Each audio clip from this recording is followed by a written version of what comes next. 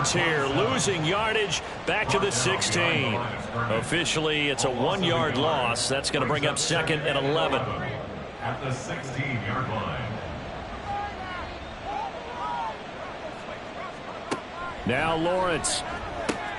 Got his man complete over the middle. It's Holloway. And the Jaguars are looking at 1st and goal as he's tackled all the way down at the 2-yard line. At the 2-yard line.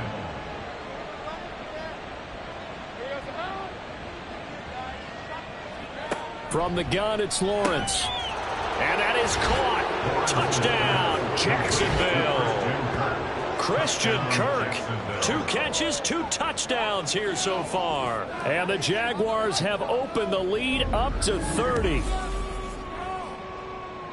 Well, only the 2 catches for him thus far, CD, but both of them have resulted in touchdowns. And I think he's on the bench right now, Brandon, smiling at his position coach and telling him, all those times you talked to us about efficiency, I'm living it right now. Extra point forthcoming.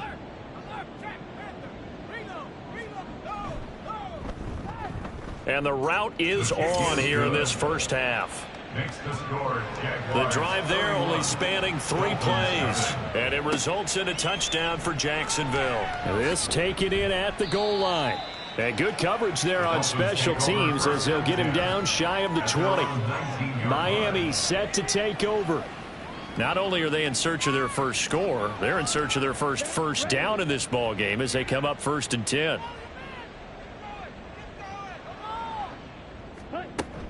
Here's Achane to start the drive.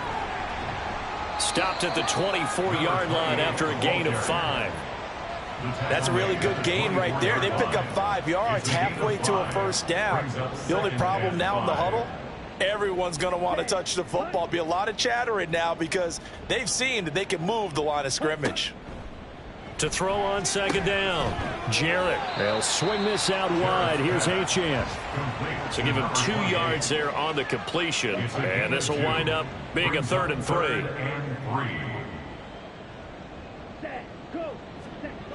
Looking to throw. Jarrett. That's to Waddle on the quick slant. And he is going to have the Dolphins' 1st down, and he was able to get it by plenty. A gain of 8 on 3rd and 3. 1st and 10 at the 34-yard line. Now a play fake here on 1st down. And that went too far in front. He couldn't reel it in. It's incomplete.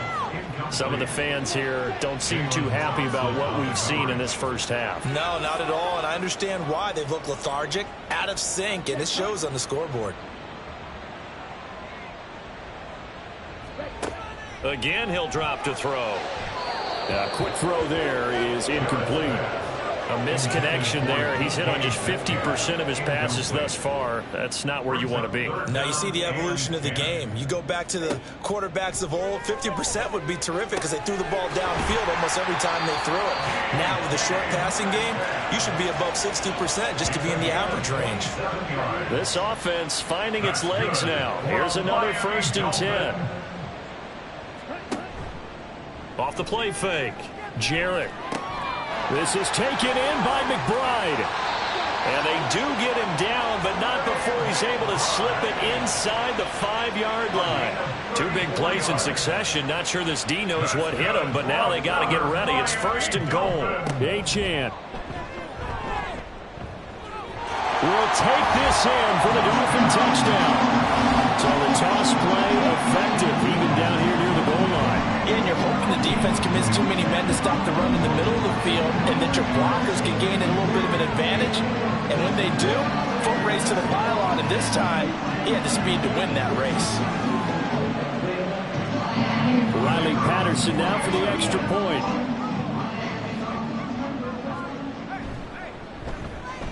And he's got it as the score is now 31-7.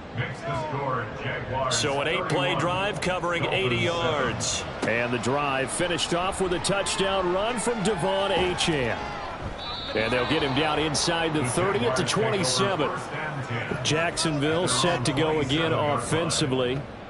Well, everything right now that they touch on this side of the football, it seems to turn to gold. They've scored on 3 straight possessions. That lead continues to grow. And, I mean, if they can get points here, Charles, might almost be an insurmountable comeback for the other side. I think you make a great case for that, so I'm going to flip it over to the other side. Could they make the big comeback? Certainly. Am I expecting it? Not at all. I think if we don't see a drastic change in how they're playing, this blowout's going to get bigger and bigger before the final gun. And they get him down, but not before he takes it across the 40-yard line. Again, 11 on the play.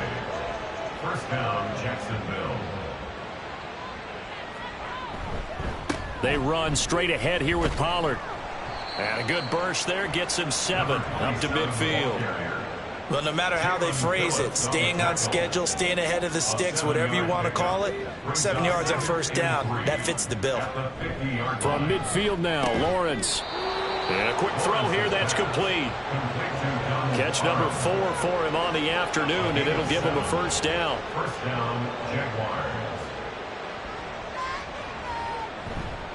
A give to Pollard, running left. And running room scarce here. He's going to be stopped in his tracks at the line of scrimmage. Now a 2nd and 10. No gain on the play. Brings up 2nd and 10 at the 42-yard line. Now a give here to Pollard. He'll get only 3 there, so it leaves him with a 3rd and 7 ahead. He's brought down at the 39-yard So 7 yards from the first down here as they come up to the line of scrimmage. On 3rd down, Lawrence. Able to find the open man. That's complete. And he's brought down, but not before he reaches the 8-yard line. They're able to convert on 3rd down, and that sets up a 1st and goal.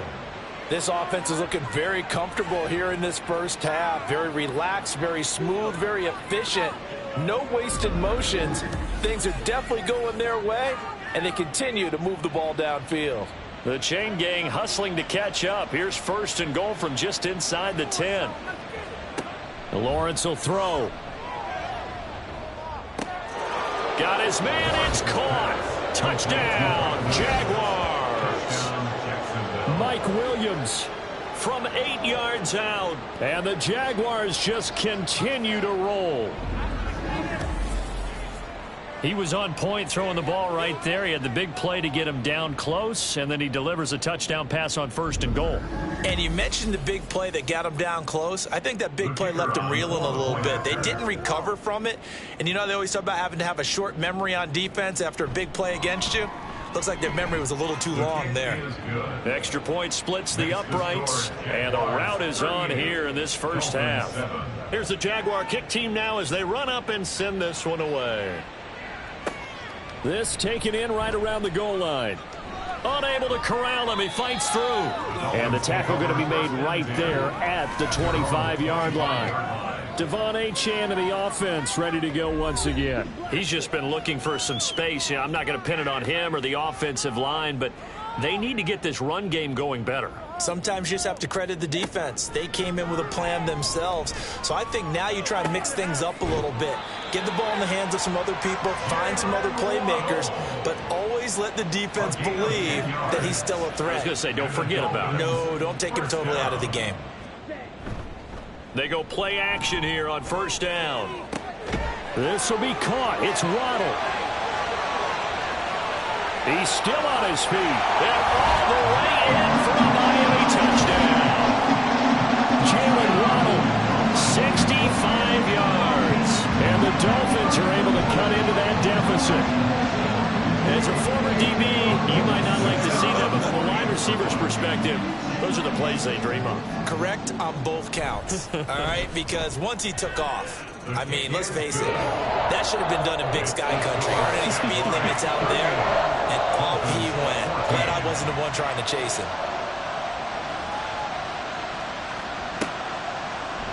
And he won't return this one. He'll go down to a knee, and they'll start at the 25. Trevor Lawrence and the Jacksonville Jaguars back again. 5 for 5 that last drive. Touchdown pass as well. He was clicking. Receivers, I don't want to be cliche, but running really solid routes, too. And what I love about it is when you look across any team, all right, the body types of the receivers are usually different.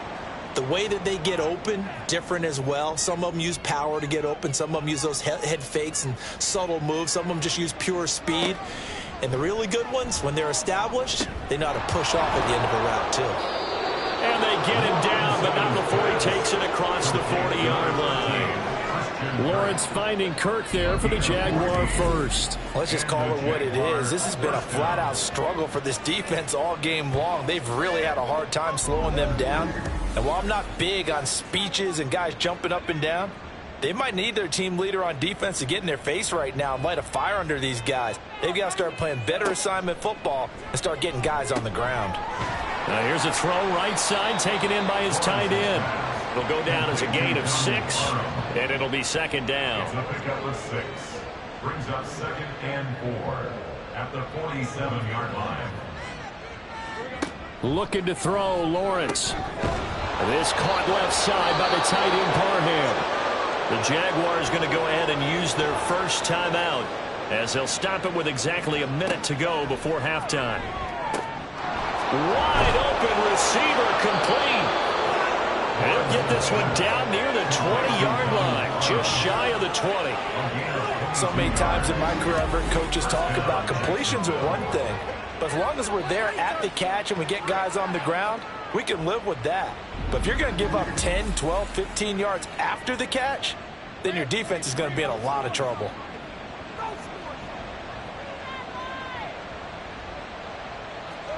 Throwing again here, it's Lawrence. And that is caught. Touchdown, Jacksonville. A 22-yard touchdown grab. And the Jaguars will extend their lead in the final minute of the half. That score that they just gave up there, that's a tough one for their defense to swallow because they've had a tough time through the first 2 quarters. They really were determined. And we remember, of course, all scoring plays need to be verified upstairs. And I think they're going to at least take a look at this. They're taking a peek at whether or not those feet were in bounds, and obviously a big call here in the end zone. And not just the feet. How about the hands? How's the ball possessed while the feet are hopefully getting down in bounds? That's what they're trying to look at to see if it all comes together. So they called it a touchdown originally, and this will stay a touchdown after the video review, so they had it right. Point after, right down the middle. And the route is on here in this first half. Dolphins 14. And not wanting to risk anything here late in the half, he'll just take a knee and they'll bring the football out to the 25. Final 24 seconds of the first half as they come up here 1st and 10. Throwing to start the drive. Jarrett. Throwing left sideline there, but it's incomplete. So following the incompletion, here's 2nd and 10 from the 25. Not wanting to take a chance this time, they'll keep it on the ground. Now the Dolphins going to burn the first of their timeouts. And he'll push forward here for a good little run as the clock continues to run. He's got his target. That's complete. And he gets this up across the 35 before he's out of bounds. Line of scrimmage, the 37 on 1st and 10. Back to throw. Jarrett. He's going to float this one deep right side. Oh, he dropped it. And that's pretty indicative of the way this one's gone. Here's 2nd and 10.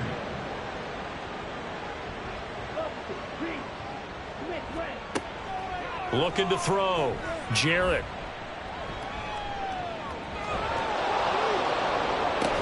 Trying to lob it in there, but it's incomplete. So we've reached halftime here with the visiting Jaguars out on top. As we go up to Orlando now and hand it over to Jonathan Coachman with our EA Sports Halftime Report. Take it away, Coach. Okay, Brandon, thank you very much. Some critical games going on as teams fight for those final playoff berths. Let's get you around the NFL here in a busy Week 16. We'll kick things off with an AFC East matchup in Foxborough. Buffalo visiting New England. And they are seconds away from halftime, all tied in that one. From there, we'll head to Pittsburgh to check on the Steelers at home at Acrisure Stadium. And that game level. as they take on the visiting Arizona Cardinals. Finally, we finish at MetLife Stadium to see what's going on with the Jets. And you can see there it's the visiting Colts who have the lead in that one. Anthony Richardson has thrown a touchdown pass.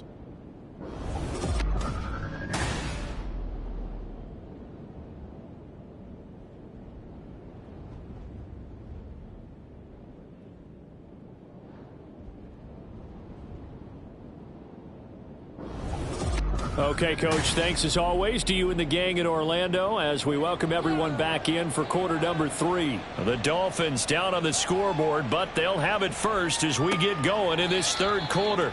And we will not have a run back here as the second half starts with a touchback. Out comes the Dolphins now. They'll go on offense first here in this third quarter. CD, they certainly know the hole that they face as they begin the second half. They have to do what precious few teams have done in NFL history, and that's try to come back from a 4-possession deficit.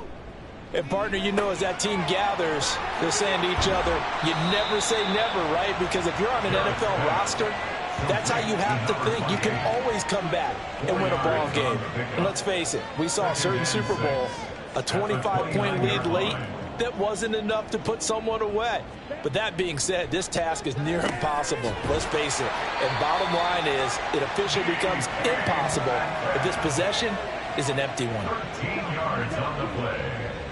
And the Dolphins, first down.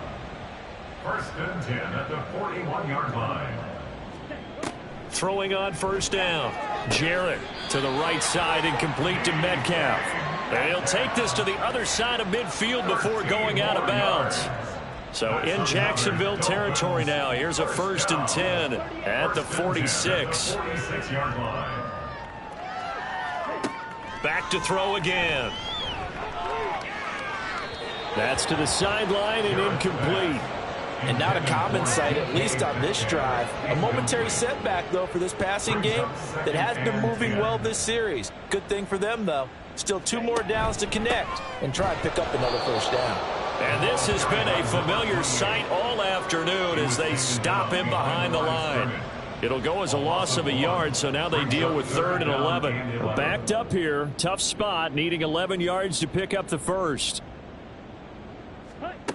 On 3rd down, Jarrett. Ball had his hands on it, couldn't bring it in. Pretty symptomatic of how this game's been going. And those two just have been in sync thus far. They've done a nice job against him, but still, with his talent, you would expect them to have more completions to him in this game. He gets this away as he'll wisely, I'd say, angle this to the sideline. Here comes the Jags offense now. Time for their first possession of half number 2. The first half definitely went their way, and this would seem to be a great opportunity to kind of put this game a little closer out of reach with a score here. Yeah, and it's a wonderful opportunity for them because if they can add 7 more to their lead before the other guys even see the football, that could be the decisive blow in this game. I think that's how they're eyeing it. That's how they're approaching it. 2nd down and 4. Brings up 2nd and 4 at the 28-yard line. They go play action with Lawrence. That is caught. It's Williams. And he'll take this to the other side of midfield before going out of bounds. That one good for 26 and a first down. The partner still in the 3rd quarter, but they've got this one well in hand and still airing it out with gusto and picking up some nice gains. And even in lopsided games like this, you don't really see starters get lifted or the foot come off the gas before the 4th quarter. No one wants to leave any doubt when they're playing well. They just want to continue the process. On first down, they look downfield, and it's complete. And they'll wind up getting this one all the way down inside the 20. That'll be marked as a 27-yard pickup. So here's a 1st and 10 now down inside the 20. It's a throw again as Lawrence. And he will find his man on the outside. That's good. The completion there for 7 yards. And it's 2nd down. 7 brings up 2nd and 3 at the Dolphins' 12-yard line. And now a fake there on the jet sweep as he'll give to Pollard. And he'll get this one down to about the 10-yard line. Here's third and a few inches. Third and less than a yard.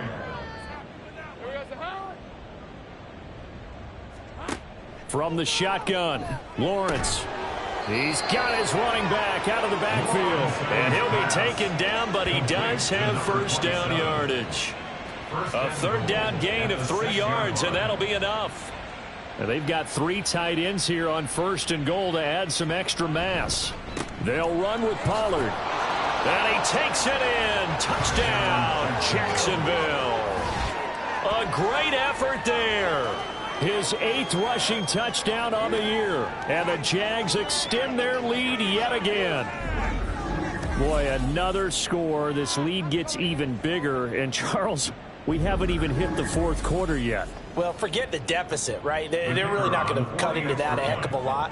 But how can they get out of here with some dignity? Can they get a stop or two? Can they make a play on offense themselves? Anything to start to feel better about what's happened to them here in this one. Extra point right down the middle. And the lead grows even larger here in the 3rd quarter. Taken at the goal line. And he's up across the 25 and down at the 28. Dolphins offense returning to the field. See if they can put this drive in the end zone, Charles, because it's been a little bit of a rough go at times. They've had to punt the football a ton in this ball game because of stalled out drives. So are you saying that you're kind of tired of seeing the punter run out there and do his thing during this game? Is that what you're trying to say? Well, I mean, I'm okay with it. I have a feeling that this offense, they don't want to see the punter again. And frankly, the punter doesn't want to run out there anymore himself. He would love to see his offense put together a drive and give his leg a rest. And he's free going down the left side. It's a foot race. A huge play there on the screen pass. And even 40 yards. So the big play changes the complexion of things. Here's 1st and 10 just outside the 30. Back to throw. Jarrett. His throw incomplete. His back has been a dependable safety valve all game, so he went back to him when his first read was covered. Just unable to connect, so the play results in no gain. They'll look to throw again. Into heavy traffic, and it's intercepted. Picked off by Paulson Adebo. And the Jaguars are going to take over at their own 30-yard line. CD, I know it's just his 2nd year in the league as a quarterback, but that's going to be one when he flips on the tape. He's like, I shouldn't have thrown that ball. No doubt about it, and his coaching staff will be emphatic about he shouldn't have thrown that ball. But remember, 2nd year, as you noted, on-the-job training, so he's got to take this feedback that he's getting, negative or otherwise, and turn it into positives moving forward. And out now comes Jacksonville as they get ready to go. Well, this offense, this team, they are rolling right now, Charles. They've scored on 3 straight possessions. You look at the scoreboard, and they pretty much right now got this thing on cruise control. Yeah, and this is that time of game where you and I have to be prepared, right? Isn't this kind of like that empty the bucket time where you have to go into your blowout material and make sure we have some different things? That's what we're staring at right now, the way this one is going. So now 1st and 10 as they've crossed into Miami territory at the 45-yard line. Out of the gun, it's Lawrence. His throw complete right side to the tight end Parham. A 14-yard first down pickup for the Jaguars. This is just more of the same. This defense has had no answer on a lot of these throws. They've let these receivers run wild, and here's another completion for good yardage. Lawrence swinging this out for Pollard. And he'll be brought down at the 21, just shy of the 20 in the red zone. Still a few inches short of a first down as they come up now on 2nd down. He's having a nice game through the air. His decision-making's been really good. Solid there again. Just seeing nothing downfield, goes underneath. Nice game. How about the patience? Because when you're having a big game through the air, you're looking for those chunk plays, those big ones downfield. Instead, as you noted, takes the check down, dumps it off, gains good yardage anyway. Really well executed. And he's going to be taken down here.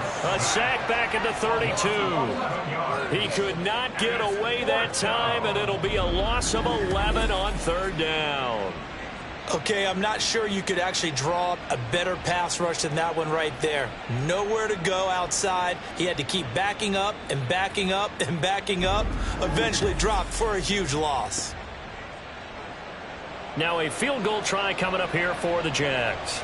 He was true on his first. This a tough one from 49 yards away. And this is right down the middle as he puts it through. And that will extend their lead even further. Well, the only silver lining on the other sideline, CD, is that they kept him out of the end zone. But still, that's another 3 points added on to this large lead. Yeah, no shortage of scoring or big plays on defense in this one.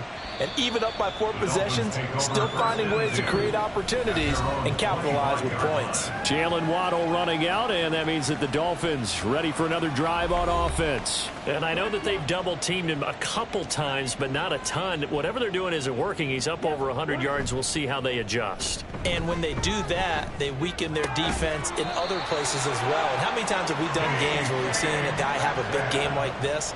But it's usually not by himself, is it? Right. Usually it opens it up for other people to have big games as well. Now Achane on 1st and 10. And they'll get him down after a pickup of 8, 2nd and 2. Running lanes were at a premium in the first half, but he's able to find some room there, and he's hoping that that's a precursor of a big second half.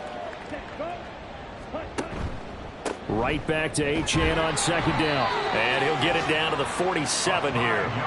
A gain of 5, good enough for the first down. First down. 1st and 10 at the 47-yard line. Looking to throw. Jarrett. And it's a fumble. And the Jags grab it. And the return across midfield and to the 46-yard line. Always costly to cough up that football. These defenders, they become so adept, though, at jarring it free. Yeah, it's amazing that there aren't more fumbles caused, because now, if you're an offensive player, you go through ball security drills every single day. It's really not out of line to think you should take the ball to bed with you and just hold on to it. But the bottom line is, no matter how much you try to protect it, these guys are pretty good at finding ways to knock it out. And they'll come out with a 3 tight end look on the first play of the drive. They'll run left with Pollard.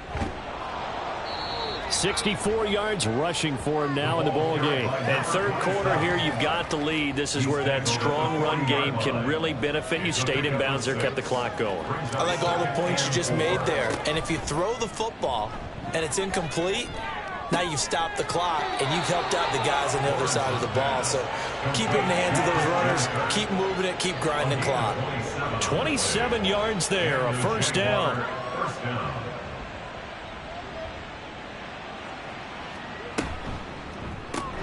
Lawrence going to fire it out wide, complete. That'll go for a gain of 7, and that'll bring up 2nd down. A 7-yard pickup brings up 2nd and 3 at the 6-yard line. Now Lawrence. To the end zone, but it's incomplete. You got to be precise with your throws, especially in this situation. You're inside the 10-yard line going into the end zone. But sometimes the emotion, the excitement, sometimes the decisions just aren't made very well because of that. Work in the middle of the field, and he's got a man complete. And he'll be taken down, but he does have first down yardage. They're able to convert with a gain of 4.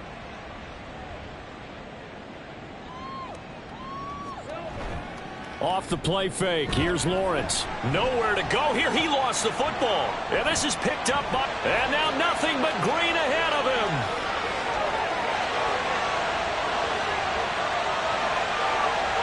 And this is brought all the way back. A fumble recovery and taken to the house for a Miami touchdown.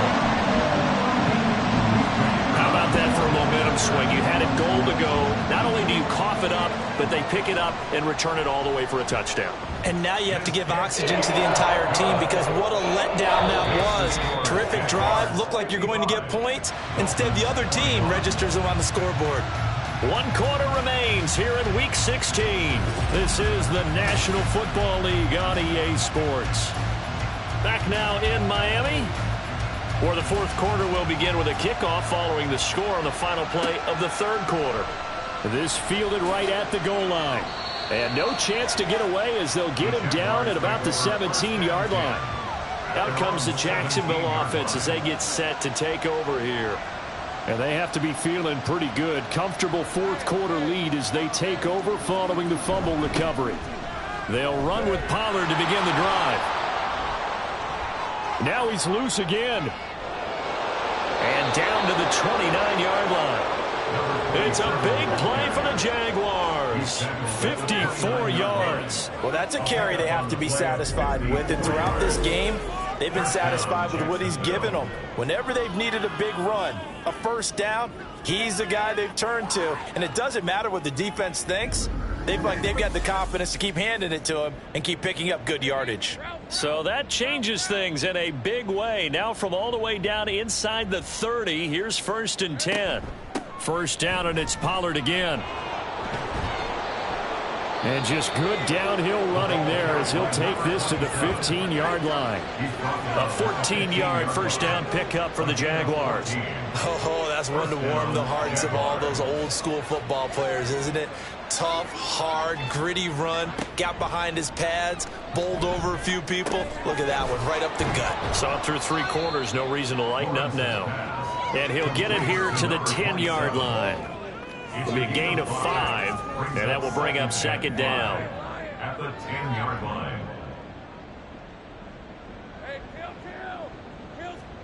Here's Lawrence to throw. And his throw here's incomplete.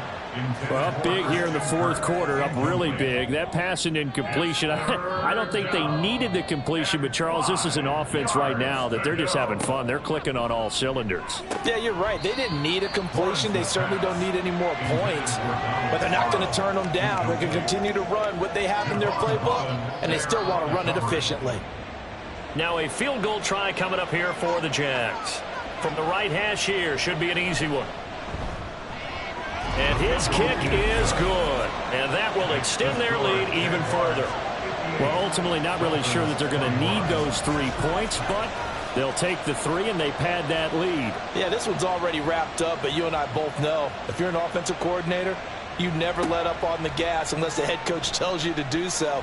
And maybe you've actually clicked him off in your headset so you can keep calling plays and trying to add to this lead. The Dolphins offense now heads back on the field. And they were ultra confident coming in, that's for sure. They had won 7 straight, but number 8 not looking to be in the cards right now. On 1st and 10, Jarrett. A short one here, caught by McBride. So give them 5 yards there on the pitch and catch, and it'll be 2nd down. 5 brings up 2nd and 5 at the 22-yard line. Back to throw. Jarrett goes right back to McBride. And they work this well upfield across the 45. A first down there on a pickup of 25. That's good for a Miami Dolphin. 1st and 10. A run straight ahead with Achane. Look at this, middle of the field, a breakaway. And he's going to get this all the way down inside the 35. So in Jacksonville territory now. Here's a 1st and 10 down at the 33. Looking to throw. Jarrett. Pickens on the slant. And he was able to shed 1 tackle but could not get away from there. From the 28, it's 2nd and 5. At the Jaguars' 28-yard line. Back to throw. Jarrett throwing middle, but it's incomplete. He didn't just deny a big throw there. He broke that one up in the red zone. An excellent play, one that may help save points on the board when this drive is over. Looking to throw. Jarrett. That is caught. And he is out of bounds, but first he gets it inside the 10 to the 7. They're able to convert on 3rd down, and that sets up a 1st and goal.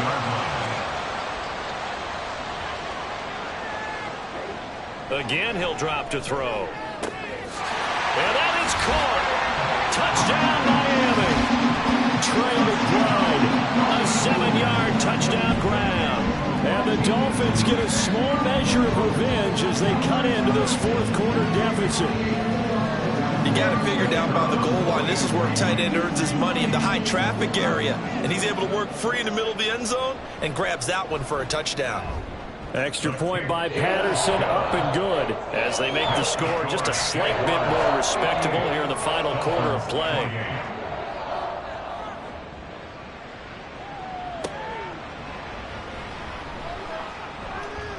And he brings us out past the 20 to the 24.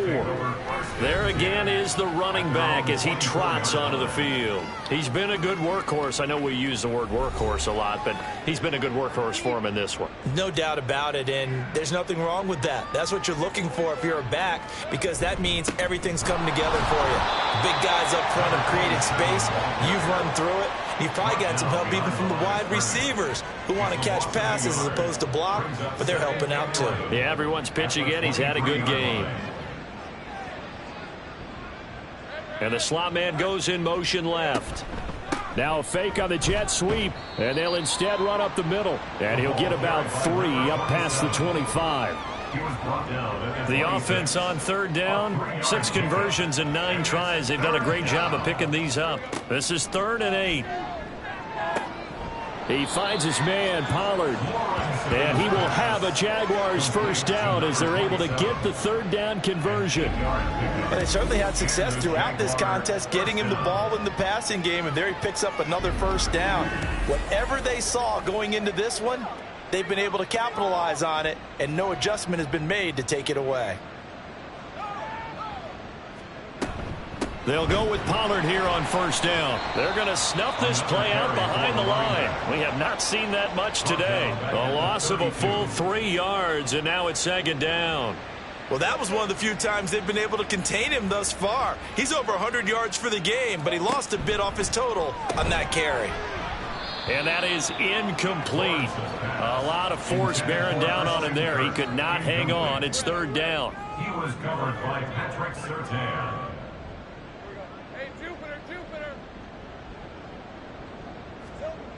Now Lawrence.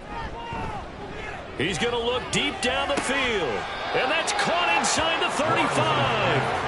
And he'll be out just a yard or 2 shy of the 30. A big play there as they get the conversion on 3rd and 13. And even with the game seemingly in hand, they're continuing to fire away, pressing the ball down the field. Listen, it's worked all day. No reason to go away from it now. So the big play changes the complexion of things. Here's 1st and 10 just outside the 30. It'll be a handoff to Pollard, and only able to get 2 here. Stopped at the 30. We talk about defenders, specifically linebackers, keeping their eyes in the right spot. He had that eye down the entire time. And you know that's not easily done because they throw a lot of misdirection at you. They try and fool you and get your eyes in the wrong place. But you're right about that one. He correctly figured that one out and made a really nice play. So they need 2 yards here on 3rd down. Remember, they're already 2 of 2 on 3rd down conversions on this drive. Here's Lawrence. Able to find the open man. That's complete. And he is going to have a Jags first down as they're able to convert on 3rd and short yardage with a gain of 4. First down, Jaguars.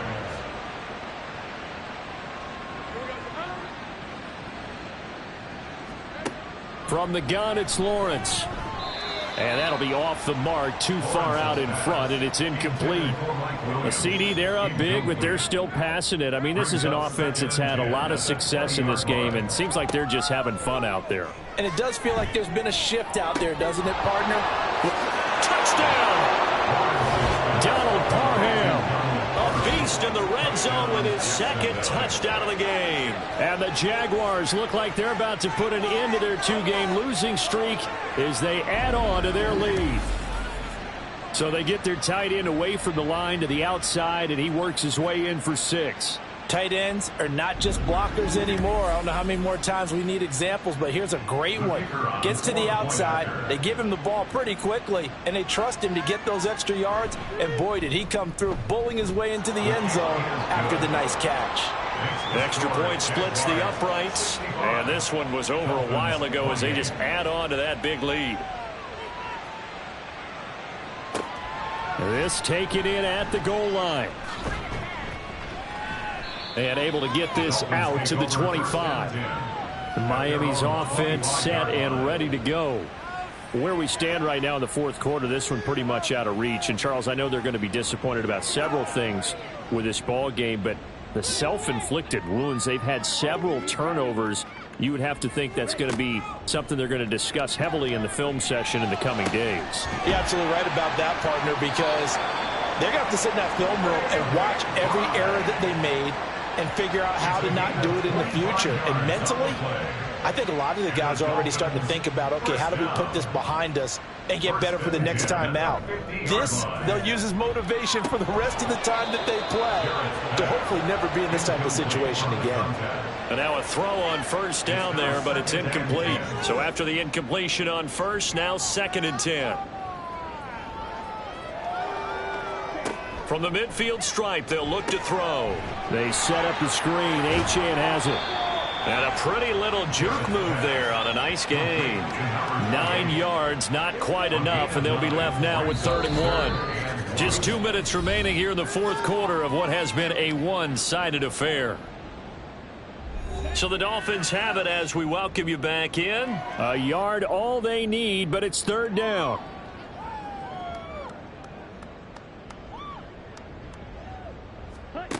They'll stick with the passing game as he looks to throw. He had him.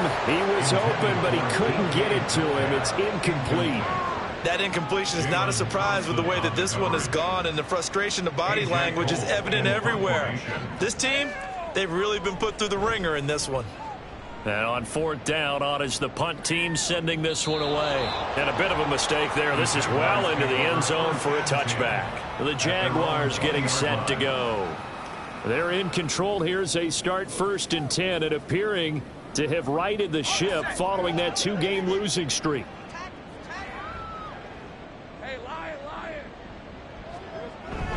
So the drive's going to start with Pollard. Javon Holland coming up to make the stop. That felt like a trap because it looked to me like the opposing front was on that play from the get-go. They had everyone crashing the ball carrier before he even made the line, and they hold him to just a yard.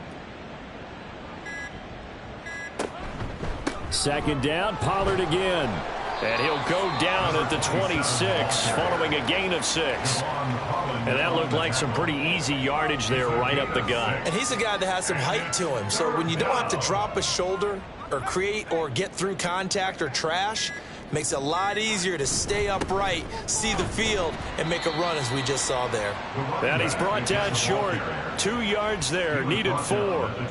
Well done to sniff that out defensively. He had it diagnosed pretty quickly.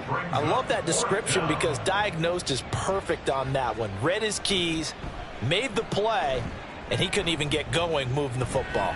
And a fair catch signaled for and taken successfully. Well, this was a fun one today if you like points. A lot of them went on the board. Both offenses were clicking.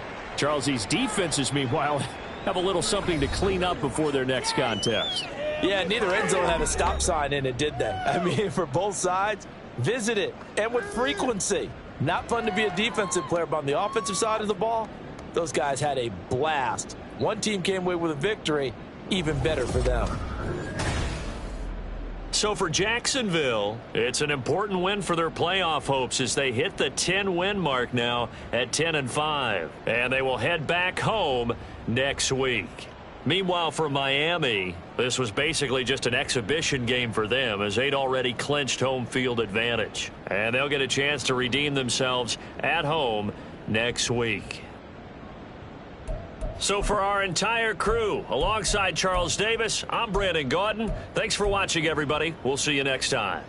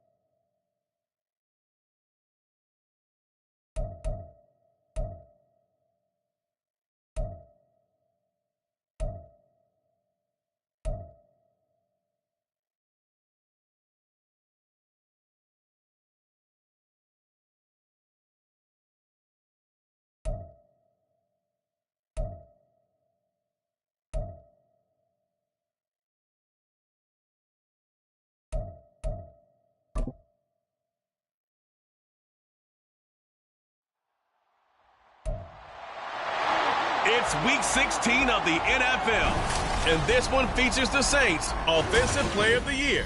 And with him, any catch could be a big one. He's the NFL leader in touchdown receptions. It's the Saints and the Giants, coming up next. It is always a celebration here in the city of New Orleans, and we are just outside of the French Quarter at the Superdome.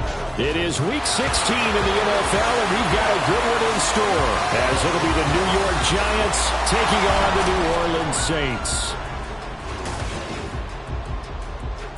With Charles Davis, as always, I'm Brandon Gaudin. Charles, you talk about storylines in this one. I think it begins and ends with our two quarterbacks, certainly two of the best in the business. And nowadays, I don't think you can get by for long periods of time without a top-flight quarterback. The way the game is played, with all the responsibility he has and how the game flows through him, if he's not on the top of his game, your team's not going to benefit at all.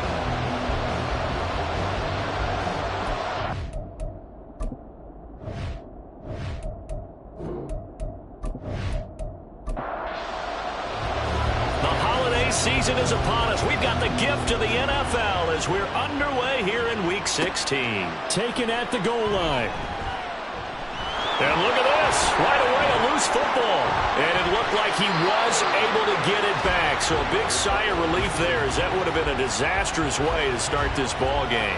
I didn't do this in college, but I did it in high school. When you return kicks and you lose it yourself, the panic that goes through you and the determination to get the ball back, I don't even know how to describe it. And I think we just saw an example there. Yeah, and the relief when you get it back like he did. Yeah, you go to the sidelines, you know you're going to get yelled at, but you can handle it because you got the ball back.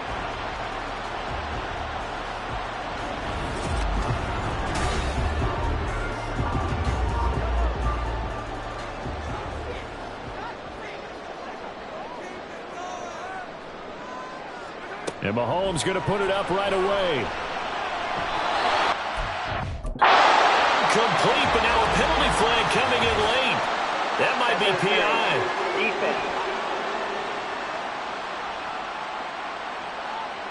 So flag for the contact, pass interference. And I know that you're going to look at me and roll your eyes, and rightfully so, because you know what I'm going to say. Doesn't the defender have a right to the football as well? No, I don't like defenders. That's because you spent too much time with me. Okay, I'll side with you on this one. This is the correct call. Second down, and they go back to Gibbs. And he'll be brought down right at the 45-yard line. 6 yards the pickup, and that's a first down. The Saints at 10-4 on the year. Charles, they were losers last time out. What do you think they need to do differently here? Well, I don't think it needs to be as drastic as burning up last week's game tape or not watching it, but the attitude has to be what's done is done. Let's move on. Put that one behind them, galvanize themselves, and go forward and get a win in this one. They go play action. Now Mahomes. That one complete. It's Tank Dell. Touchdown, Saints. Tank Dell with a lucky number 13 touchdowns now on the year. And the Saints will jump on top of the game's first score here this afternoon. Let's make no bones about it. On paper, they're the better team. They're at home. That's a strong opening drive. And just think how many times we've seen this type of a matchup. Just what you said, better team at home should steamroll them. And we've seen it go the other way. Sometimes, though, they buy into it and understand we are the better team. Let's go out and prove it right now. Groupie able to add the PAT. And it's now a 7-0 game. And he'll just sit on this one as their drive will start at the 25. So here are the Giants ready to start their initial drive of the game. And a look here now at their fourth-year quarterback. And he's got to be feeling pretty good about his individual performance from last week's game. I mean, he threw 4 touchdown passes, so he's in sync with his receivers, and they're very confident. Did have 1 interception. Yeah, 1 pick. And they lost. Yeah, so no matter how many touchdowns he threw, if it comes in a loss, he's not going to be satisfied. That's to about the 28. Second down coming up. Here's 2nd and 7 now from the 28.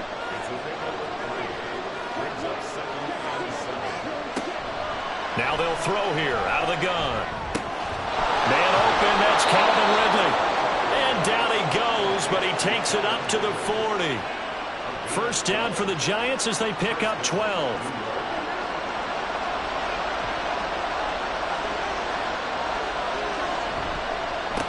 They run the counter. It's Parker. He'll take it past the 40 to the 41, second down. Oh, that's a real nice job there by the defensive front. They just engaged and held their ground. But how about the guy who made the play? We often talk about whether they take a good first step or not. Many times you just don't take any step. Just get your feet moving, get your body going, and then once he made the read, he was able to make the play. A second down pass play there, but it's incomplete. An incomplete pass on that last play, and that means they'll need to come up with something here on third down. Off play action. Tyler. He's got his target. That's complete. And this is going to be another first down as the tackle's made at the Saints' 42. And give him 17 yards that time as that'll move the chains. Plenty of things to talk about here, partner, but to me, their defense gave up a touchdown on the first drive. How about how they're responding, coming back? That's a big third down pickup to keep their drive alive. And they'll let the quarterback keep it here on 1st and 10. And a good job of finding the open space to run as he's down close to the 30 here. 10 more there and another first down. And this, I mean, it's certainly something to watch out for. He is not afraid to call his own number on plays like that. And here he takes it for good yardage. And we know this defense prepared all week for this, but sometimes when you see it in person, it's a whole different ball game. And all that preparation, it goes right out the window. An incomplete pass on first down. That leads to a 2nd and 10. Throwing again. Tyler. No, he doesn't have it. Maybe some alligator arms that are going over the middle. Third down.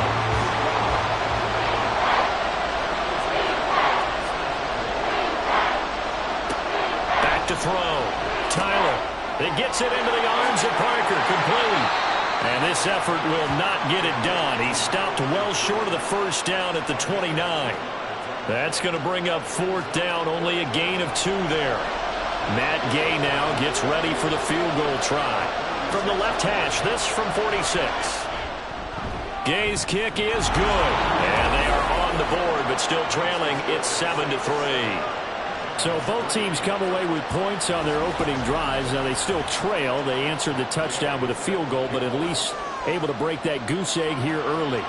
And that is what's important, right? Because they didn't let that initial touchdown go unanswered. Took the ball themselves, moved it downfield, and put it through the post for 3 points.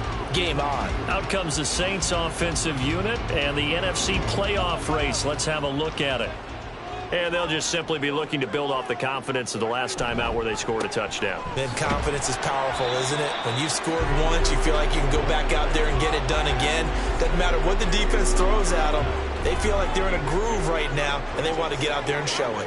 Yeah, hoping to stay in that groove here this go-around. Now a throw for the left sideline, and he's got it. His second catch, and this one not nearly as electrifying as his first. And it'll bring up third down now. Here's Mahomes to throw. He's got his man. It's down with it. And he'll be taken down, but not before they work it across midfield. A nice pickup of 23 on the third down conversion. With the kind of game he's had so far, you had to know that on third down that they would be looking his way, and they did, for big yardage and a first down. I think the defense fell asleep at the switch on that one. I would have doubled him, tripled him, anything to keep the ball out of his hands. They go play fake. Mahomes. And this one is going to be off the mark, too far out in front. Looking for Michael Mayer on the play. And it's second down. You talk about this Giant defense. They enter play here 24th in the league against the run. And stopping the run, that's been an issue for them all season long. Aren't you glad that you're not coaching the defense right now? I'm very glad. They said that they've seen it in doses, but very, very small doses. Yeah, you've got to be consistent. It's down in and down out, being able to play it, understand what you have to get done, and finally stop some people, put them on the ground. Gibbs will try and pick it up. And he is going to have a Saints first down as they're able to convert, albeit not by much, on 3rd and a yard. That's about what you would expect since they're so efficient on picking up 3rd downs in the top 5 in the NFL. It's all a mindset, and I'm guarantee you, it started in the offseason. 3rd down's important to them. They find a way to pick them up at a very good clip. And brought down, but not before they're inside the 25.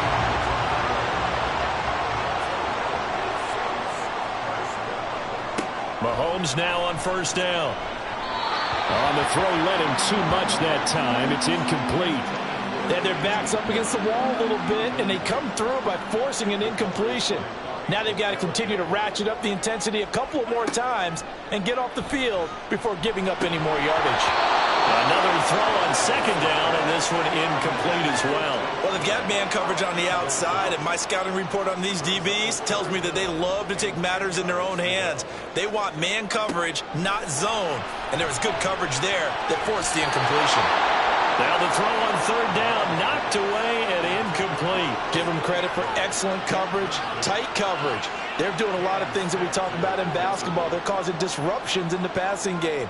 And as long as that continues, it'll be tough for them to gain any momentum throwing the ball downfield. And his kick is right there. It's good. And they push the lead up to a touchdown now at 10-3. So a nice kick there as they are able to add on to their lead. And that's exactly what you're looking to do. Maneuver yourself into range. That way, if your drive stalls out, you're able to get something out of it. And they do so right there. The return man down to a knee, and this will come out to the 25-yard line. So the Giants getting the football back here for their 2nd drive. So, Charles, the season winding down, the playoffs obviously not in their future. As they look ahead to the offseason, what spots do they maybe need to fill? Well, I think that they like the guy who's calling the plays and throwing the ball. I think that he's a pretty good player. Needs some help, I think, on the perimeter, though. Help him out with receivers, because I think if he gets an upgrade there, his play gets that much better, too. Good work after the catch. Going to net him 23 and a first.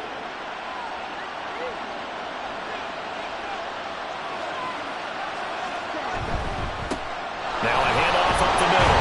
Parker. And just 1 yard here from the 49 to the 50. Oh, there's plenty of traffic waiting for him up the middle. But give him credit, he tried barreling through anyway. They're fortunate to get a yard out of that one. Looking to throw on 2nd down. Tyler. And the Saints pressure gets him. Brought down for a sack. Josh Allen in there to get him, and that is sack number 6 now for him on the year. And every game we talk about what are going to be the keys as we go into it. Maybe that's a key for their defense today. Pressure the quarterback and make sure you play a good zone defense behind them, and they get their first sack of the contest. They need 18 yards here on 3rd down. Looking to throw. Tyler. Well, back foot throw there is incomplete. 1 first down here, and that's all, folks. Good work by this defense to hold things in check and force a punting situation. On 4th down, Matt Ariza sent on to punt. He punted 4 times in the loss last week as he gets this one away here. And this one hits at the 3 and then bounds into the end zone for a touchback. Out onto the field comes New Orleans. And they split the uprights last time for 3. They've got the lead. They're not going to play this conservative. They're not hoping for another field goal. They're hoping for a touchdown. I'm with you on that one. I like where your head is. I like the way you're thinking, because you're exactly right. Trying to sit on a lead and play that way, that doesn't work too well for most teams. Run your offense. Run what you do best. Exactly. Put it all the way down and try to increase your lead in a big way. And the best way to do it, touchdowns.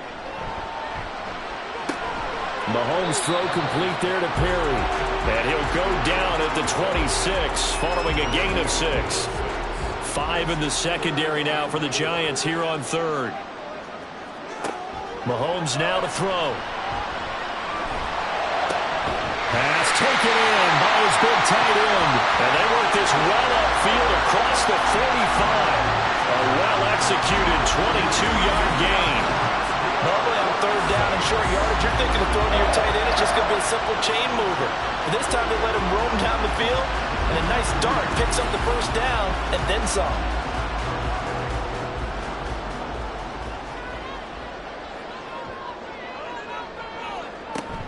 On 1st and 10, here's Gibbs. And he's going to get this past the 50 and into Giant territory. Give him 5 on the carry there, and it'll be 2nd down. Throwing now is Mahomes. And his throw's going to be incomplete. And Michael Mayer, his intended receiver. And it's 3rd and 5. They'll need 5 on this play to move the sticks. You talk about this Giant defense. They've been pretty solid against the pass, toward the middle of the pack, number 14 in the NFL. And while teams don't like to talk about it, they're pretty proud of their rankings. But this ranking is going to be put to the test today because they're going up against a top 5 passing offense in this one. Boy, he is already at 100 yards receiving in this first quarter. And that's good for a 1st down to boot. Defensively, they're going to have to do something about him in a hurry because that last catch puts him over the 100-yard mark. We haven't even hit the 2nd quarter yet. And you did say they'd have to do it in a hurry. It has to be right now because as his confidence grows, it'll actually overwhelm the defense no matter what they do. They'll feel like they can't stop him. Throwing on 1st down, but this one winds up to be incomplete. After the incomplete pass, here now is 2nd and 10. Now Mahomes. He completes it to Olave. And down he goes, taking it inside the 10, just shy of the 5 at the 6.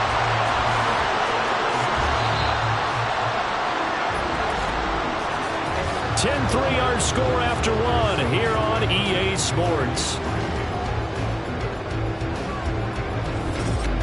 Ready for the 2nd quarter from New Orleans. It's the Saints in possession as they go to work on a 1st and goal. They'll run with Gibbs. And he's going to get him about 3 yards closer. He's down to about the 2. You know, when this offense gets down here near the end zone, they're going to turn to their bell cow, and this guy's been a touchdown machine all year. Excellent job stopping him there on 1st down. Gibbs again, and he will again go backwards as they drive him back to the 4-yard line. Officially, it will go as a 1-yard loss, and that's going to lead to a 3rd down.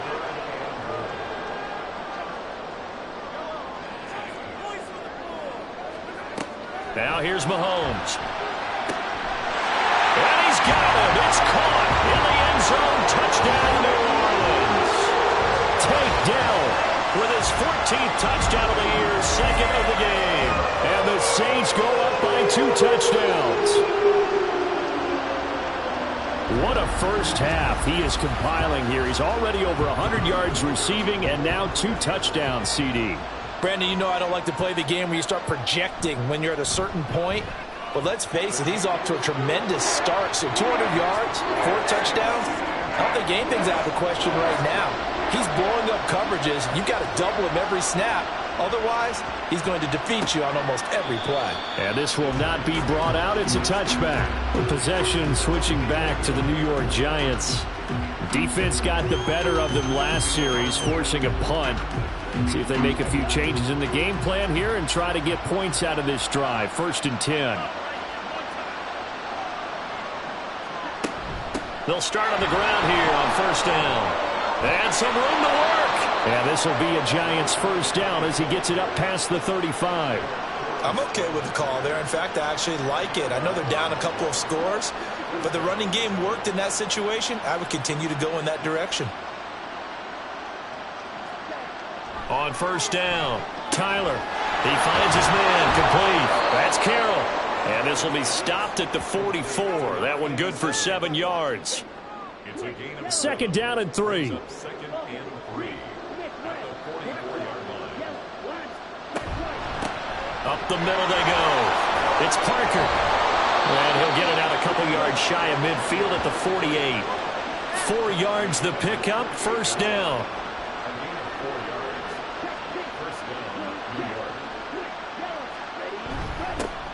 They'll keep it on the ground. Parker, and he can only manage to get a couple. 2nd and 8 coming up. And the big fella stuffed that one up in a big way. I think doubling him has to be a priority because you can't move up to the next level if you don't take care of him first. He'll be taken down at the 48 for a pickup of 2 yards. Watching that play unfold and watching him complete it brought back memories of doing all those pursuit drills to make sure you don't over-pursue and let a guy get a cutback laying on you. He did that very well. You praised him on tape and he's taken down here by the Saints. He couldn't get away there on third down. The pressure too much, and he's sacked for a loss of 12. Already up 2 touchdowns. How about that drive killer of a sack there to add to their good play?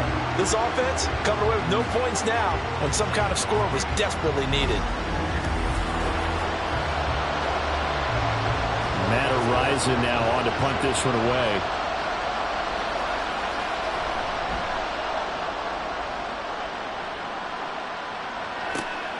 This is taken around the 12. Nice punt, but good work on the return to get back 11 yards. And the Saints will take over with a first down and 10. Back out onto the field now comes the New Orleans offense. They have to be pleased with the way that they moved the football thus far. And why wouldn't they be? 2 touchdowns on a field goal in their first 3 possessions. They're playing so well right now, the field goal probably feels like a disappointment. So the completion good for just 3. And it'll be second down.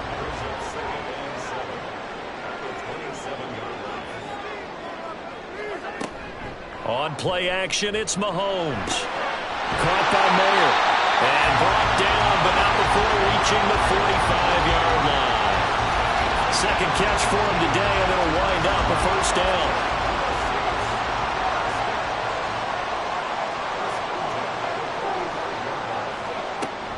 They fake the give. Now Mahomes. This one taken in by Olave. Now he takes this one down almost all the way to the 30. 23 yards on the play. But one of the ways that quarterbacks keep all the receivers alive in a play, never lock in on any one guy. Make sure you keep your eyes moving, scan the field. And here he finds the open guy for a nice pickup.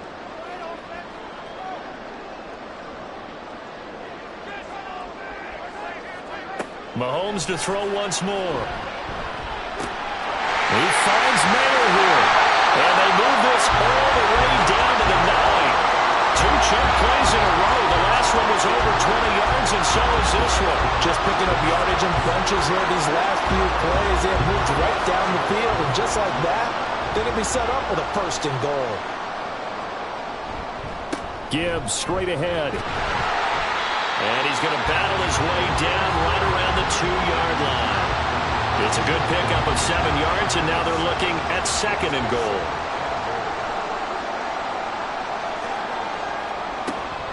He'll try again. And he is in for the score. Touchdown, New Orleans. Jahmyr Gibbs with his 17th rushing touchdown on the year. And the Saints take a 3-touchdown lead.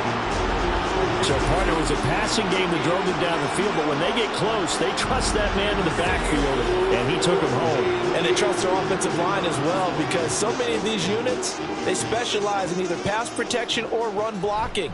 This group shows its versatility and gets both done on this drive. And a point after, good by grouping. And the lead now to 3 touchdowns at 21.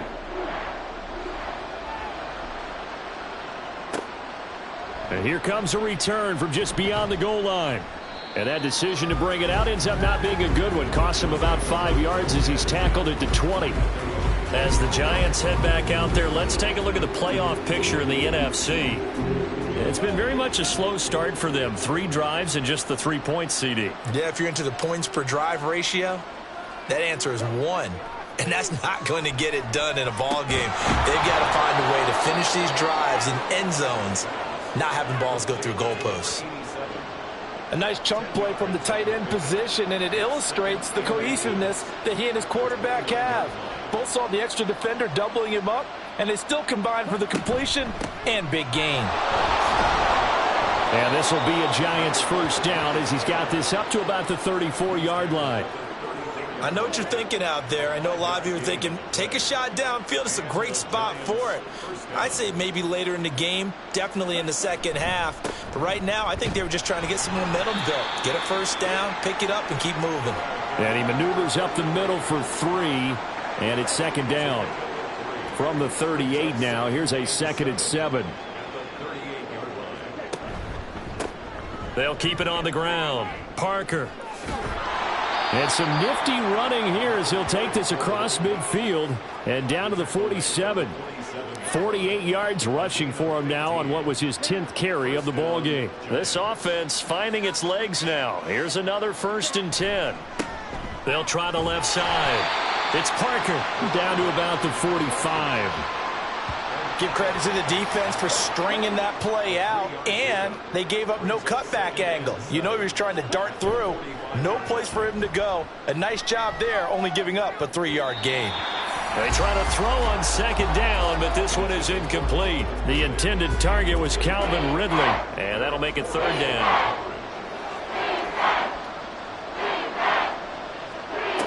Out of the gun, they'll look to throw. And the throw there going to be incomplete. So a couple of 1st downs on this drive, but it's looking like another empty possession. And those empty possessions are certainly starting to pile up. So the adjustments that teams talk about all the time have to be taking place. They've got to analyze what's breaking down and figure a way to fix it. And this one's out of bounds. Should be inside the 10, I think it is. At the 6-yard line. Jahmyr Gibbs and the rest of the offense headed back out. He's up over 1,200 yards now on the season. Had a touchdown on that last drive as well. Things continuing to trend in the right direction for this offense, but specifically, Charles, this running game. And it all comes back to one word, doesn't it? Cohesion. Because you have to have that. Center, guards, tackles, tight ends. Some of the wide receivers being involved. Maybe a lead runner at times, maybe a fullback. But all in all, those X's and O's on the grease board that look so nice, that turns into a jumble in real life. And these guys have to know what to do on the run, on the move. They've done it well for them all year long. Meanwhile, Mahomes' throw complete there to Johnson. That one a 1st down pickup of 8. And a good quarterback facing zone coverage. If he has just a little bit of time to survey the scene, that's what's going to happen. No doubt about it. If there's no pressure, he's going to continue to pick them apart because he'll have all that time to find someone open downfield. You can only cover for so long. So maybe they want to go to a zone blitz scheme, get a little bit more pressure.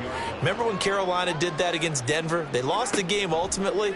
They dropped the defensive end out, and he ended up with an interception in that game in Super Bowl 50. Maybe some sort of scheme like that to try and get more pressure at the passer. Now they face a 3rd and 10 after back-to-back incompletions. Counterplay, here's Gibbs. And that's not nearly going to be enough. Stopped at the 22, and he needed plenty more. The Giants going to go ahead and use the first of their timeouts as they'll head to the sideline and talk over what to do next. That's returnable now for Smith. A look at the running back, the man out of the backfield as he gears up to go again. And I'm wondering if maybe they don't go away from him on this drive a little bit. He's been great, but they haven't scored a lot of points. I think they still have to show him as a threat, make sure he touches it a few times. But as you pointed out, use him as a decoy a little bit and get the ball in the hands of some other people in order to put more points on the board. But he's done a really nice job of establishing them with his running. Yeah, he's established himself well. Now can they put more points up? That's taken in, Dontavian Wicks. And they'll get this well past midfield before being stopped just before the 35. A gain there of 21 yards. And I don't think there's any question that this offense is going to need to hit on a few more plays like this. It's been a difficult first half for them, to say the least. And I do believe if they want to get back in this game, they need to start right now. It's kind of like making adjustments. If you try and wait until the half, it's probably too late. They need to get going right here. And he will find Ridley. That's complete. Now the Giants will use the second of their 3 timeouts as the clock will stop with 20 seconds to go in the first half. Open man is Duvernay. And he'll go out of bounds in the red zone just inside the 20. So from inside the 20, here's 1st and 10 at the 18. Again, he'll drop to throw. Pass incomplete, but the flag in the backfield, and this might be a roughing call. Personal foul, roughing the passer, defense.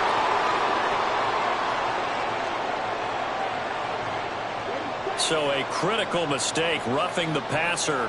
Now it's 1st and goal. Back to throw again. Throw left side complete. That's Carroll.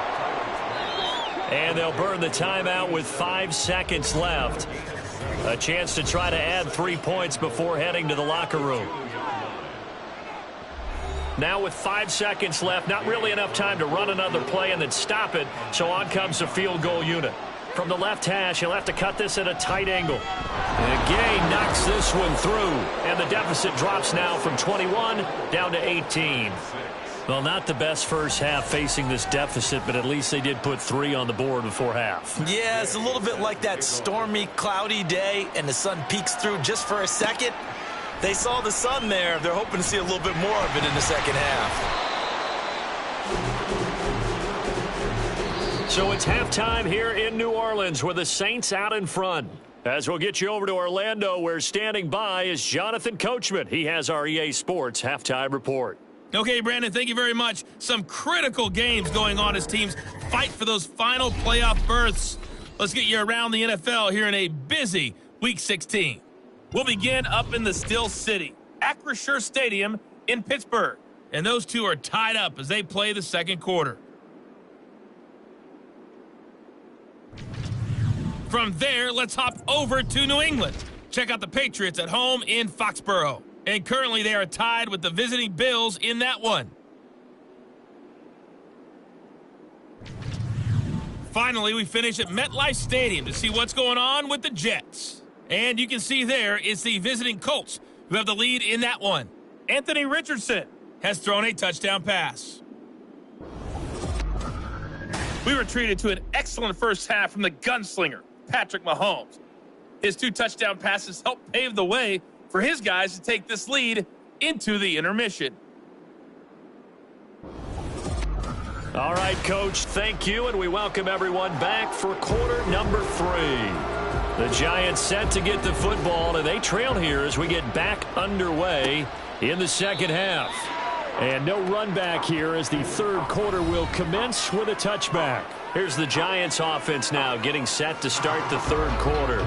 Well, they look up at the scoreboard facing that deficit. A 3-score game, Charles, but look, there's plenty of time to go here. The old football cliche that comes to my mind is you can't get it all back at once. They probably need something, though, out of this drive, at least 3 points. Are you trying to say that there's no 3-score drive on that play sheet for any one of those coordinators? They just don't have it, right? You're trying to get it all back. You know you can't get it back in one drive, but maybe cut into it a little bit as you just suggested. Try and create a little bit of momentum, a little bit of a spark, and then maybe that'll carry over. A second down pass play there, but it's incomplete. We've got to give out a little applause on that play. It has to go to the defense. More good work by them. They've taken away the passing lanes all game long, and you can see the frustration that it's causing because he just about threw that one into the first row. And now the third down throw incomplete as well. Well, this is just a continuation of what we saw in the first half. So much for the fresh start to begin the third quarter. Still off-target throws, no rhythm throwing the football, and obviously no touchdown scored in this game. And a fair catch signaled for and taken just outside the 20-yard line. So a change of possession here on the punt. And it will be 1st and 10 as they take over.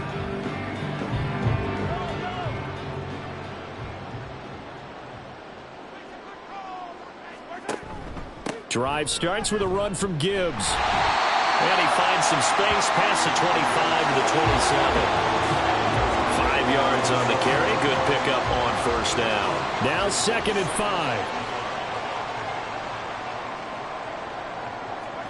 5. Looking to throw is Mahomes. He gets it left side to Johnson. 7 yards there and a first down.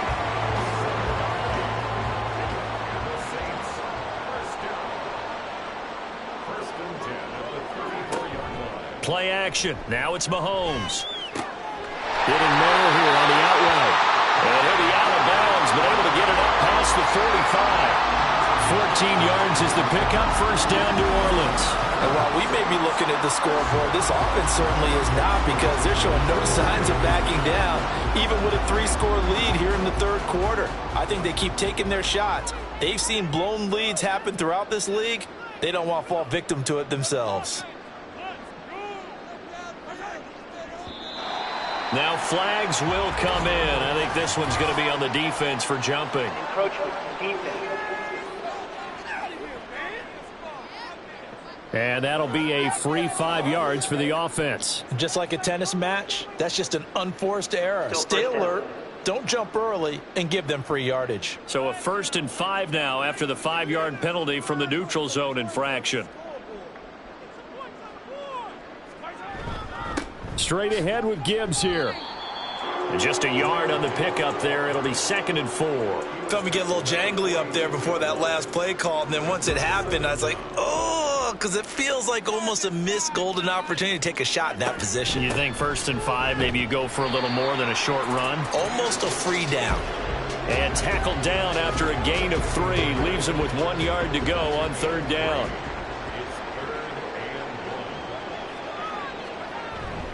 On 3rd down, here's Gibbs. And he's got the first before he's brought down at the 39-yard line. Give him the 3rd down conversion, 5 yards on the play. So from the 39 now, they'll come up on a 1st and 10. Now they'll throw with Mahomes. Over the middle, and Mayer hauls it in. Call it a gain of 6 on the play, and it's 2nd down.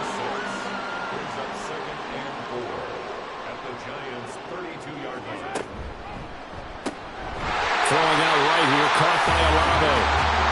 Well, that'll be enough to keep the drive moving forward. Another 1st down on the pickup of 5 yards.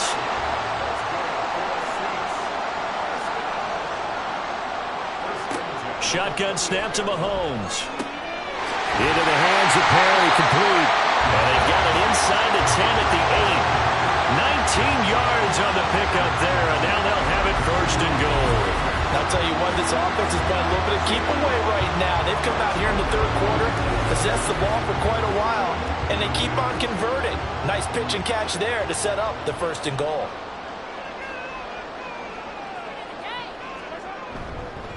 A give right side for Gibbs. And he is into the end zone. Touchdown, New Orleans.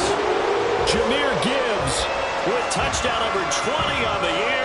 And the Saints are able to add on to that lead. Sometimes you get a 1st and goal and you're back near the 7, 8, 9-yard line, and you start thinking, maybe we'll run it here on 1st down to get half of what we need, so maybe we can have 2 or 3 shots at going for it from closer range.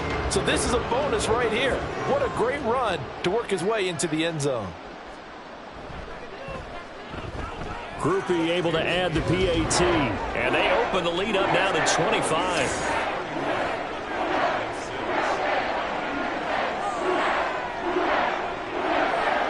After the touchdown, here's Groupie to kick this one away.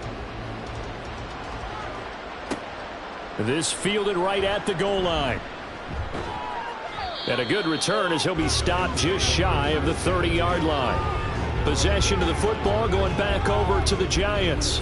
Well, we haven't exactly been treated to a nail-biter in this one, CD, and if they cannot score here, this one's pretty much all but over.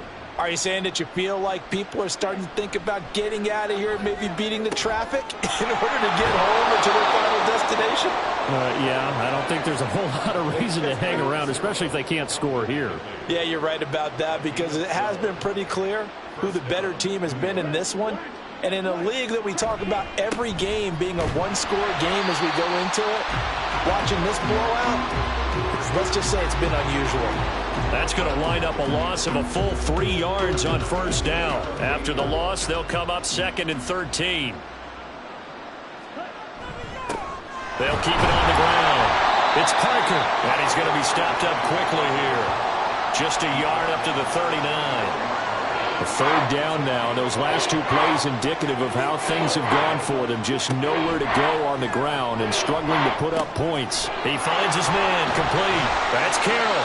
And he can only manage to get this to the 45-yard line. Well short of the 1st. Give him a gain of 5 on the completion. And that'll bring up 4th down. And the Giants send out their punter now, as he's on for the 5th time here today. He's averaging just under 50 yards a punt as he gets this away. And this one hits at the 1, continues on into the end zone for a touchback. The New Orleans offense set to take over. Good drive last time. Really effective passing the football. Do you maybe mix it up, now go to the ground game and surprise the defense a little bit? I would anticipate the defense making some changes, but I wouldn't necessarily just absolutely go in the opposite direction. They're doing so well throwing the ball. Yeah, why I wouldn't change it up until they showed me a reason to do so. Well, those backups on the sideline, they got to be eagerly anticipating the fourth quarter upcoming. Look at the size of the lead, how they're moving the football. This defense really struggling and giving up plays like we just saw. Yeah, the Stars have certainly done all they've needed to in this one, haven't they? But my question is, will he be able to resist the urge to continue to run things up a bit and get his main guys a few bonus stats before he calls them off the field? From the gun, it's Mahomes. Completes it to Perry. And he'll be taken down, but not before he gets into enemy territory. The Saints passing game in sync and moving the football. It's a first down.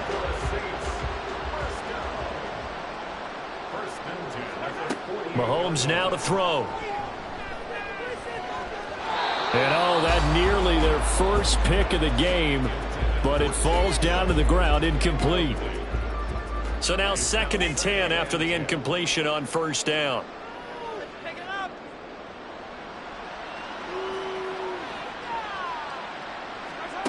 Mahomes going to throw.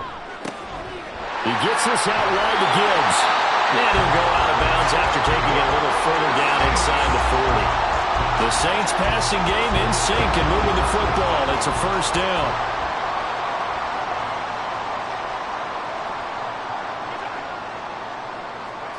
To throw, it's Mahomes. Got a man, it's Mayer. And all the way inside the 15 before they drop him.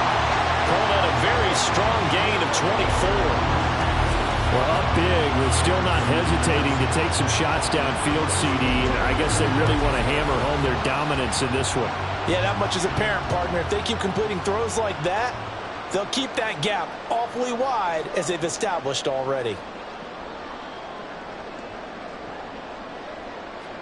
Operating from the red zone now, Mahomes.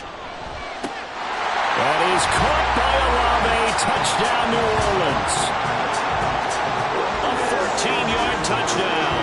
And the Saints have got it on cruise control. That's why you've got your star out there. Throw the ball to him. They did. That's simply saying we don't care what coverage you put out there. He's so good. We're going there with the football anyway, and there's not a thing you can do about it. Inside the red zone, they go to him. He gets it done. Here's Groupie for the PAT.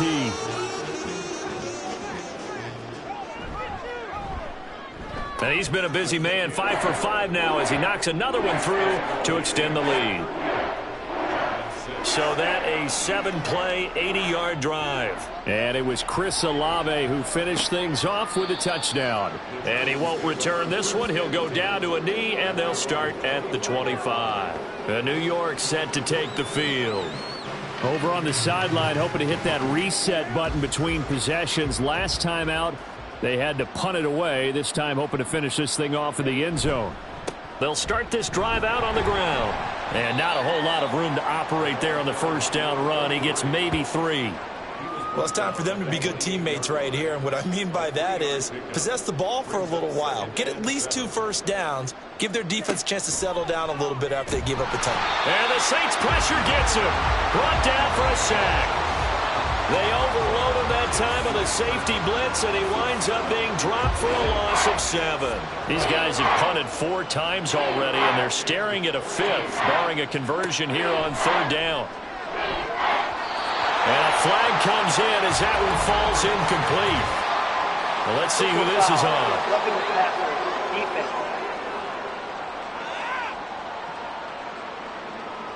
A bad time for a roughing penalty, and they get the gift of a 1st and 10.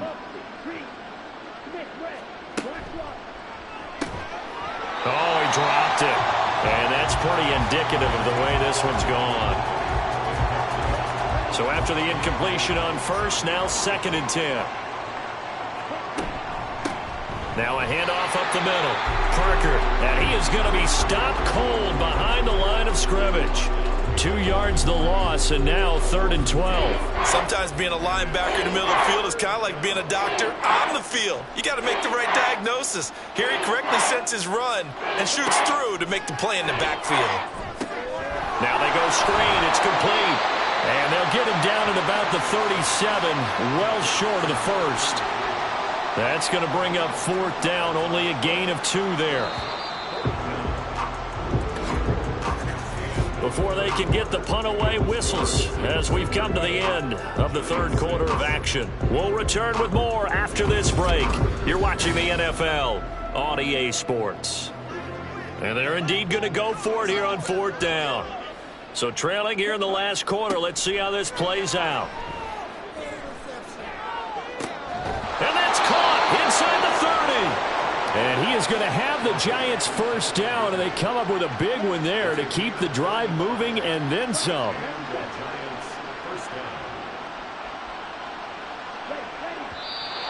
Now whistles here and a flag down. I think a Giant jumped early.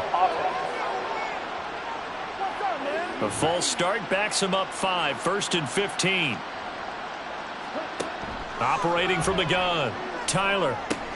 Oh, he tries to force it in, and it's intercepted. And the Saints are going to get the football here at their own 23.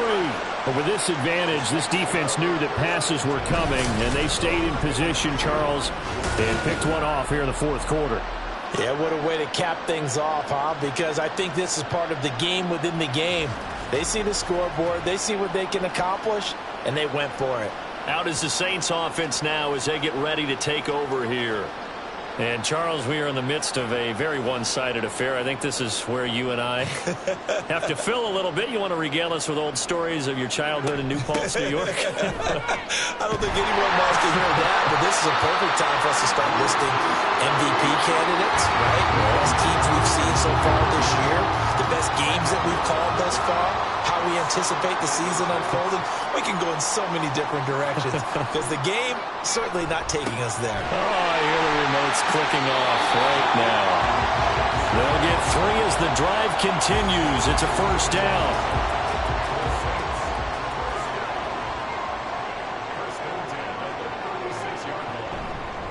And off now to Gibbs. And down he goes at the 45 after a pickup of 9.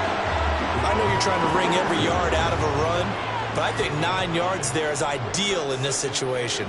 Yeah, now next couple plays, you only need 1 yard. Keep that clock rolling with a lead here in the 4th. Yeah, what you're saying is maybe if it takes you 1 or 2 more runs to get the 1st down, that's extra time, extra plays. Really hurts the team on defense.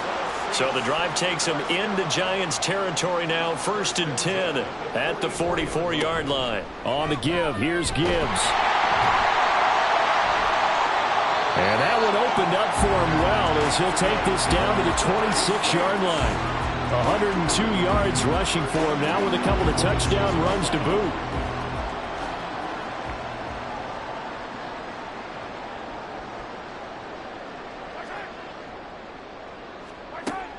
On play action, it's Mahomes.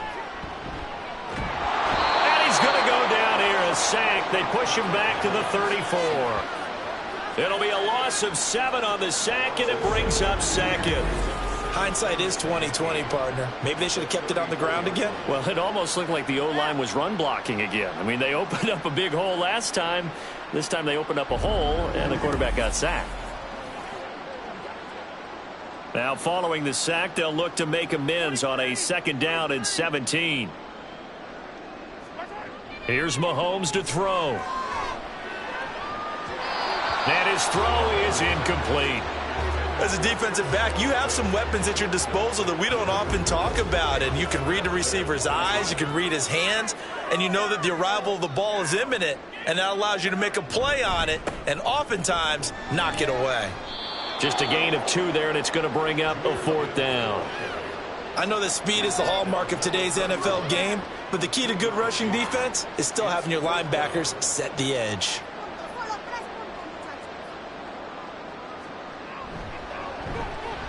And this one is right down the middle, and that will extend their lead even further.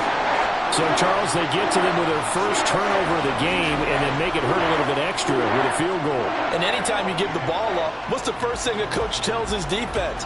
Don't let them score off of this. You've got to put out the fire. In fact, in 2021, that's what one NFL coach termed his defense. The firemen. Go out there, guys, and don't let them put some points on the board. And New York set to take the field. And you see a lot of frustrated faces as they are inching closer to a fourth straight loss. Now a nice play defensively on first down as this is knocked away and incomplete. After the incomplete pass, here now is 2nd and 10. To throw again, Tyler. Oh, he tried to fit it in on the slant, and it's intercepted. And they will take over at the 26-yard line. Well, they've got the huge lead. Now they have another interception on the defensive side. Seems like everything they touch in this one, Charles, turns to gold. And they have to be awfully happy right there to get what appears to be one more for the road. It helps seal away one of their best efforts of the season. Out onto the field comes New Orleans. We find ourselves here in the midst of a one-sided affair. A lot of fill time down the stretch, Mr. Davis.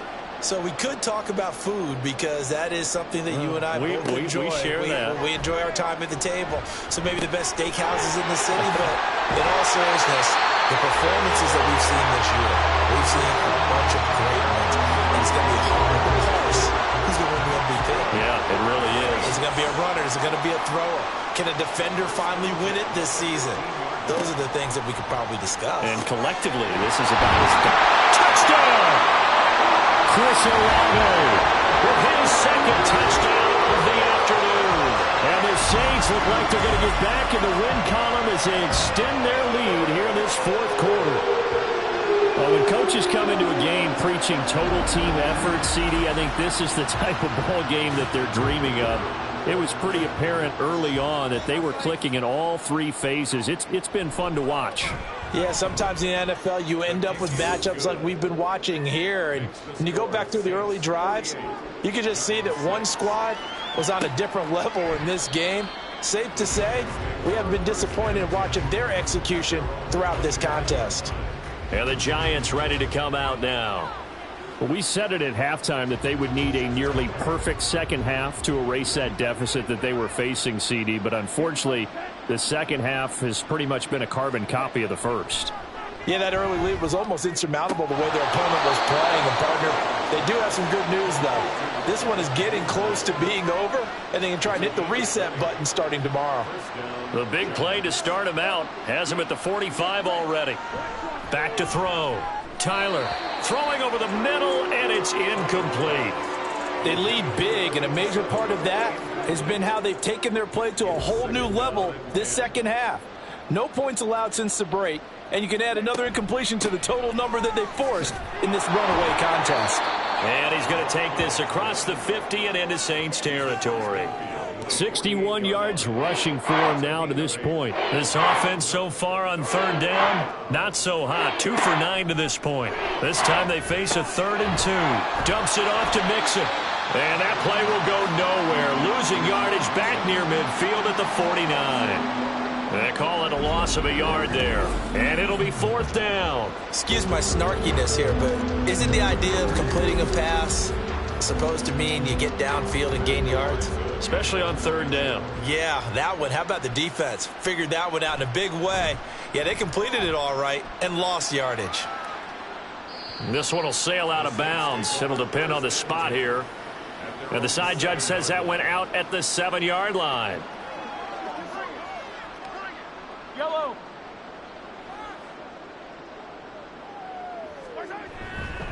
And they start things off with a carry by Gibbs here. Yeah, he'll work free from one tackle, but that's about all as he's taken down. 5 yards is the tally on first down. That brings up 2nd and 5.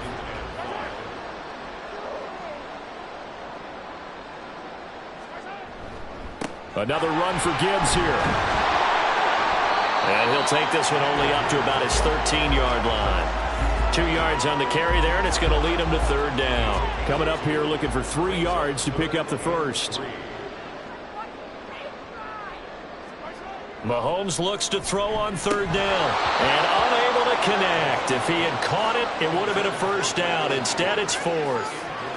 Well, at this juncture, CD, you normally see teams pack in the passing game. They've got the huge lead. Not them, though. They're still taking their shots. I remember reading in past history, there was a college football coach in the Hall of Fame whose nickname was Close the Gates of Mercy. Well, he wasn't really big on that. He was big on going ahead and scoring. He's got to reincarnate it right here. We're watching it in front of us. From the 34 now, here's 1st and 10. Throwing to start the drive. Tyler looking left side, and he's got a man. That's Carroll. Only able to gain a couple there, and that'll make it 2nd down.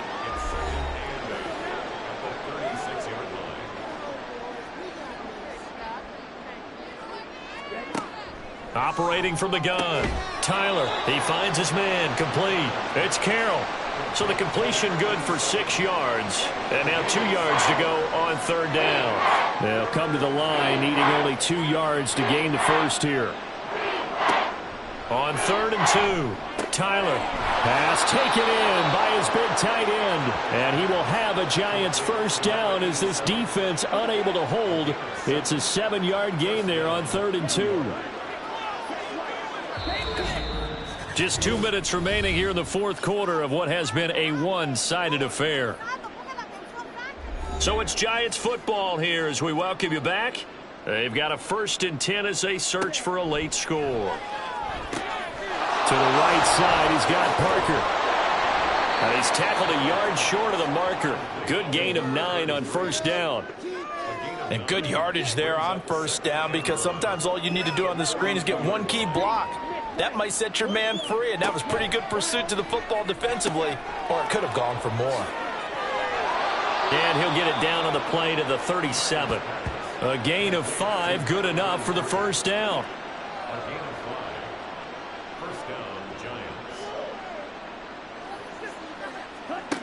They'll stick with the passing game as he looks to throw. They'll try and set up the screen. It's complete.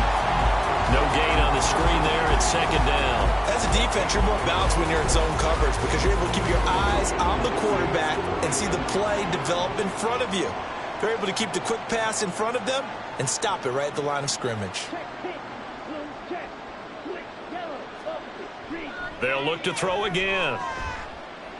Eluding the pressure right. And he works his way past the line of scrimmage and then slides to a halt.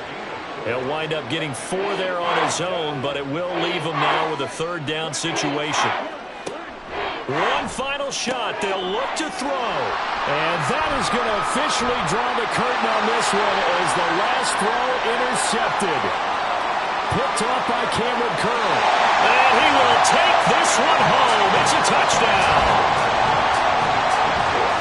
Well, this one was already ugly, and now it's just kind of becoming a feast on the defensive side of the football. Yeah, partner, this is a unit that knows they've got this game in the bag with this huge lead, and it's going to drive their coaches crazy because they're telling them, play it straight, do all the right things.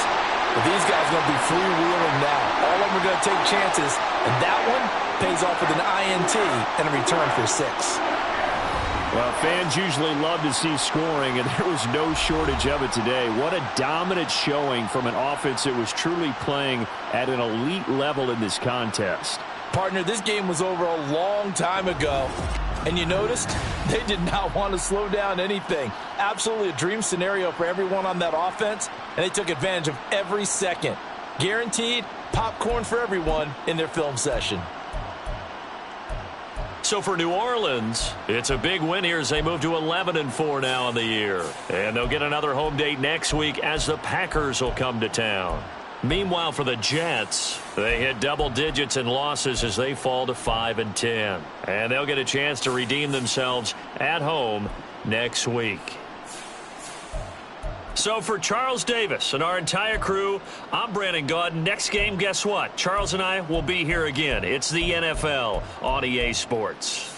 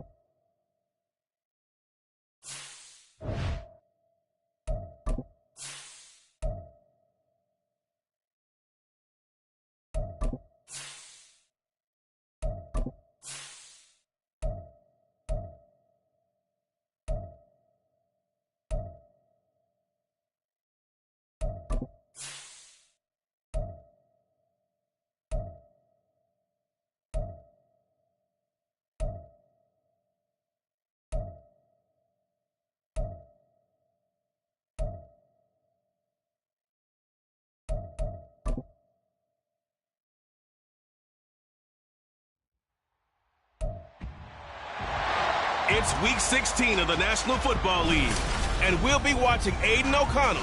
After his last game, he's now across 3,000 yards for the season. It's the Commanders and the Eagles, just ahead on EA Sports.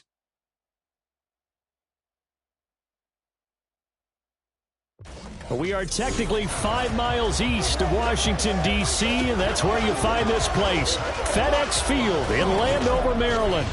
It is Week 16 in the NFL, and we've got a good one in store, as it'll be the Philadelphia Eagles taking on the Washington Commanders.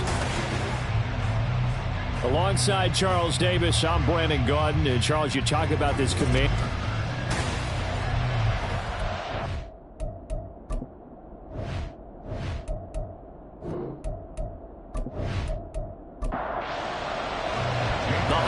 Season is upon us. We've got the gift of the NFL as we're underway here in Week 16. Taking it about the 1.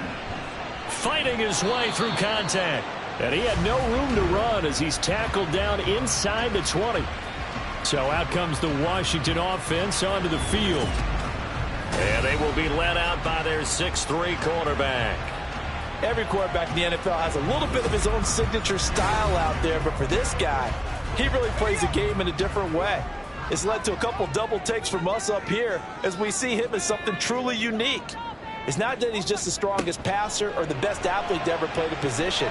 He just has a certain way of seeing the action, and it allows him to make some special plays out there. Throwing on first down, but this one winds up to be incomplete. They'll run for the first time here with Brian Robinson. Broken tackle. And he'll get this up past the 25 before he's out of bounds. That'll leave him with a 3rd and 2 coming up. They got 8 yards there.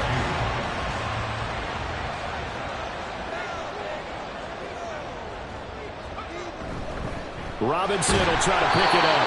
He's going to be a yard short. Needed 2, but only got 1. 4th down. Well, they picked up a portion of it, but not all that they needed. Now that leads to a decision on 4th and 1. Let's see what they decide to do. Washington going to send out their punter. He'll kick it away after a 3-and-out on the opening drive of the game. He was called on 3 times in the win last week as his first one here's away. Now Brown. A nice little juke. Good blocking there, nearly sprung him. As it is, it'll go as a 19-yard return. And the Eagles will have it, taking over 1st and 10.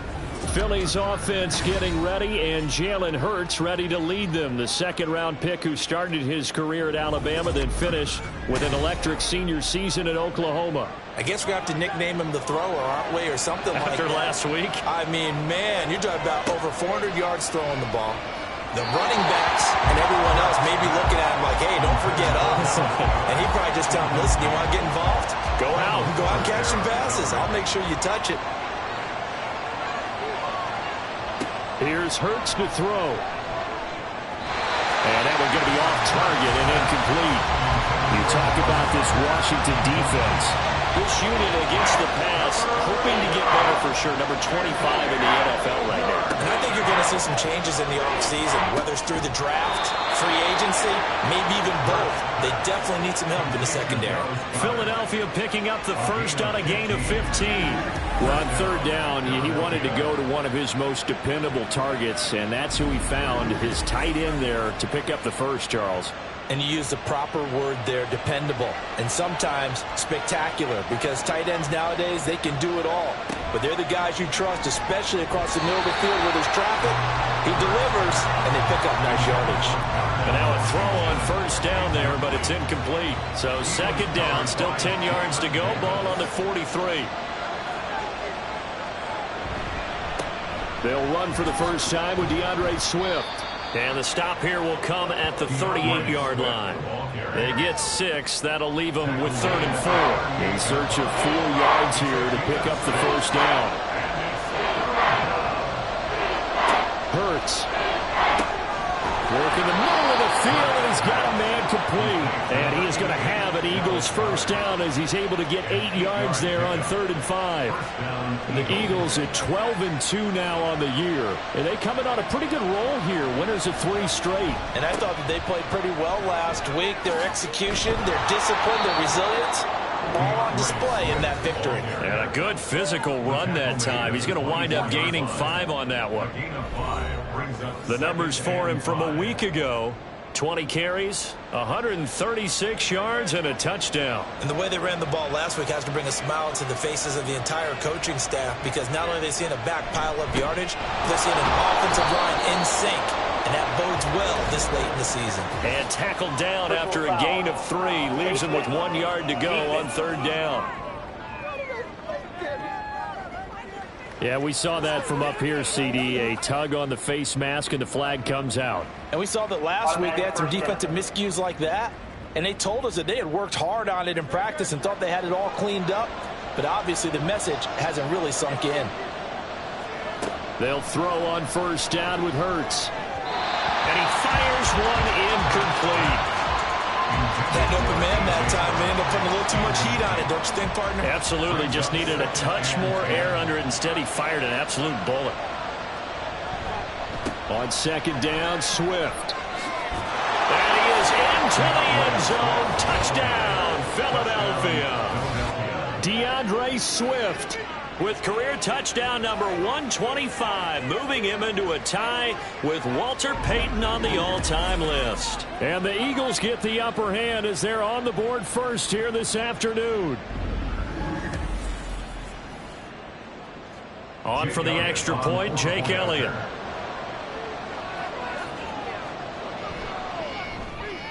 He hasn't missed an extra point all season, and he won't miss this one either, and it's 7-0. Now after the touchdown, here's Elliott on to kick it away.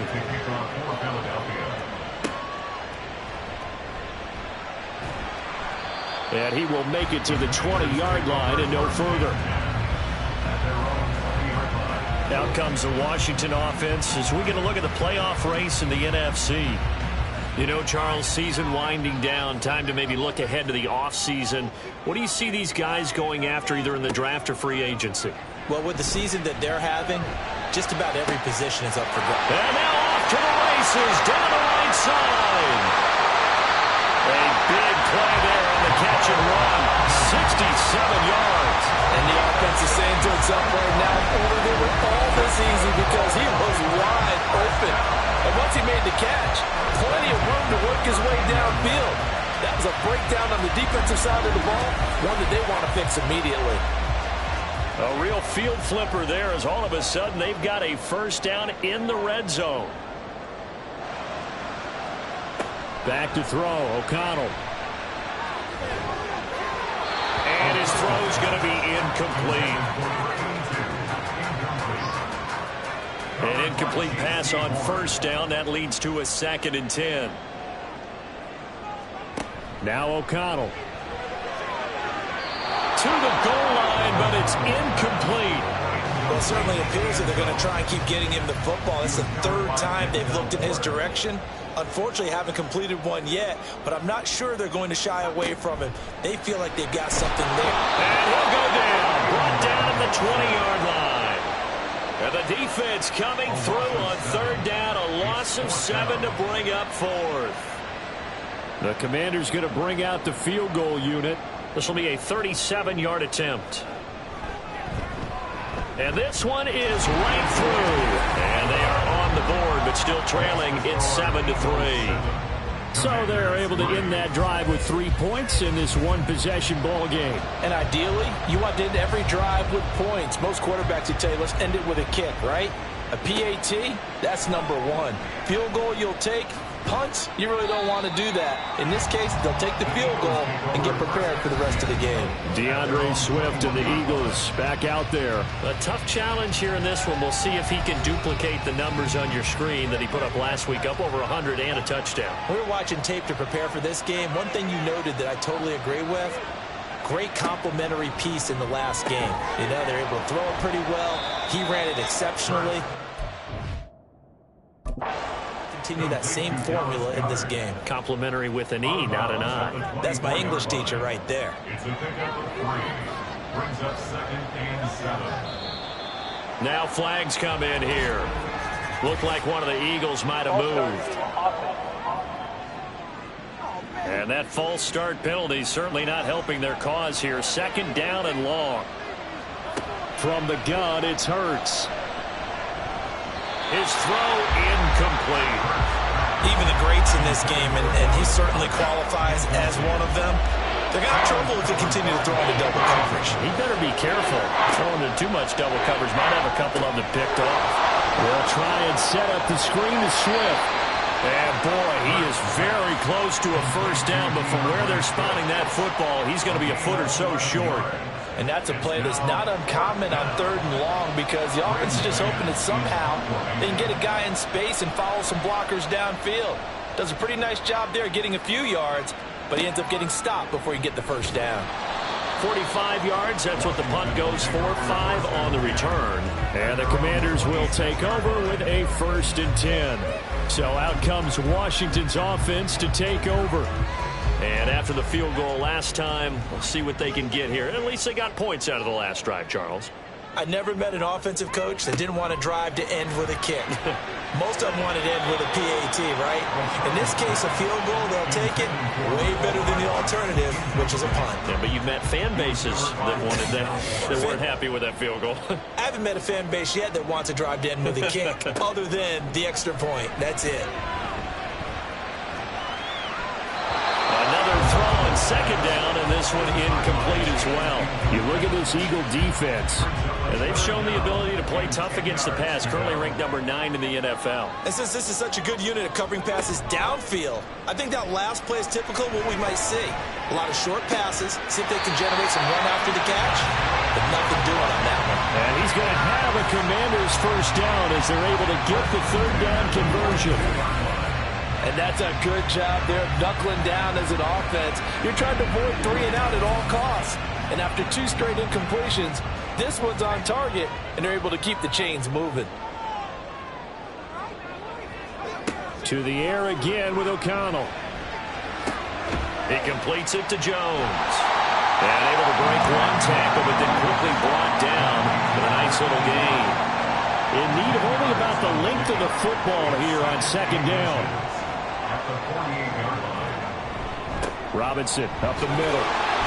And he'll go down shy of the 40 at the 41. 6 yards to pick up, and that's a first down. A quick burst there, and he nicely bit off a pretty decent gain. 1st and 10 at the 41-yard line.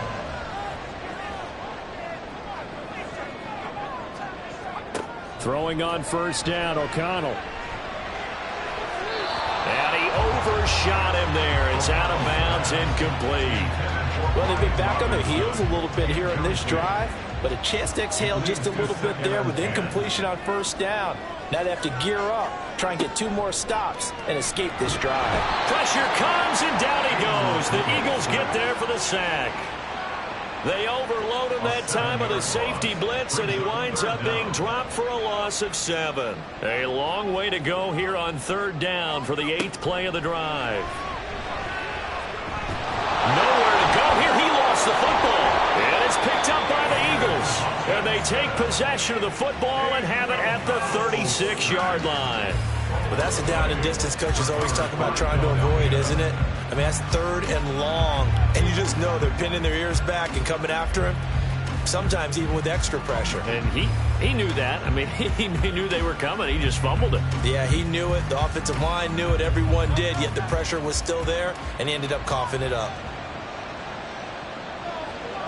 On 1st and 10, it's Hurts. He'll drop this one off to Swift. So he'll be stopped here for no gain. And that's going to bring up 2nd down. These 2 teams have met earlier in the season in Philly with the Eagles winning that ball game. So they're looking for another win here in Washington to take the season sweep. Hurts throw complete here to his receiver Brown. And they'll get this one to about the 20-yard line.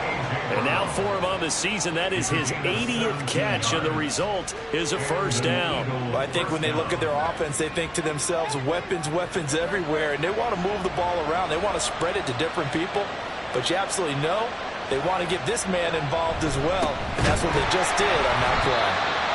And he is met in his tracks behind the line of scrimmage. He'll lose a yard there, and it's 2nd and 11. Once again, it's Swift. And he'll be taken down at the 20 after a gain of just 1. I tell you what, CD, this Washington defense, very strong in the victory last week. There's a little bit of lightning talking with the defense coordinator about their performance last week because the feeling was that it was a good, solid performance. They did what they needed to do to get the job done and get the win, but definitely a few lapses that they're looking to correct. Yeah, the Eagles are going to have 1st and goal as they try to finish off this drive with 6 points. Brandon, that's a gamer move right there. Facing 3rd down, steps up, calls his own number, and nearly makes the house call. If I'm the coach, I let him take another one right here. Give him a chance to be the first one to hit the end zone after that effort he just gave him.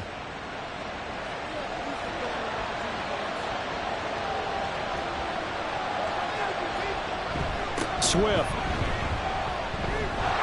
is into the end zone. Touchdown, Philadelphia.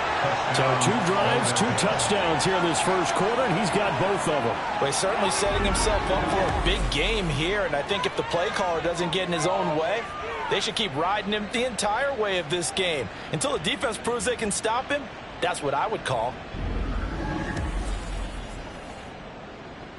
Elliott on for the extra point.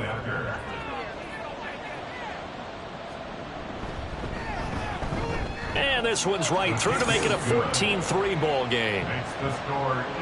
That time a 6-play drive. And it ends with a 3-yard scoring run. From a yard or 2 deep, here comes a return. And he will be brought down here inside the 20. Good coverage as he's dropped at the 17. The Washington offense set to take over. Right now they're on the wrong end of the scoreboard, and that won't change if this drive ends like the last one when they had that lost fumble. So you have a feeling taking care of the football certainly paramount right now. Yeah, and it's not just the guy who dropped it on the last drive, is it? That means everyone who might touch the ball is getting the same message. Guys, ball security, paramount. Let's take care of it, and if we do, we've got a chance to put points on the board. Off the play fake, here's O'Connell. And the timing a bit off that time as that one falls to the ground.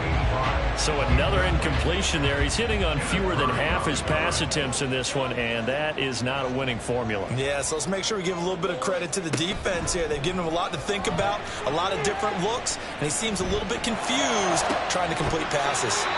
And he'll be taken down, but not before they work it across midfield. That one good for 26 and a first down. After one, a 14-3 ball game. Second quarter now from our nation's capital, and it's Washington in possession of the football. This offense finding its legs now. Here's another 1st and 10. To throw here, O'Connell sets up the screen to Robinson. The first down screen pass, good for 5. The key to any screen play is all in the deception. And that means everyone on the offensive side of the ball. But someone gave it up because that one wasn't very well concealed. And the defense able to route. Jones goes diving, and he's got it. And he has another first down as they'll get the ball down to the Eagles' 28. Really nice pickup of 14 yards, and it moves the sticks. I felt that one all the way up here. How about that big man laying out and making that catch? Yeah, that wasn't a 180-pound wideout. That was a tight end. On 1st and 10, it's Robinson. And a hard-working run here as he's got it inside the 20, down to the 17. 11 more yards that go around, a first down as well.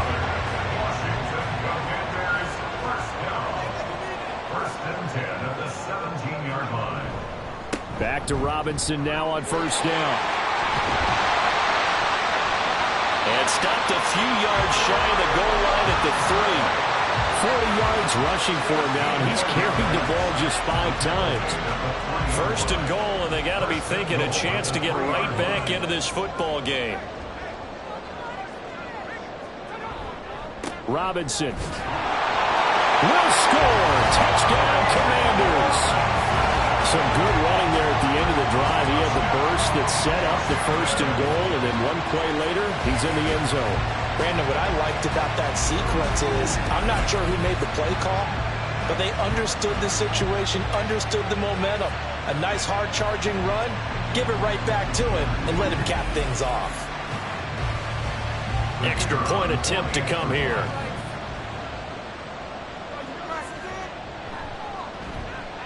And he's got it. That cuts the lead. It's now 14-10. So that drive in total 8 plays. And it was capped off by the touchdown run for Brian Robinson. And he won't quite make it to the 25. The Eagles coming out as they get ready. We have witnessed touchdowns on back-to-back drives. We'll see if the offense can continue this uptick here. And I know you're looking at me funny. You're wondering when I'm going to get upset watching these guys go up and down field, aren't you? I wasn't looking at you. I got something in my eye. That's the excuse that you always use for something like that. Listen, I appreciate good offensive football as much as the next person. And when it's played well and is skillful, I'm with it. And right now, this is exciting. Oh, the defender likes it. At the 32-yard line. A handoff, Swift running to the left. There he goes, left side. Breaks through the contact. And he will step out of bounds here inside the 30. A big play there for Philly. Give him 42 yards on the ground. He was over 100 yards a week ago, and he's well on his way once again. Say it with me, partner. Encore, encore. This guy's headed towards getting it done one more time.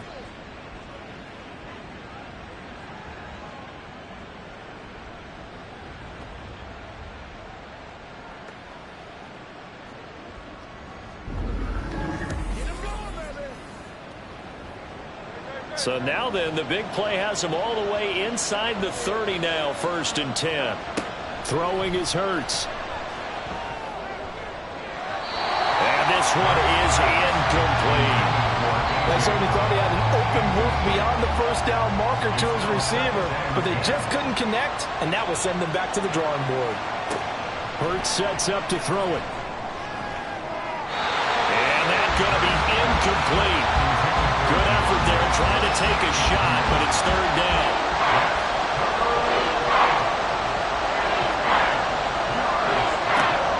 Now back to throw. He's got his target. That's complete. And he gets it all the way down inside the 10 and mark him at the 5. They're able to convert on 3rd down, and that sets up a 1st and goal. Boy, how about the speed with which this offense can get down the field? It's taken them no time at all to get down here. And now they're set up with a 1st and goal.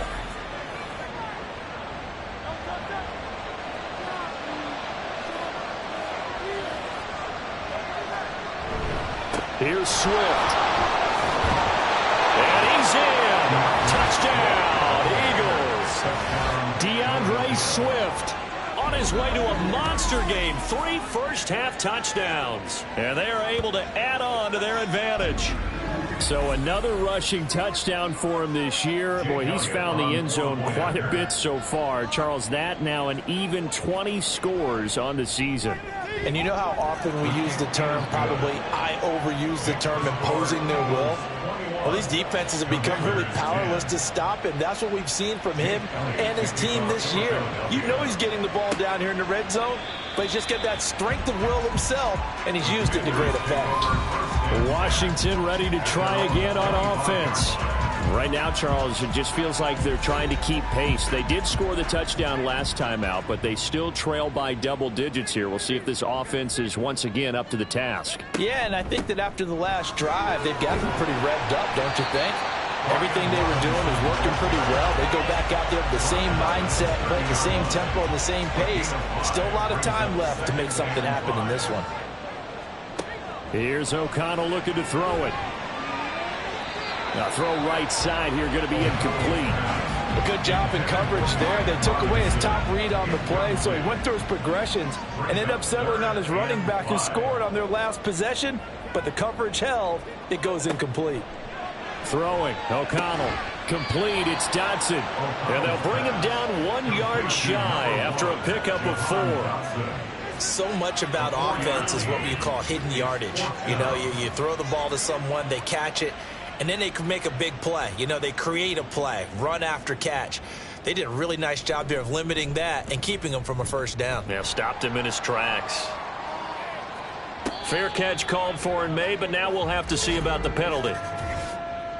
Personal foul, roughing a kicker, defense. So not just running into the punter, but roughing the punter. And I'm struggling with this one. You know, you're watching it, partner. Is it more the first rather than the latter? This is a tough one. Almost feels like he felt like he had to call it on that play. Straight ahead, it's Robinson. And just 1 yard here from the 49 to the 50. Defensively, we always know that he is tough in run support, and I think the way that he gets there is he understands what an offense is going to do before the ball's even snapped. A great job of scouting prior to the game, then reading, reacting, and taking the right path to the ball carrier. They try to throw on second down, but this one is incomplete. This offense on third down today, just 1 for 5 to this point. This is 3rd and 9. From the midfield stripe, they'll look to throw. Eagle pressure, too much this time. Down he goes. He could not get away that time, and it'll be a loss of 11 on third down. So that now 4 first-half sacks. This pass rush has been unrelenting. And, partner, you hear that sound of paper being ripped to shreds? That's the game plan that they've had so far because they've got to say to themselves right now, we have to do something differently. His first punt, 45 yards. This looks good as well. And that one hits at the 7, but bounds into the end zone, and that'll be a touchback. And out now come the Eagles. This drive here beginning probably with a pair of motivated groups. Remember, the offense scored a touchdown on their last time out. Looking to repeat that in Charles's defense. They were very frustrated after giving up 6 the last time on the field. And frankly, it's just a battle of wills in a lot of ways because you know they're both motivated, they both game plan for this drive, and they both have specific outcomes in mind. To me, it just comes down to who can execute better and which side can step up and assert its will over the other. Here's a quick throw caught by Smith. And that's good for a gain of 6, and it'll be second down. A 6-yard pickup brings up 2nd and 4 at the 45-yard line. Here's a handoff to Swift running left. And this is going to be an Eagles first down as he's got this up to the 45-yard line. We've seen him break off a big run already in this game, and for a second, that one looked like it might be another. Yeah, I think that any defense would say, look, we can't let him get to the second level because sometimes he'll break off the big run on his own, but oftentimes you get additional blocking at the second level, which gets you deeper into the secondary. Throw to the right here, taken in by McLaurin. And past the 35, he'll be dropped a yard or 2 shy of the 30. From the 32 now, here's 1st and 10.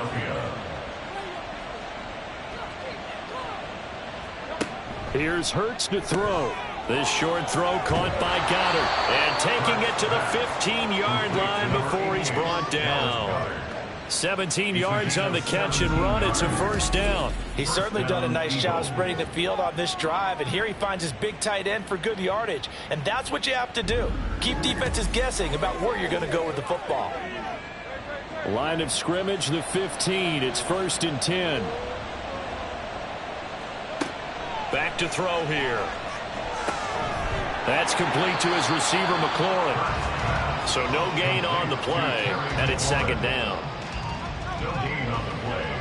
2nd and 10 at the 15-yard line. Hurts.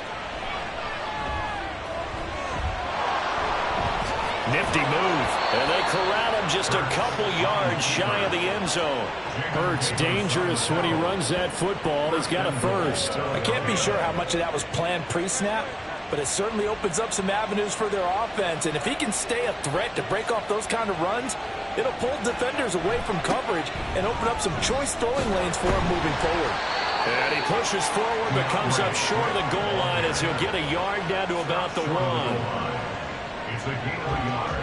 Brings up second and goal. And we've hit the 2-minute mark in this first half of action. Another shot from the 1 on 2nd and goal. They'll set up a throw. Touchdown, Eagles!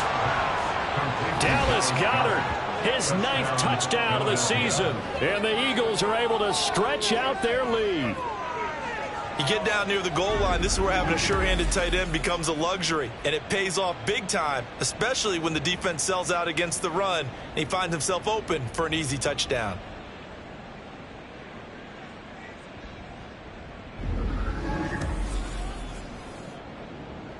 Elliott now to add the extra point.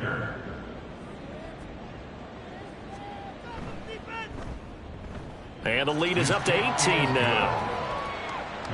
That time a 9-play drive. And the drive was all finished off on the touchdown catch by Dallas Goedert. And this will be a touchback, so they'll bring it out to the 25. A look at Washington as they come onto the field. The last series for him, a little disappointing, forced a punt. And now they'll try to do better here and come away with some points as they begin this drive. First and nowhere to go here. He lost the football. Oh, and one of the linemen on the other side has got it. And they will take over with a football just outside of the 10 at the 12-yard line. He already had the 1 fumble loss, so now 2 fumbles lost here in this first half.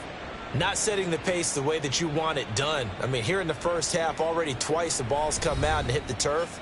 Got to find a way to take care of it. Otherwise, they may have to start thinking about maybe someone different at that position. On first down, Hurts. And that is incomplete. Oh, the coverage a little too good there, and it's 2nd down. Jair Brown on the coverage.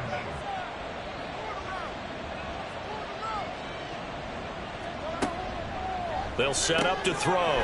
Throw right side, caught by Goddard, the tight end.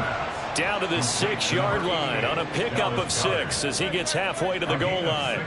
Well, they were handed great starting field position on this drive, but now they face a 3rd and 4. A throw there, but that's going to wind up incomplete. Well, the other day they told us when we've got 3rd and 5 or less, we have to be able to convert. And I guess every team would say that, Charles, but an opportunity missed there. What they were trying to tell us is they believe it's a matchup game at that point. And they liked some matchups that they had, thought they could exploit them, unable to do so on that play. So after 4 touchdowns in the game for this offense, this time they're forced into taking the 3. But you did mention 4 touchdowns, right? So 4 out of 5, not too bad. I think that's a pretty good record for them. And he won't return this one. He'll go down to a knee, and they'll start at the 25. And the Washington offense heading out. And Charles, we'll see what they can do here. Not a ton of time left, but enough certainly to get points out of this drive, and they need them right now because they're trailing. Yeah, and this is exactly why you practice a 2-minute drill all through camp and at least 1 practice each week before a game. A minute left, more than enough time to string a few completions together, reach the end zone, and then make that walk back to the locker room just a little more animated. O'Connell now on 2nd and 10. Sideline throw, it's complete. And a nice job there of keeping the toes inbounds. 5 yards, now it's 3rd and 5. Brings up 3rd and 5.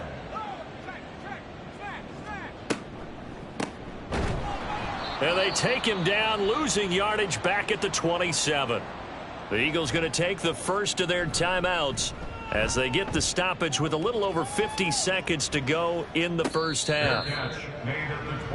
The Eagles offense going to take over late in this first half.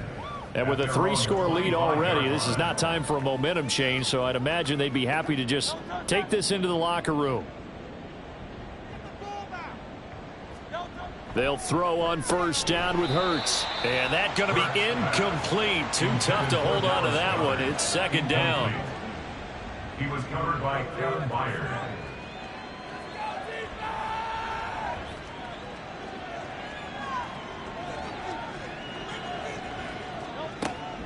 They're going to look to throw. To the sideline and incomplete. Tough series for the passing game. Things just aren't clicking. Hopefully they can come through on this play and get this series back on track with a completion for enough yardage for a first down. On third down, here comes Swift. Washington now going to use the first of their 3 timeouts. As they stop it here with just under 40 ticks to go in this first half. And take it right on the 30.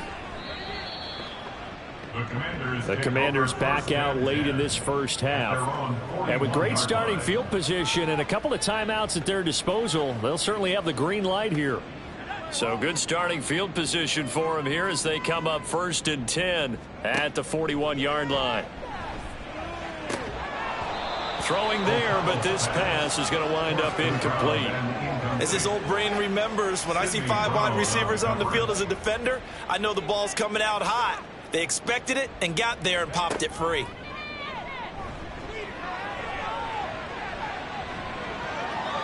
Another throw on 2nd down, and this one incomplete as well. They have to like what they've done defensively here at the outset of this drive. They forced a couple of incomplete passes, bring up a 3rd and 10.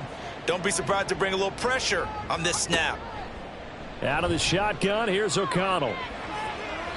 And that's to the left sideline and incomplete. Well, how about the coverage we just saw him break out on 3rd down? Dime defense, blanketed the field with extra defensive backs and speed, unable to find an open hole to complete that pass. And he'll get this away into the icy winter air. And no one there to stop it. Hits at the 8, but it carries all the way into the end zone for a touchback. The Eagles offense set to begin their next drive. And with 7 seconds remaining, not much time to really do anything. And he'll just push his way forward for a few as the clock will run. So we reach halftime in what's been a fairly one-sided game so far. As we'll get you down the coast to Orlando for Jonathan Coachman at our EA Sports Halftime Report. Coach. Okay, Brandon, thank you very much. Some critical games going on as teams fight for those final playoff berths. Let's get you around the NFL here in a busy Week 16. We'll begin up in the Still City, Acrisure Stadium in Pittsburgh. And they are seconds away from halftime, all tied in that one. From there, let's hop over to New England. Check out the Patriots at home in Foxborough. And currently they are tied with the visiting Bills in that one.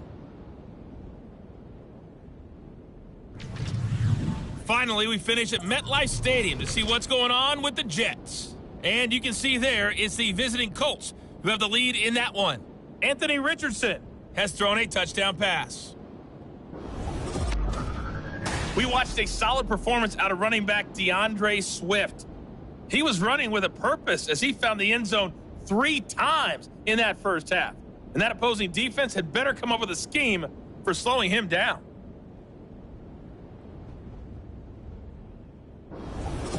All right, Coach, thank you very much as we welcome you back for quarter number 3. So the Eagles with the lead, and they're going to get this football first as the third quarter gets underway. And he will not bring it out. It's a touchback. The Eagles offense making their way back out as we take a look at the playoff picture in the NFC. And the division title, that's out of reach. We know that. This is as good a spot, Charles, as they're going to get. That first wild card and the number 5 overall seed. Partner's not out of the question, especially with the 7 seeds that they have now in the playoffs. If you do win and the other wild card teams win in the first round, you could find yourself with a home game in the divisional round. Now, we know that's not likely, but it's not out of the question. Bottom line, you have to win to put yourself in that position. This offensive game plan has just been sensational. I mean, when you think about all the different ways they've gotten their receivers open so far, it's really been impressive. Scheme, design, execution.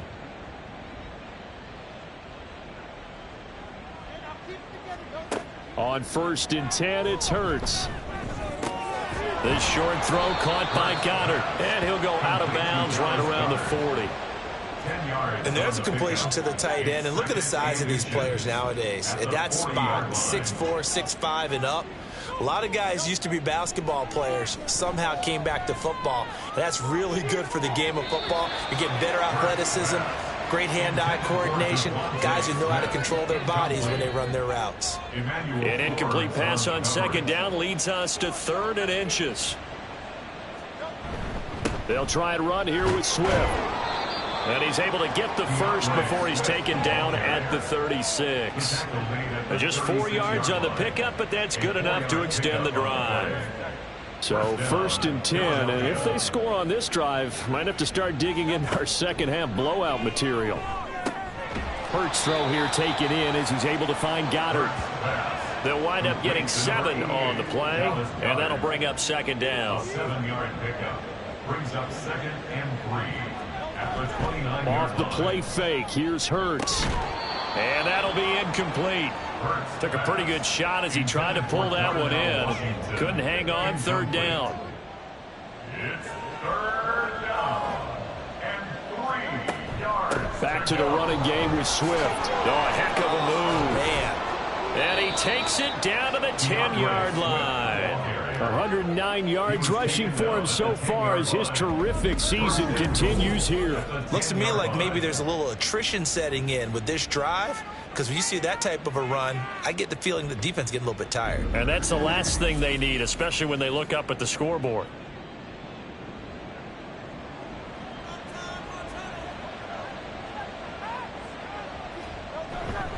First down, and they go with Swift again. And from the 9, they get this to the 5-yard line. Well, they made the play there, and I'll guarantee you their coaches and the other players are screaming at them about their pride. Come on, guys. He's already gotten in 3 times. You can't give up a 4th one. And on that play. And they're going to get to him. A sack. Sack back at the 9-yard line. It's a sack for a loss of 4, and that brings up 3rd down and goal.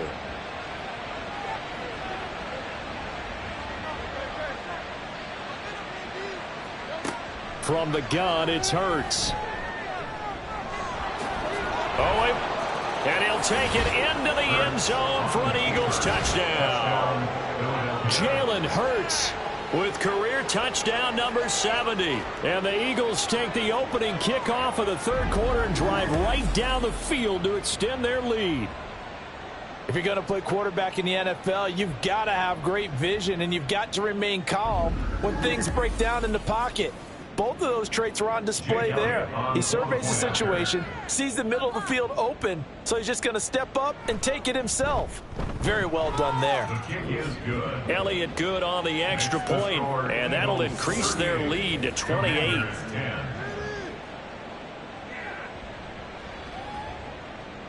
Now after the touchdown, here's Elliott on to kick it away. From a couple yards deep, he'll bring it out of the end zone. And ultimately cannot get this out to the 25-yard line as he's dropped at the 23. First possession of the second half now for Washington. CD, they certainly know the hole that they face as they begin the second half. They have to do what precious few teams have done in NFL history, and that's try to come back from a 4-possession deficit. And, partner, you know, as that team gathers, they're saying to each other, you never say never, right? Because if you're on an NFL roster, that's how you have to think. You can always come back and win a ball game. And let's face it, we saw a certain Super Bowl, a 25-point lead late, that wasn't enough to put someone away. But that being said, this task is near impossible. Let's face it. And bottom line is, it officially becomes impossible if this possession is an empty one. Throwing on first down, O'Connell. Jones goes diving, and he's got it. And he'll take this to the other side of midfield before going out of bounds. So for Philadelphia territory now, here's a 1st and 10 at the 48-yard line. O'Connell working from the gun.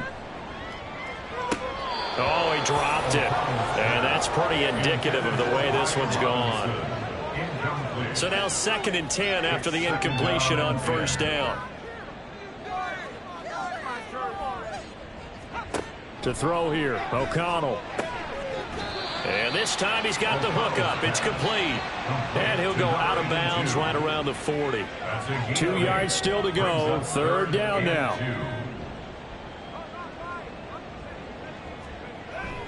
And they'll let their fullback try and push the punt. And hit behind the line. He lost the football. It's loose.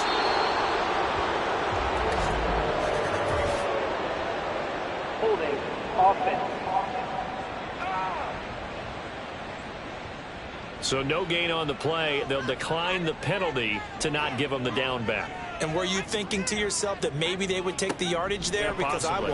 I definitely was. But as you noted, maybe they're just looking at the downs chart and saying, okay, we're comfortable where we are. Now, meanwhile, they go for it on 4th down, and my goodness, incomplete. Even though they didn't get it, probably the right call. Too long for a field goal and just not a whole lot to gain from a punt there. Yeah, you wouldn't have really netted very much yardage if you pumped the ball, right? And the thing about a field goal, and you know this from so much experience, the longer the field goal, the lower it comes out off the kick, right? Which means it's got a better chance of being blocked. So you're taking a chance either way. I like the fact they went for it. He had a great move, but he'll still be stopped shy of midfield. From just shy of midfield, here's 2nd and a couple. On the pickup brings up 2nd and 2 at their 49-yard line. They will run straight ahead with Swift. And he'll be brought down at the 45-yard line. 119 yards rushing for him now as his sensational afternoon continues. First down, Eagles. Throwing is Hurts. He's got Smith here. And he's going to get this inside the 30. It's a gain of 16 and an Eagle first down. I'll tell you what, a lot of those mid-range throws have been available because sometimes teams get too concerned about the deep ball and they leave too much space in front of them. And these guys have been taking advantage so far. Hurts throw into the hands of McLaurin. And the result here, a pickup of 8. Leaves him with 2 to go on 2nd down. One thing you're hoping for when you run drag routes, you're able to hit a receiver in stride and he can pick up a lot of yardage after the catch. But in this situation, the defense was effective, able to stop him before he could get a good head of steam going. Throwing again on 2nd down, but this time it's incomplete. After the incompletion, here now, 3rd and 2. Now a give right side Swift. And they needed 2. They could only get 1. 4th down. 3rd and 2, and they ran the ball for only 1 yard, and everybody's going to scream at the offense. Let's give a lot of credit to the defense on that play. Defensive front out leveraged the offensive line. They got more people to the football. Yeah, they won that battle in a big way, and they're forcing a big decision now by the guys on offense.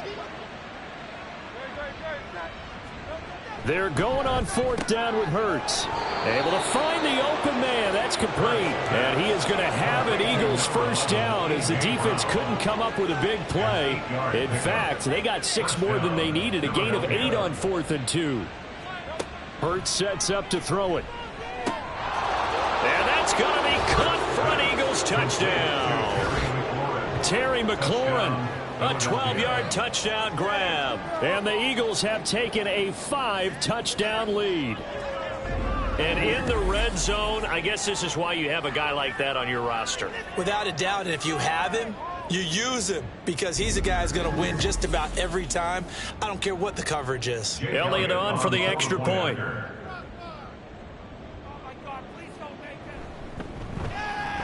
And the lead grows even larger here in the 3rd quarter. So that drive goes 8 plays. And it's finished off by a Terry McLaurin touchdown. And he's able to get this across the 20, but not by much as he's marked down officially at the 21. Out comes Washington's offense as they get set to take over here. Well, we're still in the 3rd quarter, so there's some time to kind of clean this up and make it look more respectable. Now, a win, that's probably gone out the window, Charles, but I don't know. Do you look at this as a time to just improve and maybe start to look towards the future? I think you have to find something to play for, something to grasp onto until the clock runs out. But, Brandon, we've been around this game a long time. This is an outlier. You don't get many blowouts like this no matter how the game looks on paper going in. This one has turned out to be everyone's worst nightmare realized. 2 yards the loss, and now 3rd and 12. After seeing that, maybe time to go back to some downfield throws here. Yeah, anything. Change it up, because the teams that win, the best teams, they're the ones that make adjustments. Doesn't mean you can't come back to what you thought you could get. Pressure comes, and down he goes. The Eagles get there for the sack. Hassan Reddick in there to get him, and on the season now, that is 9 sacks for him. Washington going to send out their punter as the drive goes backwards, so he's on to punt it away. Fair catch taken just inside the 40-yard line.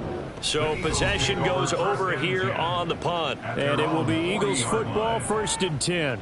Well, let's shine the spotlight on the former Georgia Bulldog, DeAndre Swift, who's set to begin this next drive. He's had a touchdown for every quarter so far, 3 here in the 3rd, and probably hoping he's not done yet. And this is a situation where it's okay to be greedy. When you've already scored 3 times, you want 4, you want more than that, and guess what? That only helps your team. Yeah, so far 3, now in search of 4.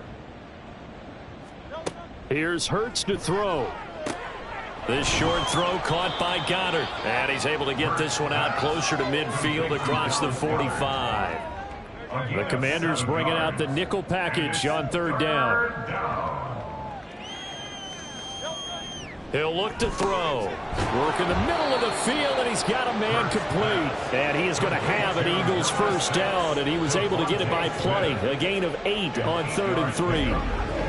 And that one was a lot of fun right there, because that was the game within the game. 3rd and short, blitz was on. What's the key for the quarterback? Get out of your hands in a hurry. And that was a quick little completion. Got the job done for a 1st down.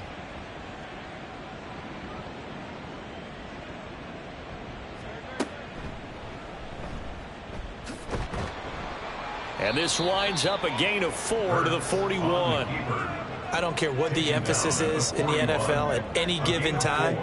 Every defense is still going to say their #1 goal every game is stop the run. And right now, they're not doing that, and that really chips away at your confidence. A 2nd down pass play there, but it's incomplete. And he's certainly not a guy that drops that football very often. Indeed, because that's a bit of a surprise. I know he's in the middle of some traffic, and people, bodies all around him, but he usually has the focus to haul that one in. And he's going to be out of bounds down around the 35-yard line.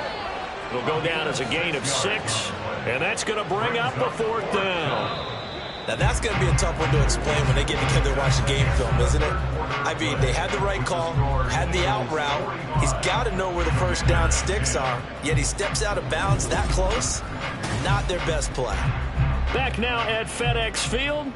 And with things looking pretty good on the scoreboard, they're going to keep the offense out there and go for it here on 4th. They'll try it now with Swift. And he's going to have the 1st down yardage as he's down at about the 30-yard line.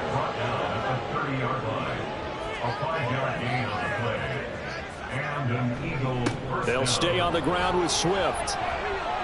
There he goes, right side. And some determined running there as he'll pick his way down to the 12-yard line. 143 yards for him on the ground now, and 3 touchdowns to go along with it. As I take a look at the clock, I realize that this drive has eaten up a good portion of the 4th quarter already. Got to tell you, partner, when you're trying to salt away a game, this is exactly what it's supposed to look like. On 1st and 10, it's Swift. And he'll be dropped at about the 11 after only a yard. Early down stuff to put this offense in a precarious position. We know that securing the point of attack, especially against the big-bodied guys in the middle of this D, has got to be priority 1. And he'll take this one inside the 10 down to the 8. Give him 3 yards, and now they're left needing a conversion here on 3rd and 6. Brings up 3rd down. Hurts. And he is into the end zone. Touchdown, Philadelphia. Jalen Hurts, an 8-yard touchdown run. And the Eagles are on their way to a 13th win on the year as they add on to their lead. Nothing like understanding where your escape hatches are as a quarterback. Here he's looking, but he knows he doesn't want to force anything. So when nothing avails itself, he slips past the rushers, takes it right up the middle, and takes it into the end zone. Elliott good with a PAT. And this one was over a while ago as they just add on to that big lead. Now after the touchdown, here's Elliott on to kick it away.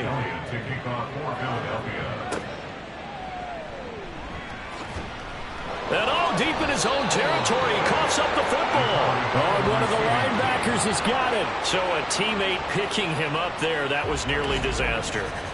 And the way that you coach these things, you want to make sure you have eyes towards the return guy because you want to make sure that the catch is secured. A lot of teams do that. They have at least one guy. Okay, you're responsible for making sure he secures the catch. He's not always the one that makes the recovery, but he can always sound out the alarm. Hey, ball's on the ground. We've got to get it back. O'Connell looking to throw on first. Target is to Dotson, and he's got him. He'll be dropped at the 25 after a gain of 6. Here now, 2nd and 4. Brings up 2nd and 4 at the 25-yard line. From the shotgun, O'Connell. Throw caught by Flowers. It'll be a gain of just a yard, and now it's 3rd and 3. A gain of a yard brings up 3rd and 3.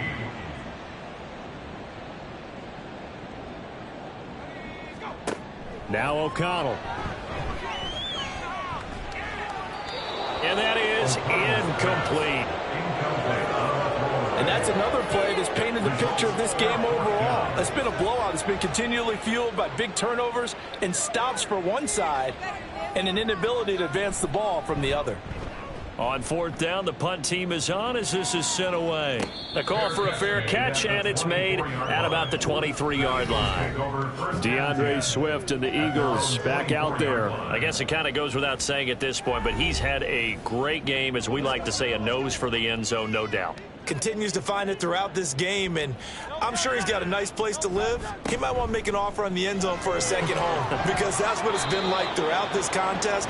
He knows how to get there, and boy, he looks happy when he does. He's already bought all the property in the end zone. That's the problem. He's going to sell to himself now.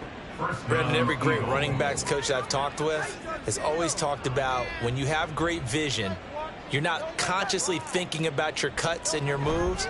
You're just doing them. And I think that's what we're seeing tonight. He's about to run them into submission, hasn't he? You took the words right out of my mouth. I was just going to use that phrase. He has run them into submission.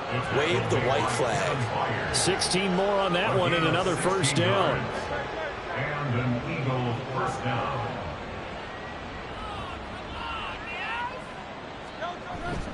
Swift going to try up the middle. And he fights forward for a modest 2-yard gain, 2nd down.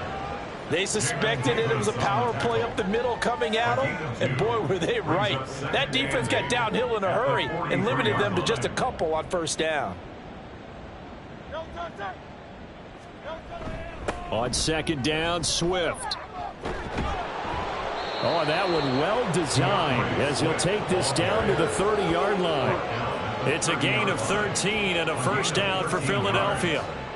1st down, Philadelphia. Now they'll switch it up here and look to throw. He'll get this off to Swift. Call it a gain of a yard, and that will bring up 2nd down. He's out of bounds behind the line of scrimmage. They'll look to throw here. Out to the left there and complete to the tight end, Goddard. And Goddard going to have an Eagles 1st down as he takes it down to the 20-yard line. Gain of 9 yards. 1st down, Eagles. They'll drop to throw. He delivers another to Goddard, complete. And he'll go out of bounds in the red zone just inside the 20. So from the 17, here's 2nd and 7. 3-yard pickup. Brings up 2nd and 7.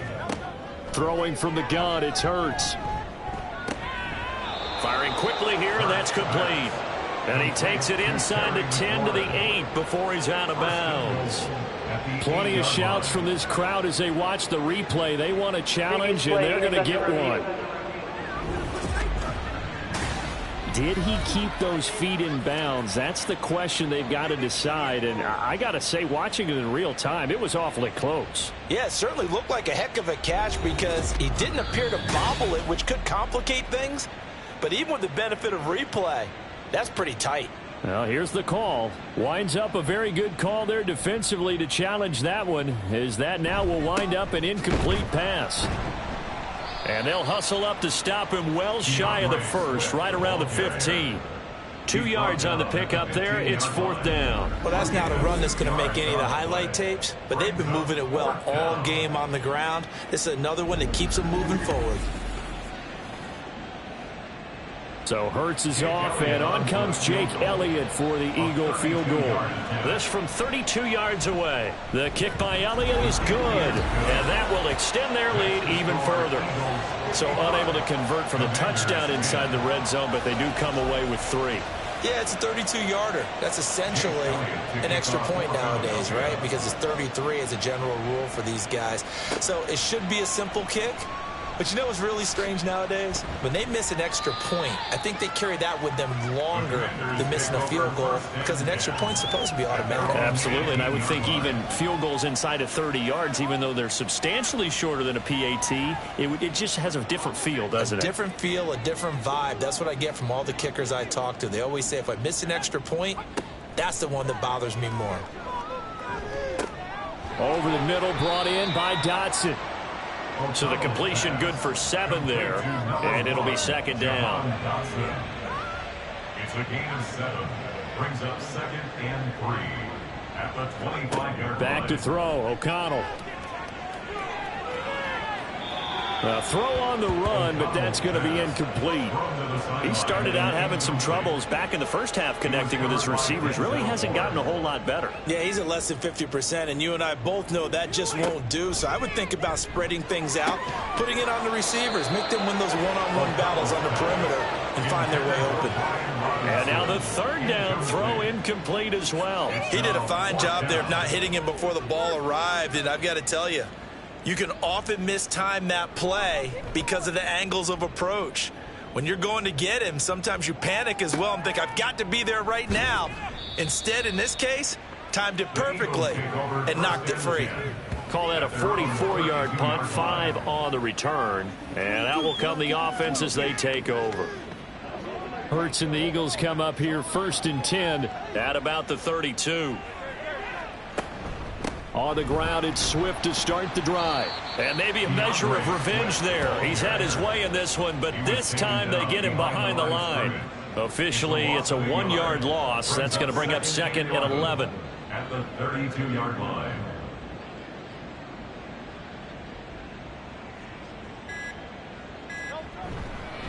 Once again, it's Swift. Through the middle of the field. DeAndre Swift. And they are going to score again. Yet another touchdown as they just add to their totals. You get in a 2nd and long situation down here in the red zone. I'd say most defensive coaches would think pass. Let's bring some pressure. So this is kind of a tendency breaker here to hit him with something on the ground. And he'll take it all the way into the end zone.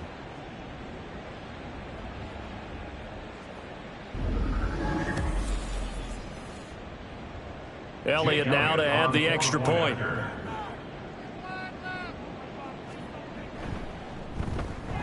Now this one was over a while ago as they just add on to their big lead. So 2 plays on that scoring drive. That's how they drew it up. And the long run into the end zone, and what a run it was. And not willing to risk another fumble, he'll sit on this one. It's a touchback. The Commanders' offense returning to the field. Facing a big 4th quarter deficit here, things not looking good. You know, this offense, though, they've been in the top half of the NFL so far this season, but in this one, well, their defense has really struggled. 1st down throw, O'Connell. This pass hauled in by Dotson. And he's going to be taken down. Plus, there's a penalty flag in the backfield. They may get 15 more on top of this.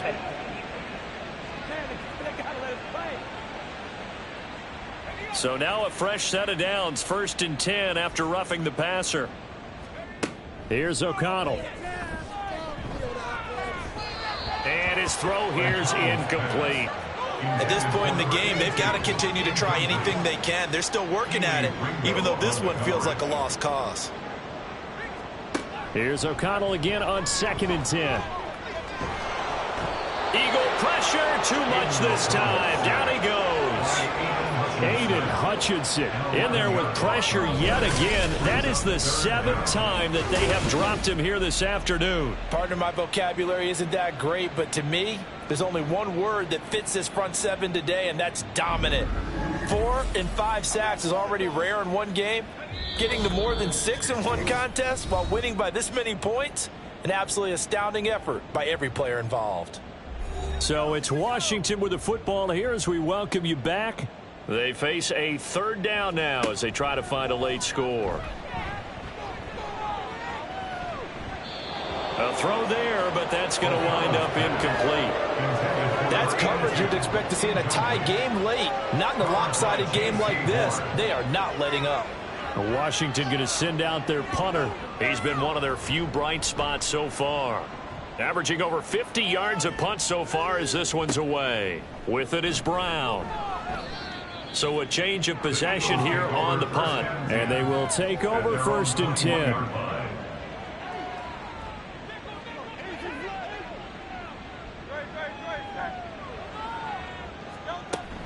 They'll start on the ground with Swift. And for one of the few times here today, this run's not going to go anywhere. Javon Kinlaw, the big D tackle there to bring him down. Brings up 2nd and 10 at the 21-yard line. Right back to Swift again on 2nd down. And he'll get this up over the 25 to the 26. Call it a gain of 5 that time, and they'll be left with a 3rd and about 4. Pickup on the play. And it's 3rd down.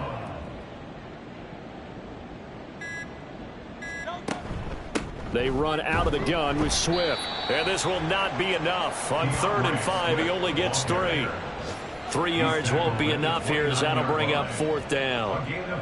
The Eagles send out their punter now as he's on to kick it away.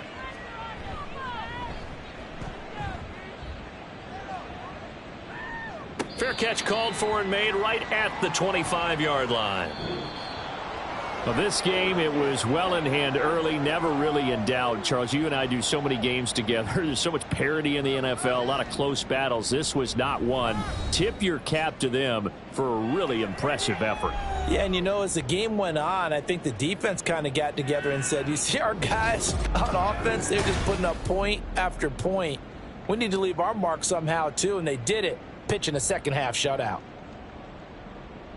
So for the Eagles, they continue to rack up the victories as this one moves them to 13-2 on the year. And they will head back home next week.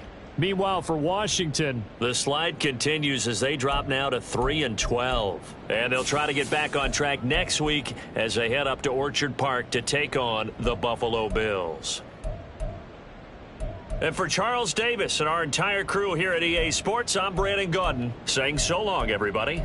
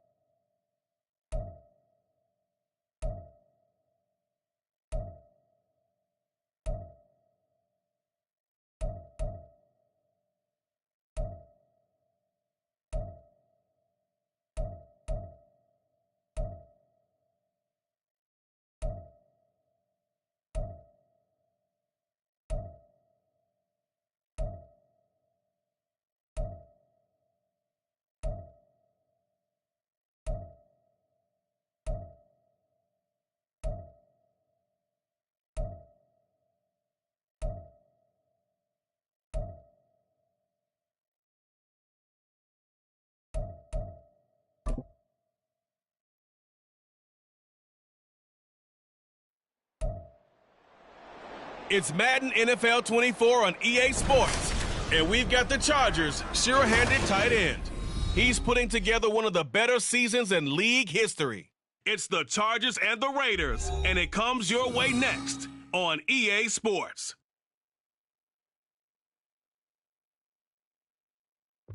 We are just a couple miles east of the LAX airport, just off the 405 and the 105 at the beautiful SoFi Stadium in Inglewood. It is Week 16 in the NFL, and we've got a good one in store, as it'll be the Las Vegas Raiders taking on the LA Chargers. Hi, everybody. Brandon Gaudin alongside Charles Davis. And, Charles, we take a look at this Charger club entering play here. It's late in the year. We all know it. We've seen the calendar for these guys. Their bodies could probably use a break, but they have to push on. And they're really not as worried about that as maybe we think. They know they've got the...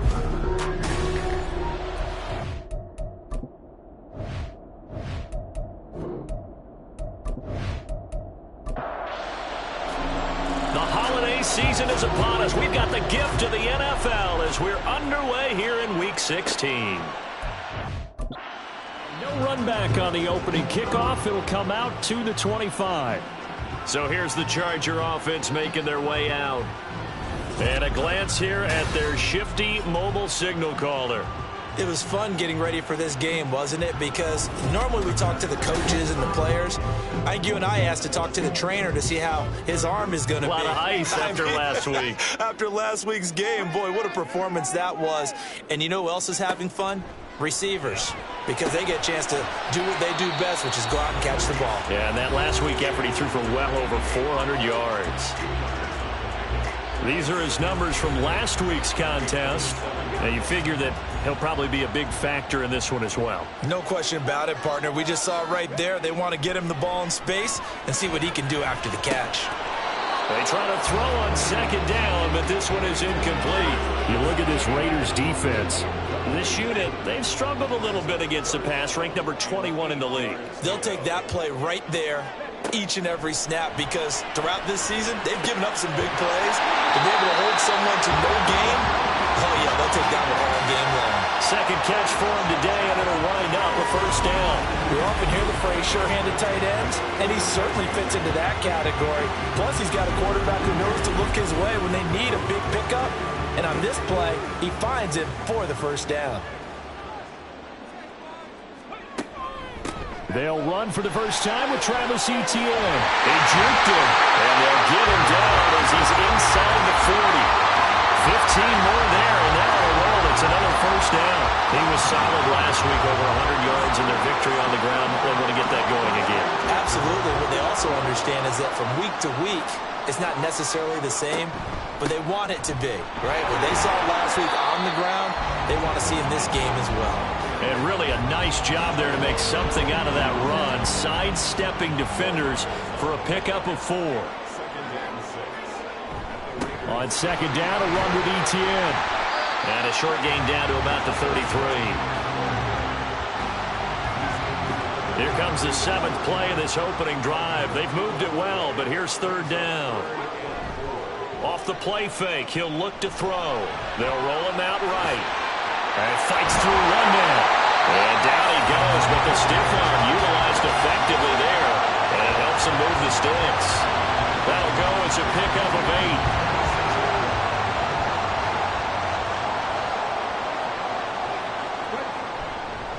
Now a play fake here on first down. Touchdown, Chargers! A great play there. With touchdown number 8 on the year. And the Chargers are on the board first here this afternoon. One of the keys to their long winning streak has been scoring first. An ideal drive right there, getting the first 6 points of the ball game. Do you go back to our meeting with the offensive coordinator? Remember what he told us? Absolutely. With some teams, I script to probe in the early part of the game. Other teams, I script to attack. They've been in attack mode for these ball games and continue that in this one. Extra point up and good by Dicker. And that makes the score 7-0. Out is the kickoff unit as they run up and send this one away. And here comes a return from just beyond the goal line. And the decision to come out of the end zone is going to cost him 5 yards as he's taken down right at the 20. So here comes the Raider offense now onto the field. And leading the charge, we get a look at their 6-year quarterback. And he left North Carolina with most of his school's records, and at one point was thought to be maybe the #1 quarterback in his draft class. He does bring deceptive athleticism and plenty of upside to the table. Add some consistency, and maybe he can really unlock what he can be in the NFL. And they'll get 8 out of this before being stopped at the 28. Brandon, to me, what's important right here on this drive is for them to get at least 2 first downs. They've got to give their defense a chance to settle down, catch their breath a little bit after they give up a touchdown on the opening drive. Powell's throw there complete to Myers.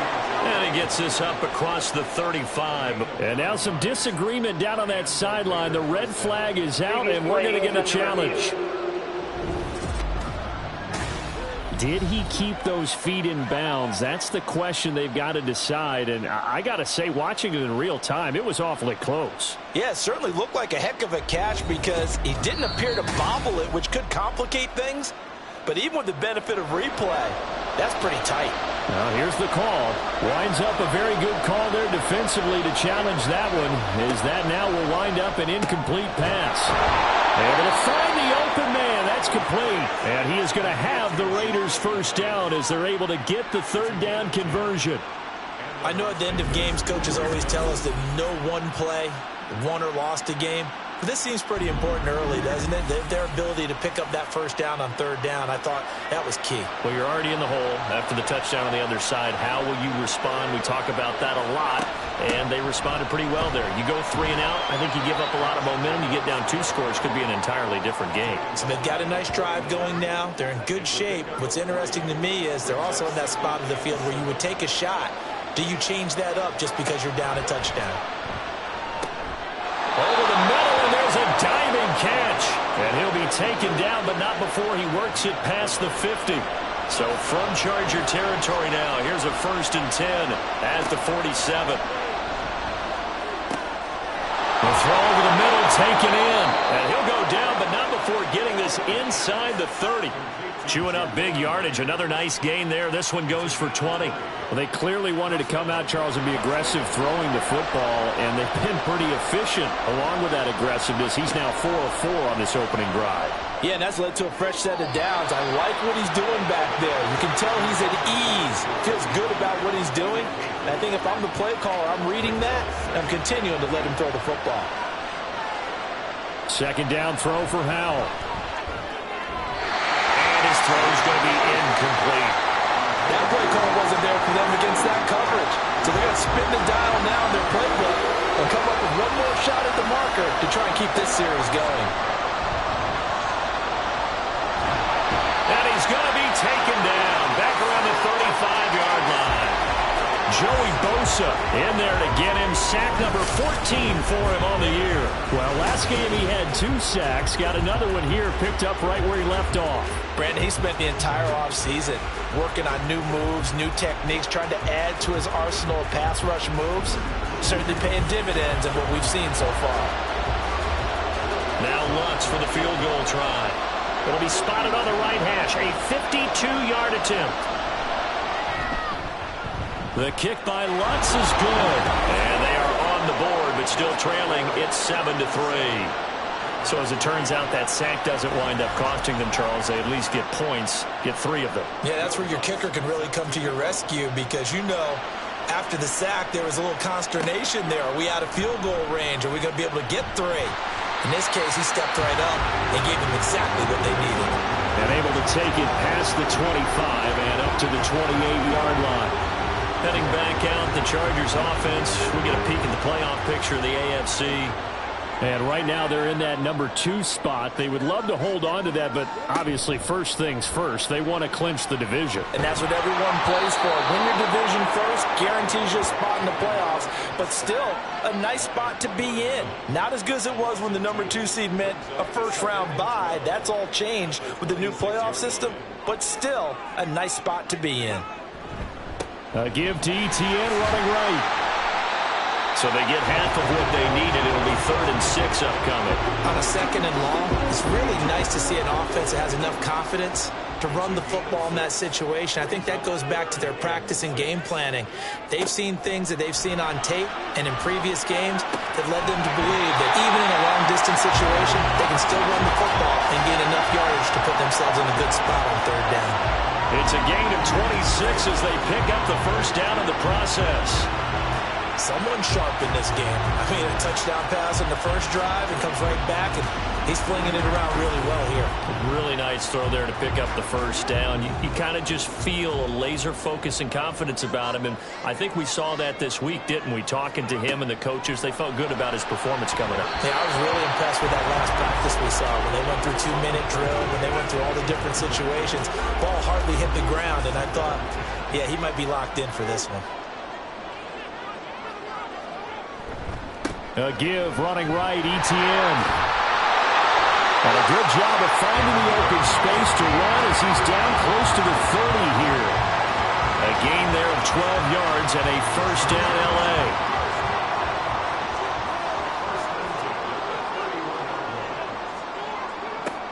He'll look to throw. Under pressure, and he will go down. Sacked back at the 38.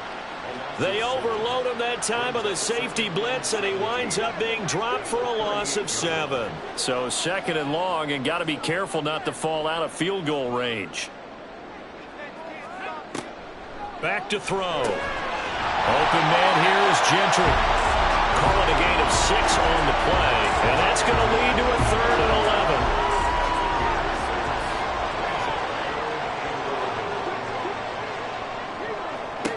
He'll drop to throw. And this will be caught by his big wide receiver. And a pretty nice tackle there, ranging up from his free safety spot as he'll stop him about a yard short. They'll get 10 there, but it leaves him just short for 4th down.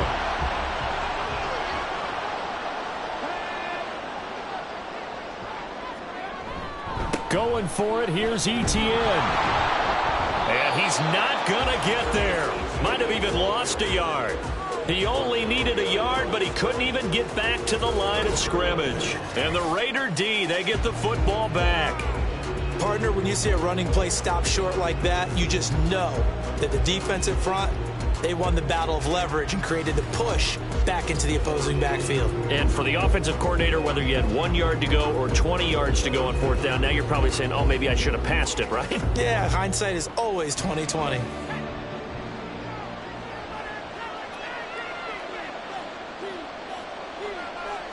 Powell throwing on 1st down here. He finds his man, complete. It's Gonzalez. Pretty darn good, as you see right there on your screen. I'll echo that. Darn good. 2 touchdowns, right? And the ability to be in sync with each other, right? To understand that he's going to be where the quarterback expects him to be when the ball's thrown. Powell, he'll look to throw it. He finds his man, complete. That's Gonzalez. And getting this just shy of midfield, they'll spot it at the 49. A busy first quarter. His 3rd catch of the afternoon is a first down. Well, he's been a busy man in this first half. They've targeted him quite a bit, including both plays here to start this drive. And until that defense starts reacting a little better, they may just keep going back to him. Now Howell. Well, that nearly trouble, but it's incomplete. The rookie had it and lost it. And it'll be 2nd down.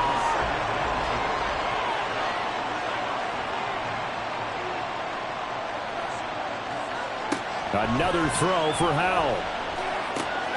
The short throw pulled in by Woods. That helps the completion percentage, but not much else, and now it's 3rd and 10.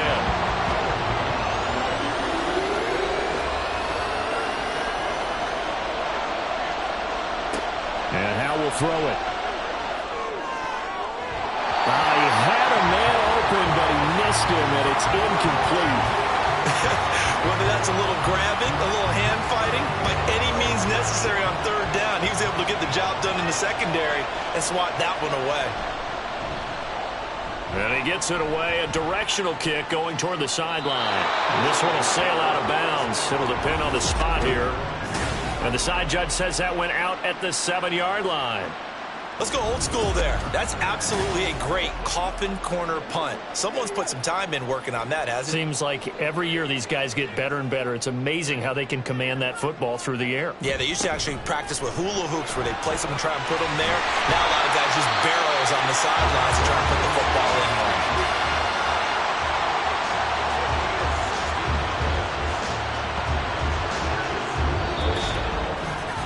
After one, 7-3 the score on EA Sports.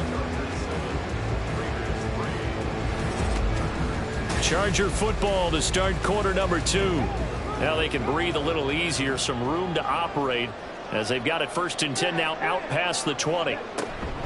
And they'll go again with Etienne. A beautiful foul. Puts it on the carpet. It's out. And the Raiders pick it up. And they're going to take over right there at the 22-yard line. And a little careless there, Charles, on that carry. And it's not just having two hands on the ball. It's tucking it away. It's using your body to keep people shielded off. It's so many different things into taking care of it and having ball security. In that case, though, we didn't see it happen. Las Vegas' offense back out there ready to go.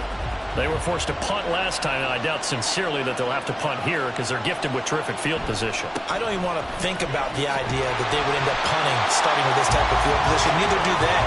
Great starting spot, great opportunity to run your full playbook. If they want to take a shot here, they can go ahead and do it.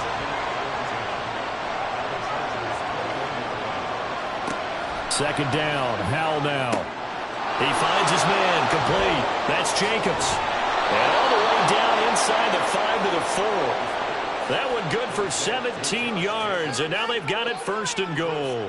And remember, this drive started off following the turnover, and they've taken no time working their way down the short field. A nice connection there, and now they're looking at a 1st and goal.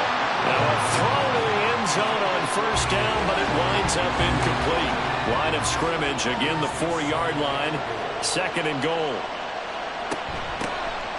Now Ward. And he is in. Touchdown, Raiders. A great effort there. With his 9th rushing touchdown on the year. And the Raiders have taken the lead. A strong, determined run there, Charles, to get in for 6 points. This is why it's such a team game, isn't it? And I know it sounds really generic and it sounds almost trite. But the blocks were made up front, offensive line, collective victory at the line of scrimmage and downfield. And how about the finish to the run all the way into the end zone? Lutz with the extra point, and the lead is now 10-7. After the touchdown, Lutz to kick it off.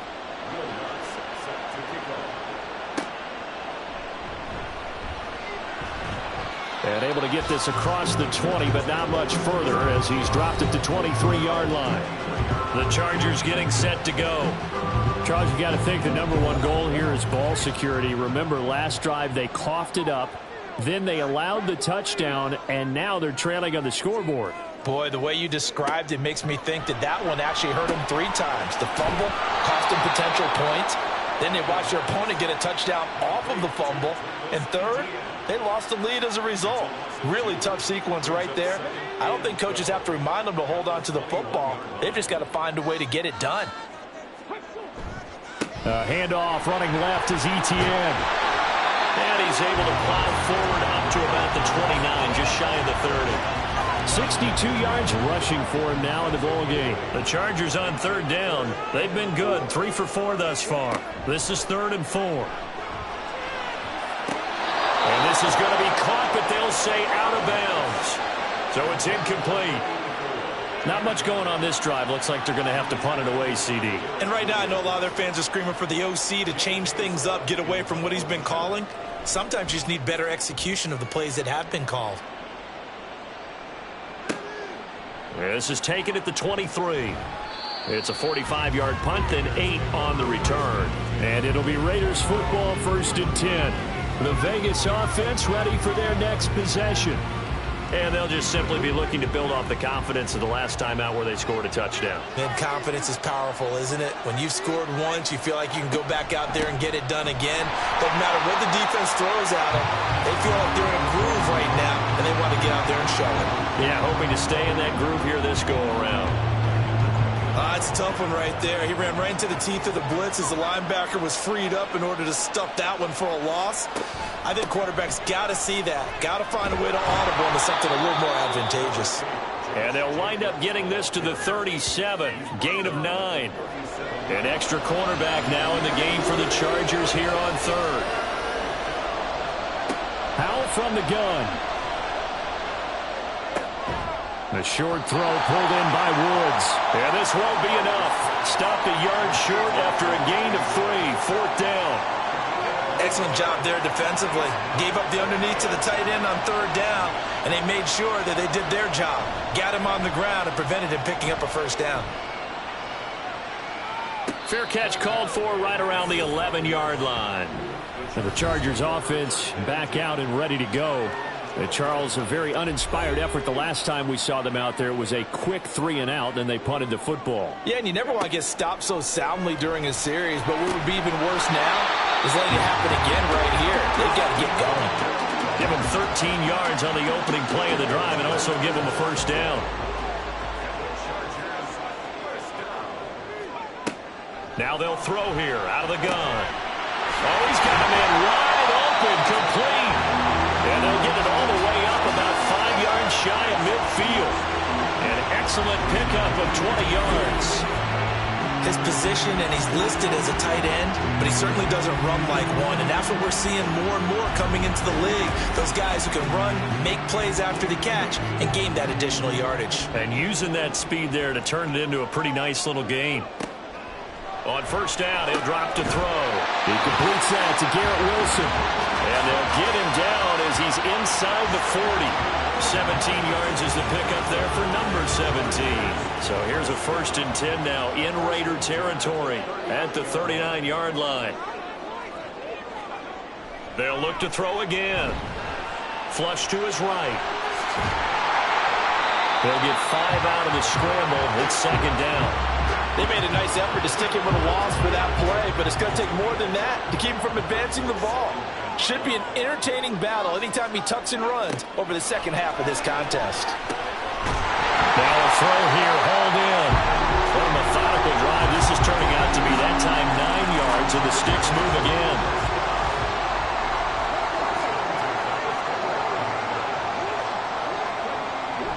On 1st and 10, it's Etienne. And he is brought down at the 22 after a gain of 2, and it brings up 2nd down.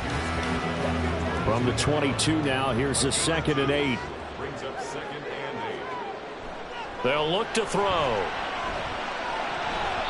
That ball nearly intercepted. The rookie had his hands on it, but couldn't pull it in. 8th play of the drive forthcoming, and they need 8 yards on 3rd down. He'll look to throw. Oh, he had him. He was open, but he couldn't get it to him. It's incomplete. Not sure what happened out there, but it looked like the timing was a little off on that throw. Well, you know I'm a defender, so what am I going to say? Great defense. Darn right. They did something to disrupt that timing. And his kick is indeed good, and that will knot us up at 10. So the scoring drive encompasses 9 plays, and the net result, 3 points. Take your disappointment and put it aside. 9 plays. Yeah, they want to end up in the end zone with a touchdown. I get that. But sometimes those 9-play drives pay dividends later with another 9-play drive that culminates in a touchdown when they wear down a defense. The Raiders now set to get the football back. So, Charles, the season winding down, the playoffs obviously not in their future. As they look ahead to the offseason, what spots do they maybe need to fill? Well, I think that they like the guy who's calling the plays and throwing the ball. I think that he's a pretty good player. Needs some help, I think, on the perimeter, though. Help him out with receivers, because I think if he gets an upgrade there, his play gets that much better, too. They'll come up now 2nd and 4 from the 31.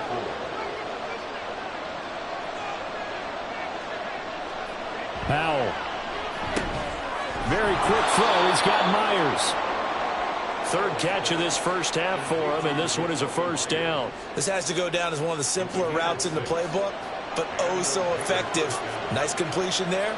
Keeps the sticks moving. 1st down, Howell to throw. Oh, this is going to be caught along the sidelines. Probably shouldn't have been caught. He's going to lose yardage there. Behind the chain, 2nd and 12. Now whistles here, and I believe one of the Raider linemen might have been moving. False start, offense. Well, the offense knew it. They were already starting to walk back as that one is accepted. And that false start penalty certainly not helping their cause here. Second down and long. Howell out of the shotgun.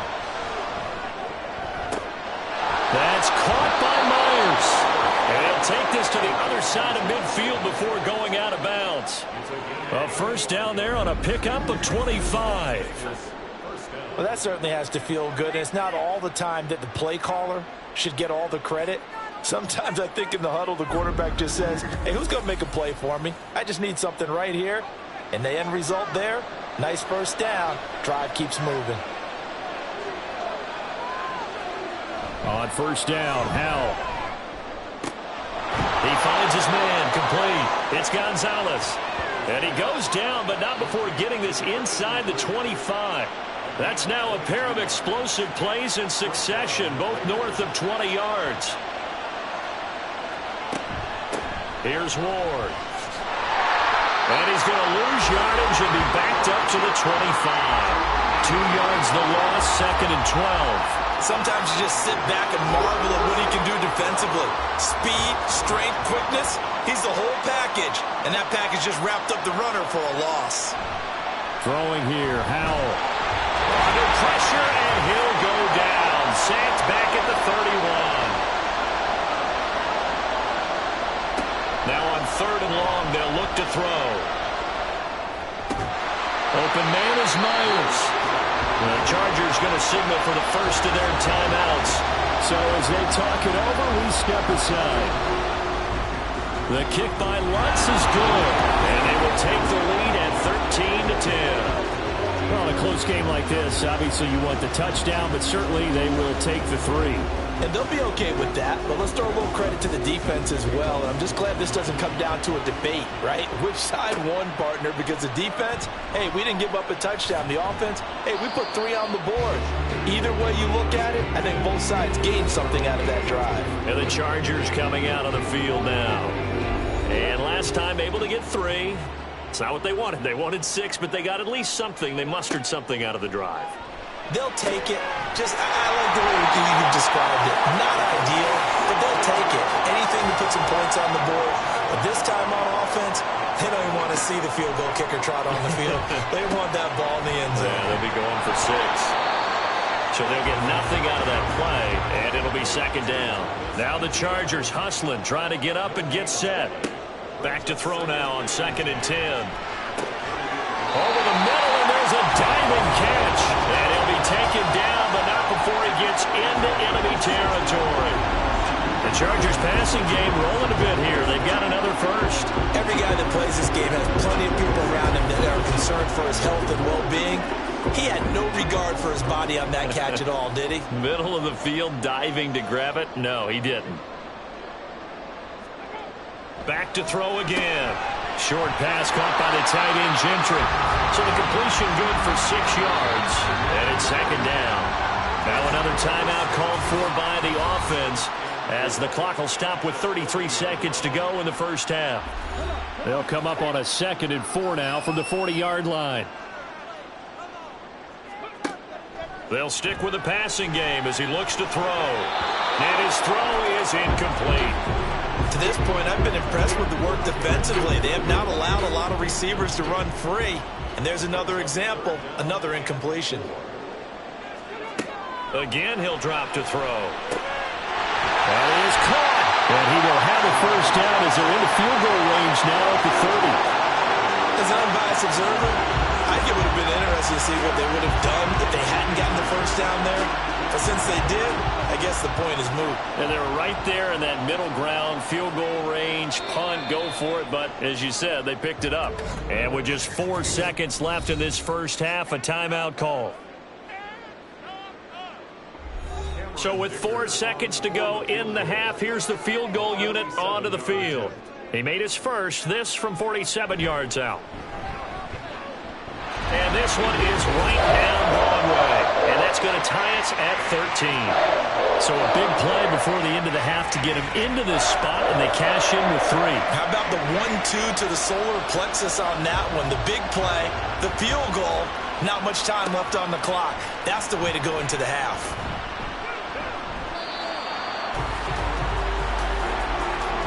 So thanks to the late field goal, we are all tied up heading to intermission. As we send you cross-country to Orlando, Jonathan Coachman is there and has our EA Sports halftime report. Okay, Brandon, thank you very much. Some critical games going on as teams fight for those final playoff berths. Let's get you around the NFL here in a busy Week 16. We'll get started out in Denver. And late in the first half, it's the Broncos who are out on top. The Broncos still in a dogfight, but this would be a good victory for them if they could get it. From there, let's head off and check out a second game. And you can see, currently they trail in that ball game. Keenan Allen, a touchdown reception. Lastly, let's get you way up to Seattle. See what's happening with the Seahawks. And that one all even as they play the visiting Texans.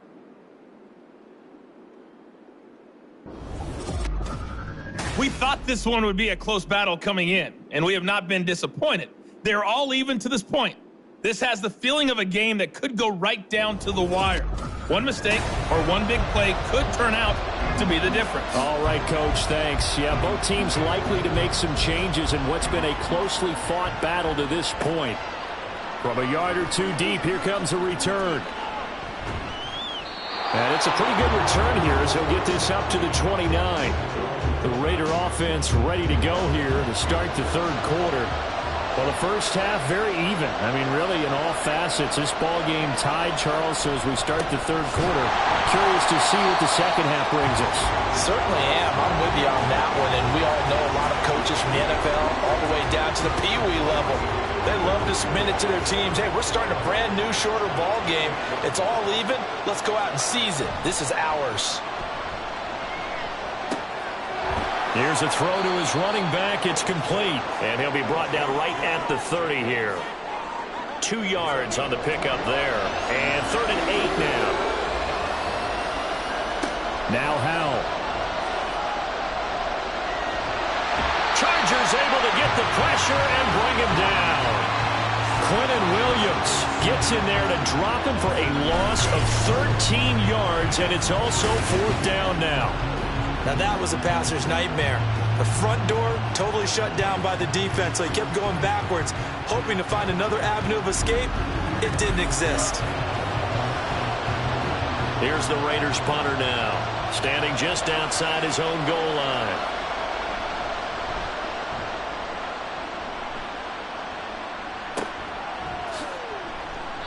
They call that a punt of 38 yards officially. And it'll be Charger football here as they take over. Now we'll look at the Chargers offense. They get ready for their first possession of the second half. And both of these defenses have been stifling these last few drives offensively. Just not able to get anything going. So what needs to change?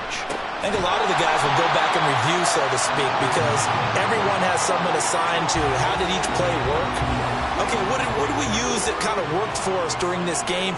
Try and get back to some of those plays, as well as the possibility of showing something you haven't shown already in this game and trying to change things up. We'll see if they take the advice of Mr. Davis. 72 yards now for Etienne, and he's got a first down. And that's a nice pickup of a first down on that second down run. And at that yardage gained, they can run that play on any down. They'll look to throw now on first down. Short pass caught by the tight end Gentry. This will be stopped about 2 yards shy of the marker. 8-yard gain, 2nd and 2. 2 yards to go, second down. A play-action fake. They'll look to throw. On the move to his left. And he'll work it inside the 30 to the 29-yard line. 5 yards on the scramble, and that's enough to pick up the first.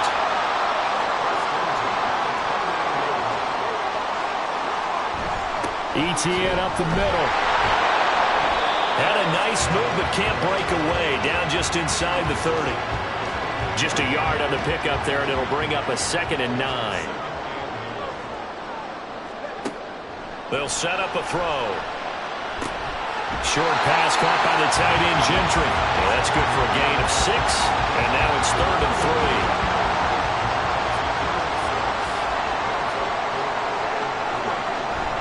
3. They'll run with ETN. And he will have the first down across the 20 to the 19-yard line. 3 yards there, good enough to keep the drive moving. Someone's been having a good game so far, and you know something? Lava's been power running. They decided to turn him loose again on 3rd down, didn't they? They did indeed. He delivered the tough yards. They'll get forward for 3 down to the 16-yard line. Not a big run, not an explosive run, but they've held the ball for plenty of plays on this drive. They're just trying to impose their will on the defense right now. ETN once more. And he'll take this one down near the 15. Just a 1-yard pickup there, and it's going to make it 3rd down and 6. Absolutely love the effort there. The ability to flow from his inside spot and stop that one at the line of scrimmage. Nice linebacker play. On 3rd down, he'll drop to throw. And that will be incomplete. But plain and simple, that's the 2nd time today that he's dropped a pass. And that one, I think, maybe even a little easier than the earlier one that he dropped. Surprising. Was this game announced as a night game prior to, and maybe his rhythm is just off? He's got thrown off. He's got to wake up, enjoy the sunshine, and go play. So it's his 3rd field goal now with a ball game, and they've needed his leg. This last one gives him the lead. It's been a back-and-forth kind of a game, hasn't it? Now you got to tell your defense, guys, need you to make this stand up because we got the momentum going in the right direction, but we need you to make sure we carry it home. And makes it across the 20 as his guys will set up shop at the 23-yard line. Here's Las Vegas ready to take the field. These guys definitely hoping for a better showing than their last appearance. They couldn't really even move the football much beyond the shadows of their own goalpost, Charles. We'll see if they can get a better, more sustained drive going here. Yeah, and every team that we ever talk to says the exact same thing. When you start a drive from that deep in your own territory, the goal is a minimum of at least 2 first downs, because even if you have to punt then, you change the field position, right? You flip the field a little bit. They didn't get that done. This time they want to string together a nice drive and help themselves out. A 2nd down pass play there, but it's incomplete. At this point in the 2nd half, one mistake on a forced throw could doom your chances of a comeback. So that's the right call there to just throw that one away. Howell throwing on 3rd down here. He's going to get that to his running back out of the backfield. And he is going to have the Raiders' first down as they're able to get the 3rd down conversion. I'm not sure that was necessarily a safety valve or a check down throw on 3rd down. Sometimes you just try and find the open guy and get him the ball. He did exactly that and found a way to pick up a first down. So here's a 1st and 10 at the 38. Howell down to throw it. And did he get the feet down? No, they'll say he did not. It's incomplete. Jacoby Myers, the intended receiver. And now it's 2nd down. Another throw for Howell. He finds his man, complete. That's Jacobs. And he's brought to the ground with another first down at the Chargers' 44-yard line. They got 18 yards out of that one, and it gets them a new set of downs. Howell throwing on 1st down here. Got his man complete over the middle. That's Gonzalez. It'll go down as a gain of 6, and that'll make it 2nd down. They kept the receiver in the short field, but that let his quarterback get the ball quickly to him before either guy in double coverage could react. On 2nd down, Jacobs. And that one blown up quickly as he's going to be stopped before he can even get started. That 2nd down play nets a -4. 8th play of the drive forthcoming, and they need 8 yards on 3rd down. Back to throw, Howell. And that's going to be incomplete. Okay, let's decide here. He was open, right? Not extraordinarily open, but open enough that if you're an NFL quarterback, you got to make that throw, right? Yeah. It's got to be complete. 9 times out of 10, that's a completed pass. Yeah, he missed that one and missed it in a big way.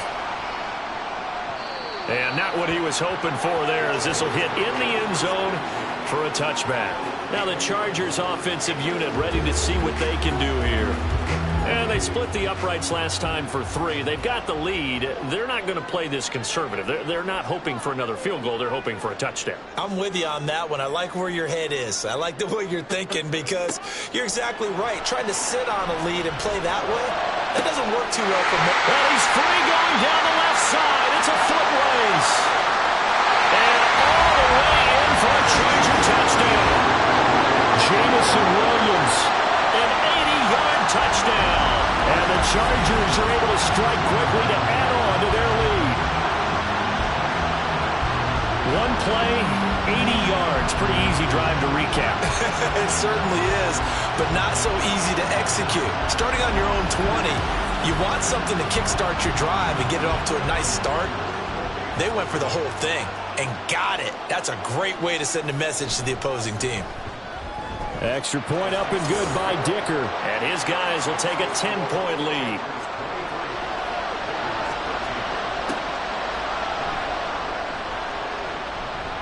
And he'll be brought down right on the chalk of the 20. The Vegas offense ready for their next possession. See if they can put this drive in the end zone, Charles, because it's been a little bit of a rough go at times. They've had to punt the football a ton in this ball game because of stalled-out drives. So are you saying that you're kind of tired of seeing the punter run out there and do this thing during this game? Is that what you're trying to say? Well, I mean, I'm okay with it. I have a feeling that this offense, they don't want to see the punter again. And frankly, the punter doesn't want to run out there anymore himself. He would love to see his offense put together a drive and give his leg a rest. Shreds him with a stiff arm. And he'll get to the 29-yard line, brought down there. It's interesting going into this game. There was so much talk from both sides about who would control the line of scrimmage. I think we've seen who has it in this one so far. Well, they bottled him up. He's barely averaging over 3 yards a carry right now. Pass taken in by his big tight end. And past the 40 before he's out of bounds. Instead of a 3rd-and-1 run, they go pass, and they get 12 yards out of it. I like how they work the tight end on a nice little under route there. And if you're going to give him that much space, he's not going to catch the football. He's going to run away from you a little bit, and that's exactly what he just did there, picking up extra yardage. Howell to the air on 1st and 10. And incomplete, a drop there in the middle third of the field. That'll bring up 2nd down.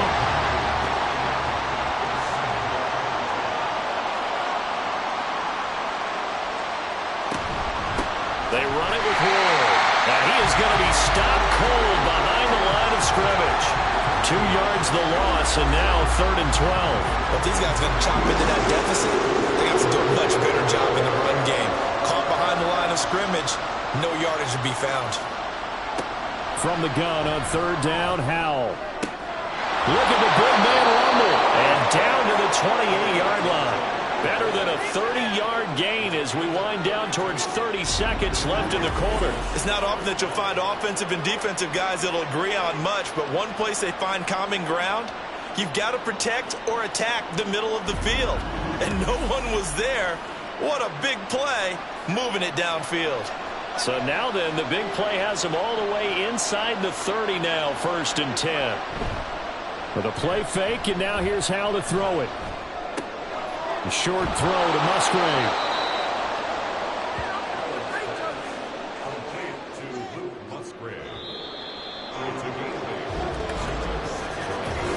One quarter remains here in Week 16. We'll return with more after this. You're watching the NFL on EA Sports. Back now at SoFi Stadium in Inglewood.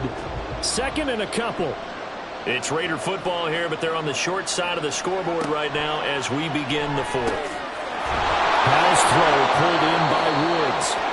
And now for him on the season, that is his 80th catch, and the result is a 1st down.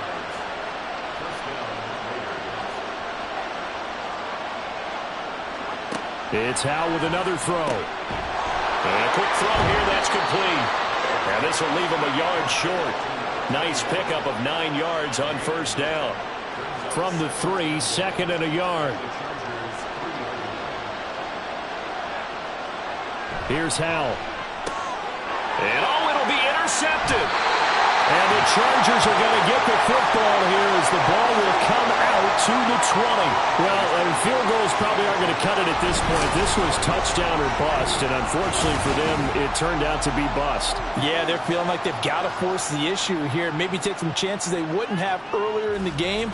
But give credit to this defense. They've really stood tall throughout, and they come up with the interception in the end zone.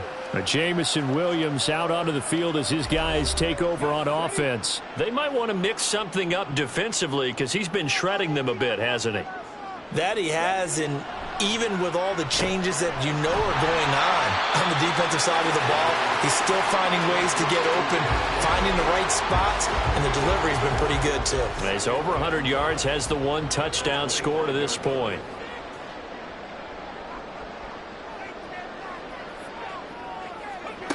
Second and 5. That pass caught. It's Williams. And they nearly get this all the way to midfield. Mark him down at the 49. That one covers 24 yards. It's a first down. They'll drop to throw.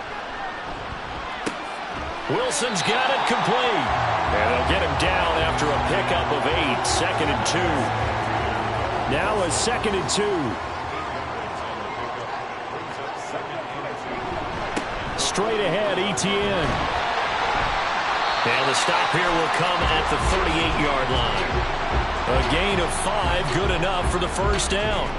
Well, it is our business to analyze what we saw out there, and on that play, I saw a defense staying in base, not taking a chance, not blitzing, in a situation where they absolutely need the football back. That's either a case of overthinking it or not thinking it through. If you do blitz, do you have to be careful about where you're coming from, or are you just coming from all angles? You have to be careful about where you're coming from, obviously, but at this stage, you have to take a few chances as well. If nothing else, they've already taken a couple minutes off the clock here already as they come up second down. Here's a give to Etienne. And a short gain down to about the 33. Well, praise has to go to the guys on the offensive line because they've had a very nice, productive day running the football. How about that poor defensive line? They've been knocked around the entire game, and while they slowed them down on that run, can they continue to do so? Because they haven't had much success throughout this ball game. Now the throw on third down, knocked away and incomplete. How about this defense? They came up with a couple of big plays in this sequence, and none better than the one right there, forcing the incompletion and bringing up fourth down. And this one looks good. It is good. Right down the pipe, and that will extend their lead even further. So that maybe not a knockout blow, but I suppose certainly every little bit helps when you're trying to salt one away in the fourth. Well, the possibility of being beaten by 2 late touchdowns or at least sent to overtime does exist. But time, definitely a big factor at this stage of the game, is in their favor. Here's Las Vegas ready to take the field. A big mistake last time they were on the field, tossing that interception inside the red zone and really taking away what had been a pretty successful drive up to that point. Yeah, and I don't think there's any question about it. As they head out on the field for this drive, that whole offensive unit is just thinking redemption. You know, they moved it really well, didn't pay it off. This time, they want to make sure that ball ends up in the end zone, and they're the ones possessing it. They'll break the huddle, come up on 2nd and 8 at the 27-yard line. Throwing here, Howell. That's to the sideline and incomplete. And a smart play there. He's probably saying, I wish I would have done that on the last drive instead of throwing the interception.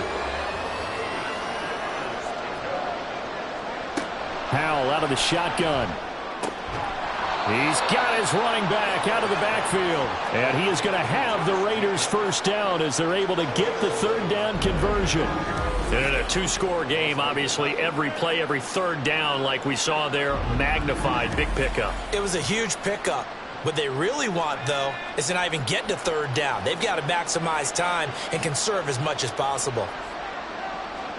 They'll throw on first down. Here's Howell. He rifles one, and that's going to be intercepted.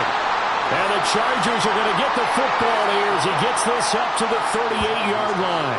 Week after week, we're seeing plays like this from him. I think he's in line. We've discussed it before for NFL Defensive Player of the Year. And a big reason why, I think, is because of his ball skills. And that's something that, for guys of his position, They've talked about it for years. They've done the drills, but they've really increased it in recent seasons because of the offense have gotten so good.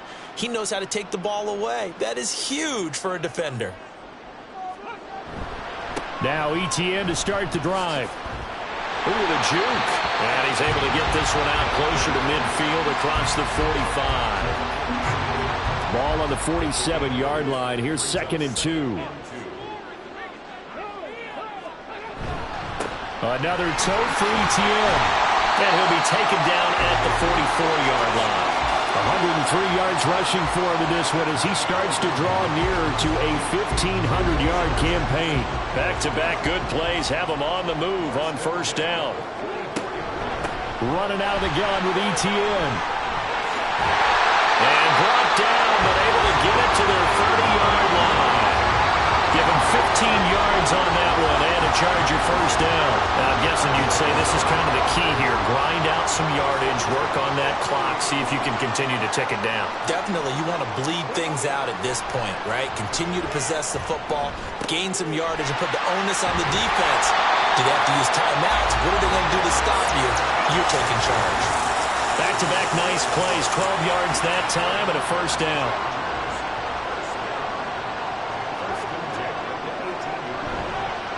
On the counter, Etienne. And for one of the few times here today, this run's not going to go anywhere. No gain on the play there, 2nd down. A give, it's Etienne off the option. And maybe a measure of revenge there. He's had his way in this one, but this time they get him behind the line. 2 yards the loss, and now 3rd and 12.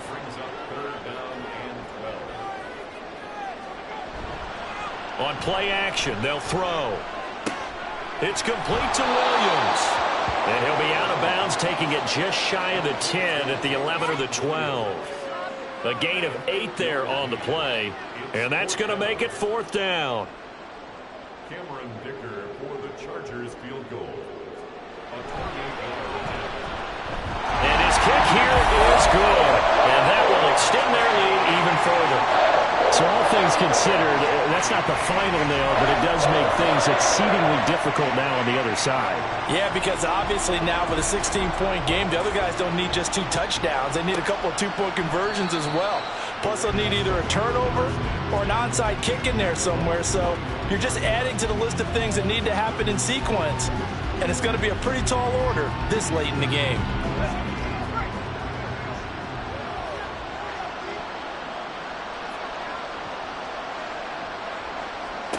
Trying to shake off the interception. He'll look to throw. That's caught left side. Myers with it. And he's upended after a gain of 2 out to the 27. And Howe will throw it. Looking deep here for Dobbs. And that will be incomplete. Trying to dial up the long one way out there, but it'll be 3rd down. And in search of 8 yards here as they hope to convert the first down. Out of the gun, it's Howell. Able to find the open man. That's complete. And he'll take this to the other side of midfield before going out of bounds. That's a 3rd down conversion of 24 yards there. Nice play. Clock management definitely critical here if they want to get back in this game. Absolutely agreed. They have to up the tempo in this case, down a couple of scores. Want to make sure they have a chance to win this ball game. So signs of life in what's been a dormant offense in this second half. Here's 1st and 10. Howell.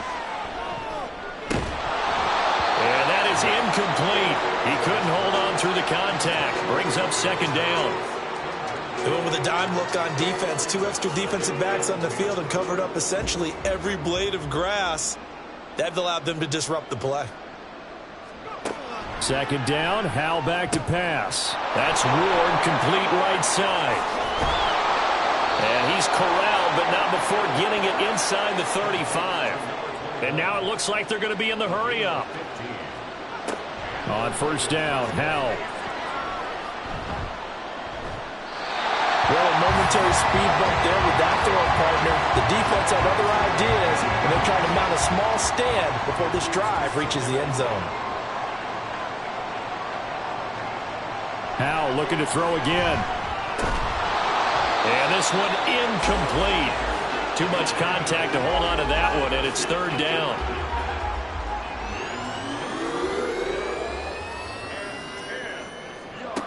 Now Howell. He had a man open, but he missed him, and it's incomplete.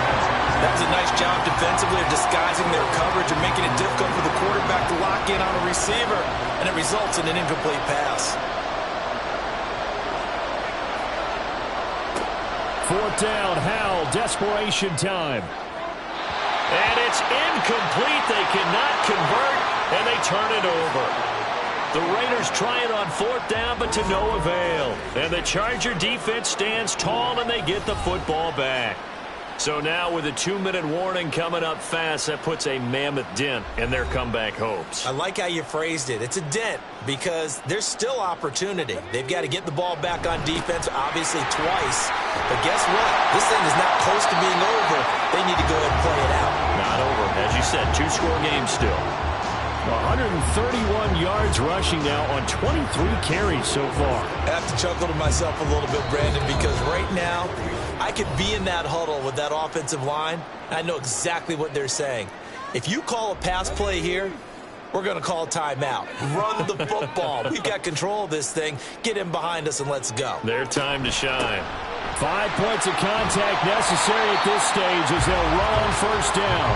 And now right out of the 2-minute break, we'll get a timeout used defensively with 1:56 to go. On second down, a run with Etienne. And he will have a Charger first down, and that should be the run that gets him to the finish line. A handoff for Etienne. And he's going to be hemmed in and brought down right at the line of scrimmage. Now the Raiders going to burn their third and final timeout as they'll talk things over prior to this upcoming second down play. And a good push up front, and he's able to navigate his way down inside the 30. I've got an idea. Let's skip racing to the airport at the end of this game. Let's go to the post-game press conference. I have a feeling that the quarterback of this winning team is going to be giving a whole lot of credit to the running game and the offensive line. Yeah, I was just going to say the offensive line, yes, carrying the ball has been key, but those guys up front, they've made a lot of space.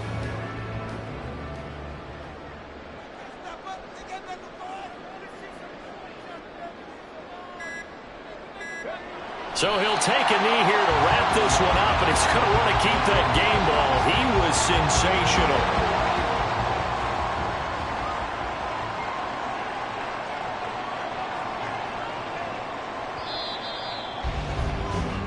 So this one's over. It's in the win column for the L.A. Chargers. And it was their defense that really made the statement after the break. They pitched the second half shutout. Yeah, think about the team that just got vanquished. They did score in the second quarter. Do you think they thought at all that that would be their last points of the game? No, but what a second half. The adjustment, whatever they did in the locker room, it certainly worked. It certainly did, and you're exactly right. Whether it was an adjustment, whether it was just more focus on what they planned to do going in, whether they just played better, whatever it was, it all came together in the second half, and no points were allowed. That's a great way to close them out. So for Los Angeles, they continue to rack up the victories as this one moves them to 13-2 on the year. I'm Brandon Gaudin. Certainly have to thank Charles Davis, my broadcast partner, and our entire crew. We'll catch you next time right here. It's the NFL on EA Sports.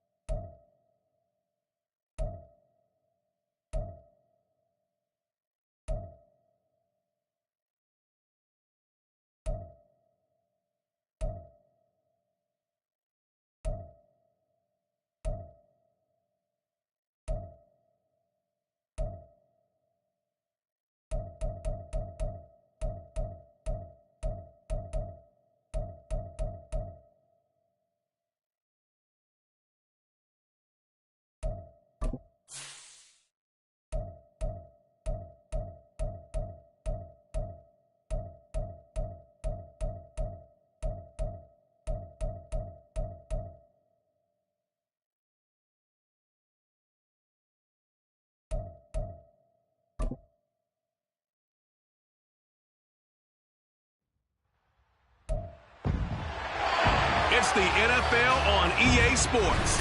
And then the spotlight is Rashad Bateman. He's over 1,100 yards receiving so far and looking for more.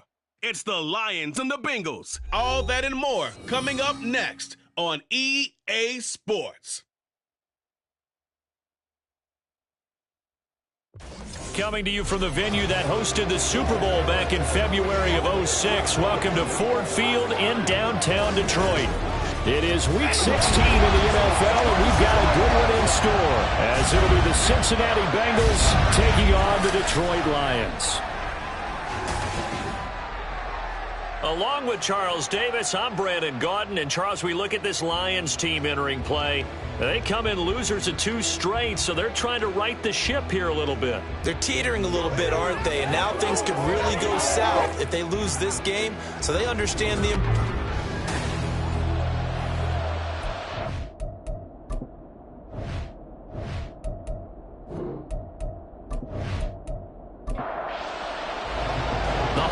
season is upon us. We've got the gift of the NFL as we're underway here in Week 16. Williams now on the return. And he's up past the 20 to the 22-yard line. Here come the Bengals now to take over. And they are led out there by their mobile quarterback. Brandon, it's always nice when you get recognized with an individual award. And he was the AFC Offensive Player of the Week last week. But when you do it in a win, so much the better. Absolutely. And he was all talking about that win, not so much the award he received on Wednesday. And it's a nice-looking award. I wonder if he took it home, got out of the car, showed it off to the kids in the neighborhood. And boy, now you see him, now you don't. Excellent move, nice run, winds up getting about 6. Brings up 2nd and 4. This 2nd and 4.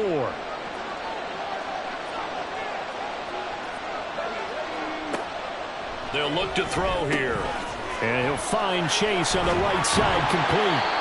And he takes this up to the 40-yard line before being corralled. 12 yards that time and a Cincinnati first down.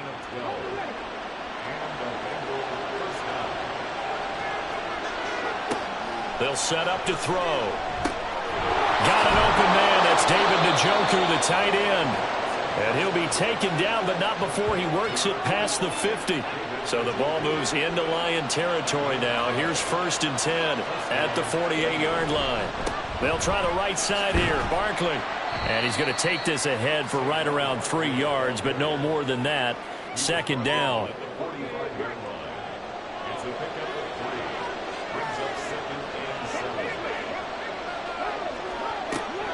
They'll set up a throw.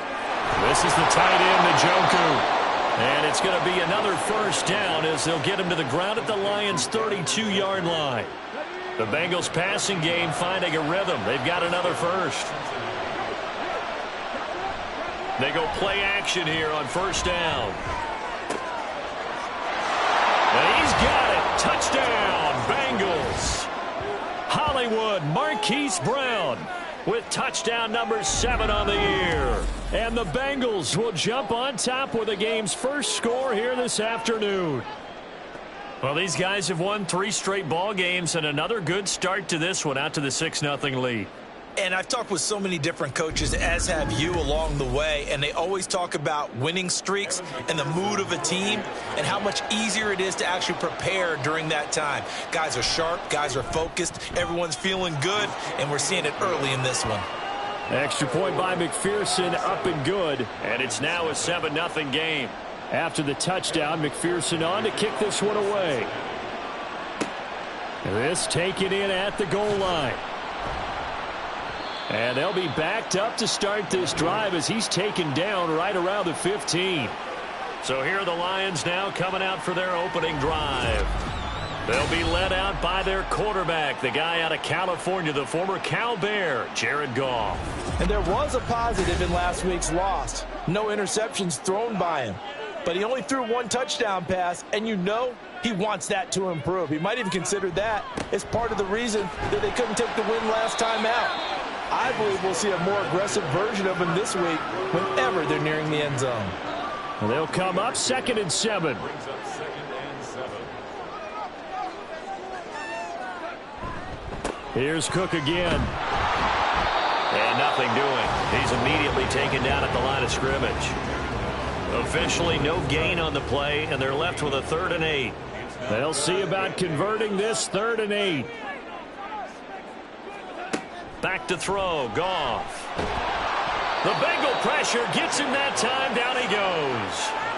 Dexter Lawrence in there to drop him for his 11th sack of the year. The start of this game shaping up nicely on that visiting sideline. Yeah, how about that? You get your points on the opening drive. Then you get a big sack there on 3rd down, and you make the home crowd go. There is a hush indeed.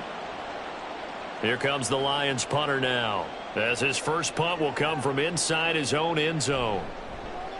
Only 2 punts for him last week in the loss as he gets this one away. They'll score that a 36-yard punt, and the Bengals will take over in terrific field position. Cincinnati coming back onto the field here for their 2nd drive. They'll be looking to duplicate that first drive, the one that got them that 7-0 lead. Of course they would. I mean, look, they're on the road. So getting the 7-0 lead was huge for them, right? Imagine getting up 2 touchdowns on the road, taking the crowd out of the game. It'd be ideal. Here's 2nd and 7. Barkley, inside handoff. Past the 20. And he gets this one inside the 15, just a yard or 2 shy of the 10. 41 yards rushing for him now, and he's only carried the ball 4 times. For a lot of people, MVP award means a quarterback award usually, but over 100 yards again last week. They're going to have to look his way more than once when giving out this award this season, I think. Yeah, it's not just the consistency. There's been some plays that we've seen where we talk about it for weeks thereafter. That's what we're getting out of him. Over 100 yards last week. Expects to continue that in this game, too. 2nd and 4. They could still get a first down without scoring.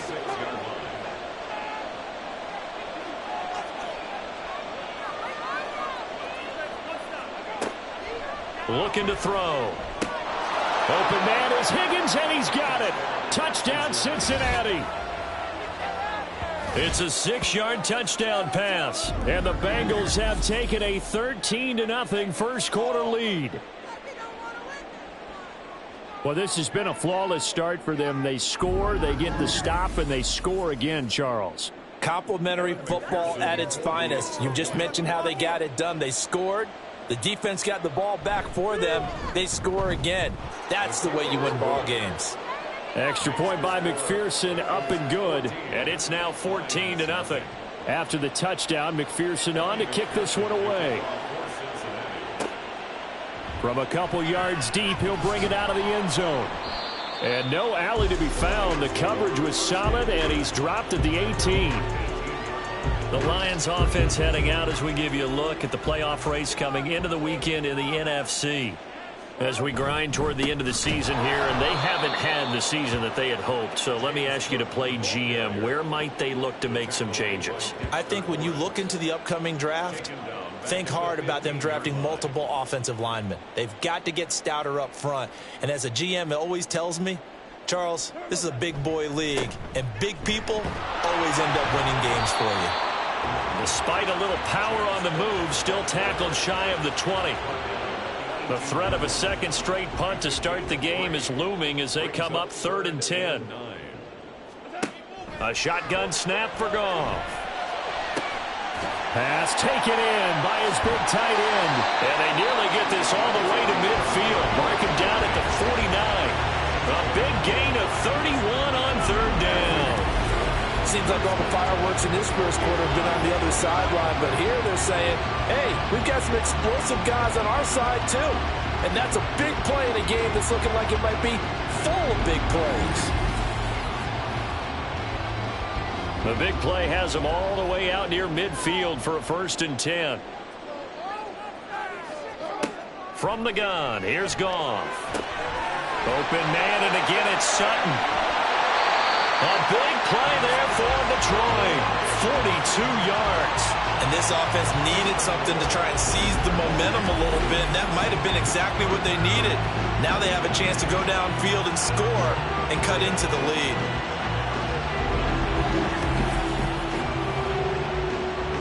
The chain gang hustling to catch up. Here's 1st and goal from just inside the 10.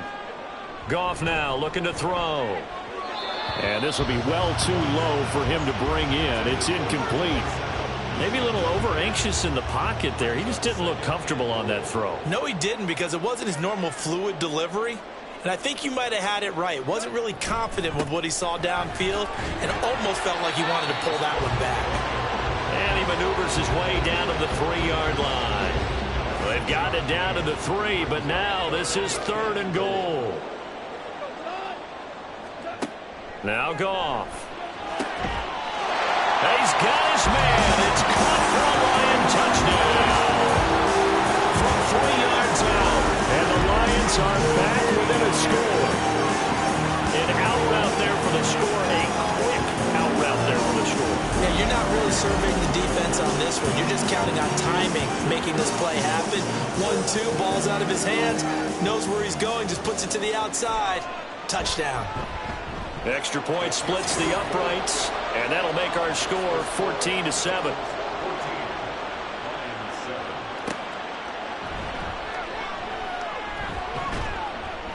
And he returns this to the 22.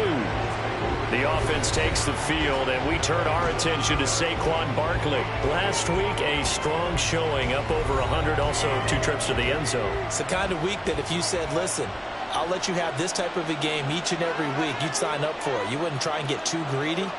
But let's face it, good runners always want to be a little bit more greedy at the end, try and squeeze out every last yard. He's going to try and duplicate that and exceed it in this game.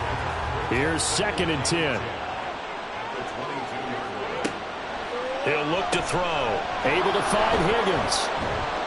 And he was able to shed 1 tackle but could not get away from there. They do get a couple, but they'll be left staring at a 3rd and 8 coming up.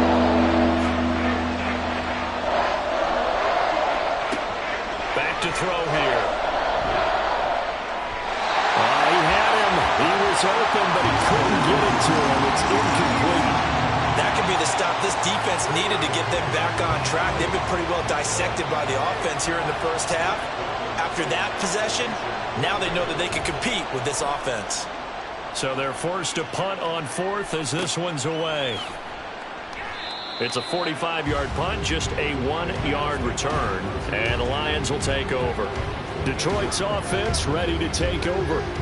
The long drive last time out for this offense, Charles, if you remember, they started basically in the shadows of their own end zone, marched it down the field, and a lot of that was through the passing game. And, partner, as a former defensive back, I'm having almost a physical reaction watching what's happening right now. But let's give credit where it's due, because they've done an excellent job moving the ball through the air. Secondary getting picked apart pass by pass. Obviously, they need to make some adjustments there on the back end. Yeah, because offensively, we know that they're not going to be shy about throwing that football. Well, still about 3 yards shy of a first as the 4-yard pickup brings it to 3rd down. Out of the gun, Goff. That is caught. And they bring him to the ground just shy of midfield.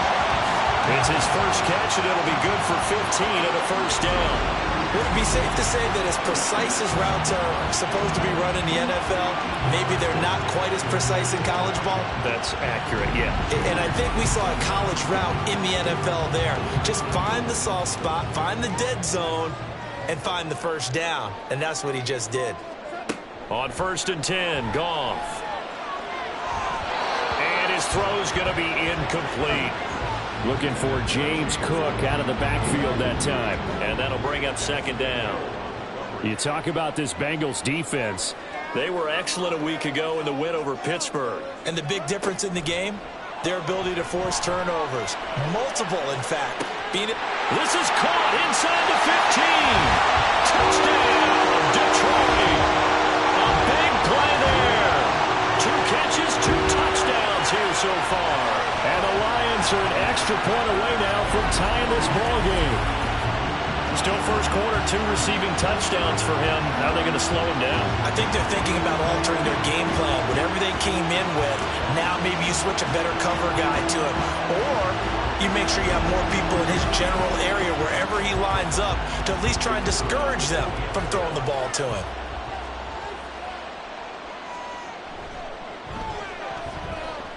after, right down the middle. And we are tied at 14. So that drive spanned 5 plays. And it's capped off by a touchdown for the Lions. This one tied at 14 now as he sends this one away. And he'll get it up just past the 20 as his guys will go to work at the 21-yard line. Cincinnati now ready to take the field. And the points, they have come fast and furious in this quarter. You really don't want to be on the defensive side of the ball right now, do you? Because you're either thinking, my replacement may get an opportunity. Your head better be on a swivel. Totally. Or maybe I just need to get out of the game. This is caught inside the 15. A big play there for Cincinnati. 68 yards. These two teams all tied after one. Start of the second quarter, and it's the Bengals in control of the football. Now a 1st and 10 at the 11. As they've got it as we resume action. Back to throw now on 1st down. And that is caught. He's got it for a Bengal touchdown. Marquise Brown, 2 catches, 2 touchdowns here so far. And the Bengals have taken the lead. In the second quarter, and already his 2nd touchdown reception. Absolutely the definition of a difference maker here in this first half. Clearly one of his quarterback's favorite targets in this game, and I figure he's going to draw a little more attention and coverage moving forward. Extra point by McPherson, up and good. And the lead is now 21-14. After the touchdown, McPherson on to kick this one away. This taken in right around the goal line. And some good special teams coverage as they bring him down just outside of the 15. And Detroit getting set to go now. And right now, we've got a little bit of an offensive masterpiece going on both sides, moving the football, scoring points. It's almost like somebody put the defense on rookie mode in this one. I mean, we haven't even left the first half, Charles, and we're certainly on pace for a shootout. An excellent start for both offenses. The fans have to be enjoying this to seeing all these points go up on the board. As a former defender, you know I'm not enjoying this at all, but right now, both these teams just trading haymakers. Let's see if anyone slips up first. Can anyone counter a nice little jab and get things going in their direction? And he's able to get this one all the way past the 30. Second catch for him today, and it'll wind up a 1st down.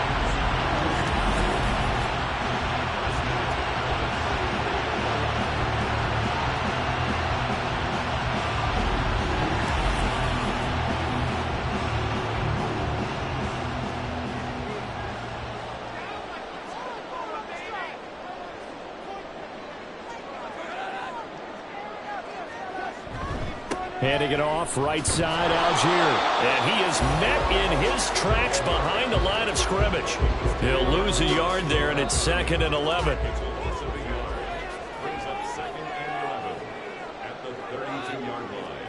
Here's Goff. That's going deep for Bateman. And that's going to be incomplete. Good effort there, trying to take a shot, but it's 3rd down.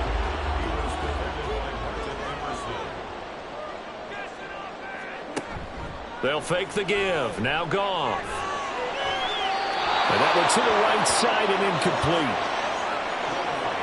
That is certainly one way to frustrate a quarterback. Run those extra defenders on the field. Dime package, lots of speed, no space to fit into football. On 4th down, the punt team is on as this is sent away. On the return is Williams. So possession goes over here on the punt. And the Bengals will take over here 1st and 10. The offense takes the field, and we turn our attention to Saquon Barkley. He's over 40 yards here in the second quarter. Been nice and effective for them, hasn't he? He has definitely been dependable, and really shouldn't underestimate what he's getting done here, because anytime you're on a pace that's going to approach 100 yards, you've really done some damage in an NFL game. And now he's looking just to add to his totals. The drive starting play, a good one. Give him 19. Certainly no settling into the drive there. They came right out on the first play and attacked the middle of the field for a big gainer and a 1st down.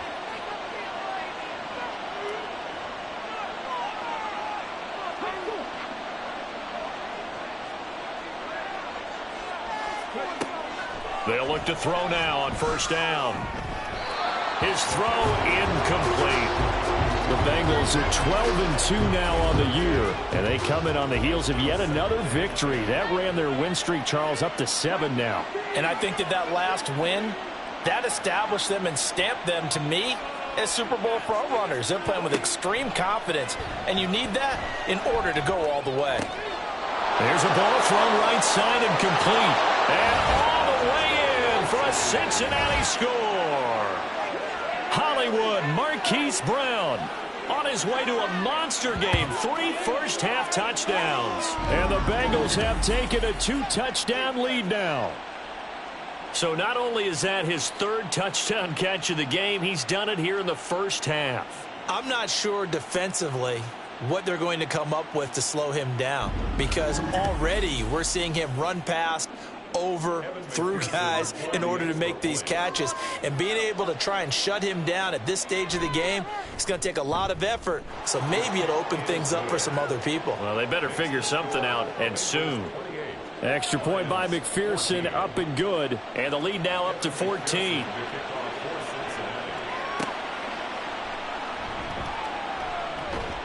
And taken down just past the 20 at about the 21-yard line. So here come the Lions now. Over on the sideline, hoping to hit that reset button between possessions. Last time out, they had to punt it away. This time, hoping to finish this thing off in the end zone. Off play action. Here's Goff. He's got his man downfield. That's Bateman. And they work this well upfield across the 45. A really nice gain of 25 yards. Well, these guys have definitely been outplayed in the first half. I like their countenance. I like the way that they haven't panicked out there, the way they're carrying themselves. They're starting to move the ball, and what you have to do, maintain your poise and start to put together some drives. A big hitter to start the drive has him up near midfield here for 1st and 10. They run the counter with Cook. Officially no gain on the play, and it's 2nd down. The running lanes have definitely not been there for him here in the first half, and I don't think it's all been his fault. His offensive line hasn't given him much space. A loss results there.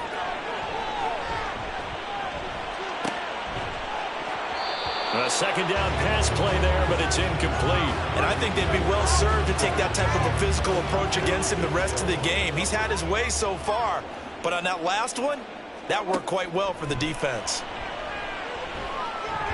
Nowhere to go here. He lost the football, and the Bengals grab it. And they're going to set up shop at the 27-yard line. The pocket collapsed around him. I know we talk about it a lot, but a QB has to have that 6th sense, doesn't he? It really does, and I know of one team at one point was training their quarterback with that time frame, and anytime he didn't get rid of the ball within the right amount of time, they would blow a horn or blow a whistle to show him this is what that time is, just what you're talking about, training him to understand this is the amount you have, make sure the ball's gone. Didn't happen in this case. Call it a gain of 6 on the play, and that's going to bring up 2nd down. They like going to him in the slot. He catches another one. I think this comes under the heading of until they stop him, why not go back to it? He has something going really well, great working relationship with the guy throwing the ball, and they keep making the connection.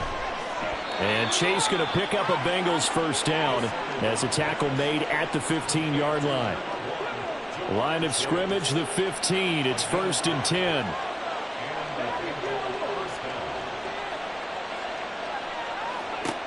Now back to throw. Touchdown Bengals.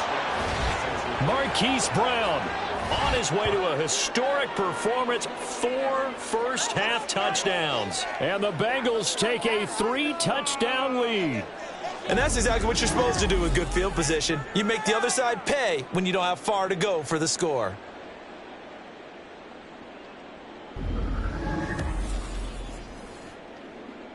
McPherson now for the extra point.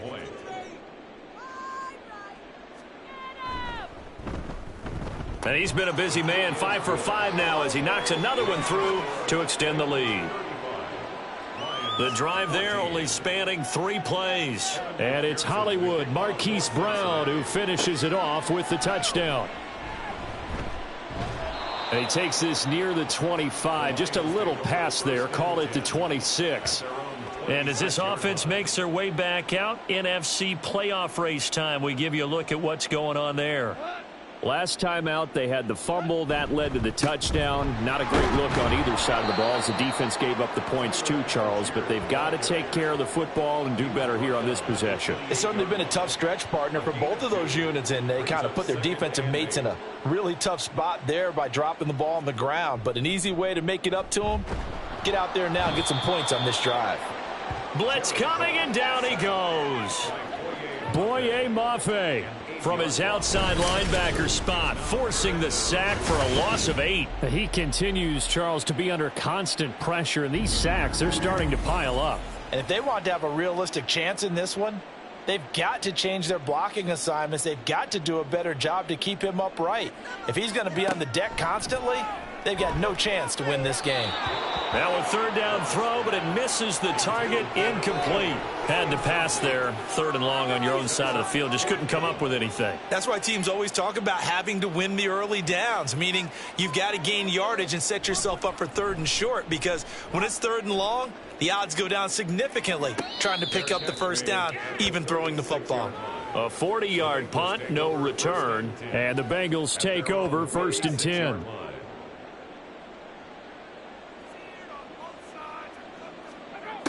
They'll try and start this drive in the air. This one goes out wide for Barkley. The result, only 4 yards there on the play. And it'll be 2nd down. It's now 2nd and 6 at the 40-yard line. They'll look to throw. He will find his man Chase complete. Now he's loose down the middle of the field. And all the way in for a Cincinnati score. Jamar Chase with career touchdown number 109. That ties him with Barry Sanders on the all-time NFL list. And the Bengals are able to widen their lead here in this first half.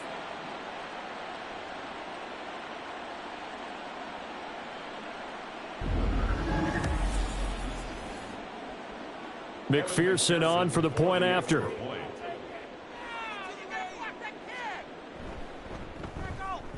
And that'll increase their lead to 28. The long touchdown pass gets them 6 on a very, very tidy 2-play drive that time. And he'll be stopped up at the 25. So the Lions offense ready to go back out onto the field. Defense got the better of them last series, forcing a punt. See if they make a few changes in the game plan here and try to get points out of this drive. 1st and 10. Starting the drive with Algier. And he's free going down the left side. It's a foot race. And out across midfield down to the 45.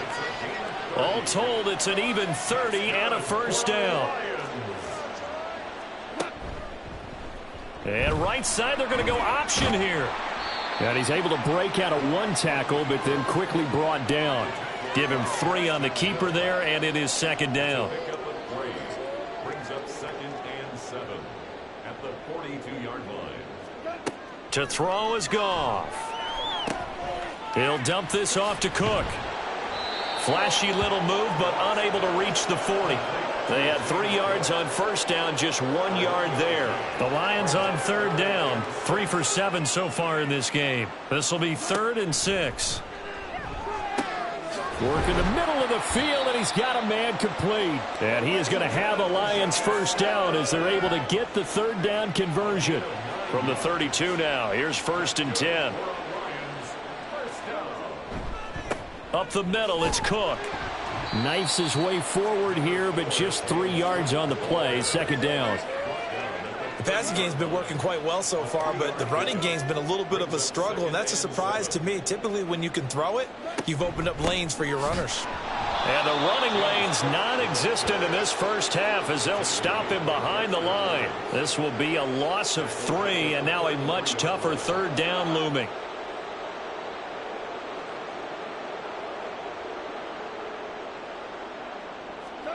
Now Goff. And this is going to be incomplete.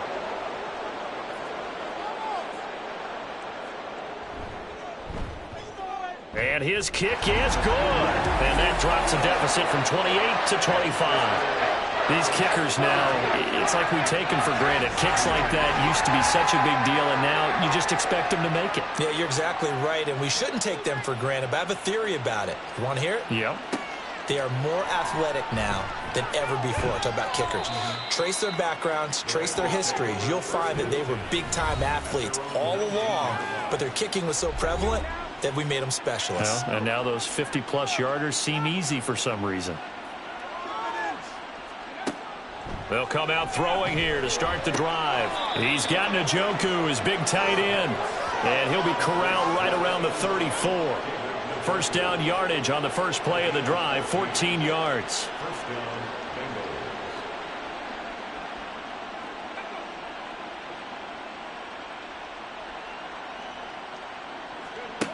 From the shotgun, he'll look to throw. That's caught by the tight end, Irv Smith Jr. It'll be a gain of 5, and it's second down. It's a gain of 5. Brings up 2nd and 5 at the 39-yard line. Now a shotgun snap as they'll look to throw. That's to the right side and complete to Njoku. The Bengals passing game finding a rhythm. They've got another first. First down,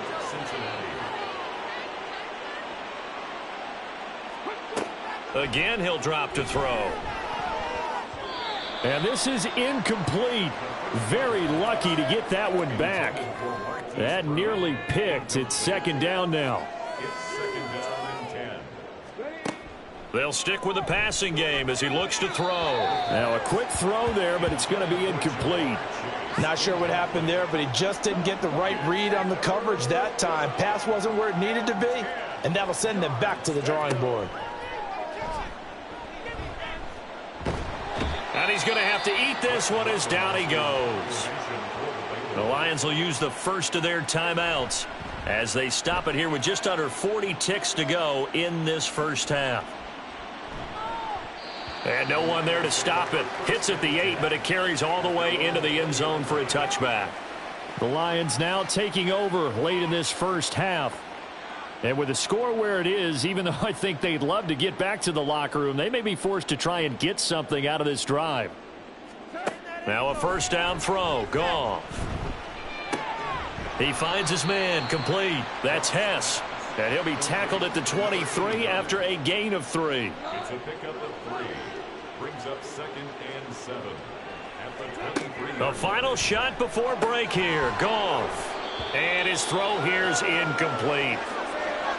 So we have reached halftime here, and it's the visiting Bengals out in front. As we'll send you down to Orlando, and we check in with Jonathan Coachman for our EA Sports Halftime Report. Coach. Okay, Brandon, thank you very much. Some critical games going on as teams fight for those final playoff berths. Let's get you around the NFL here in a busy Week 16. We'll begin up in the Steel City, Acrisure Stadium in Pittsburgh, where it was definitely a game with some intrigue, as you can see by the scoreline. Kenny Pickett, sharp in the victory, as his guys get back within a game of 500. Next, we head off to check out another game. And you can see, currently they trail in that ball game. Keenan Allen, a touchdown reception. Lastly, let's get you way up to Seattle. See what's happening with the Seahawks. And that one all even as they play the visiting Texans.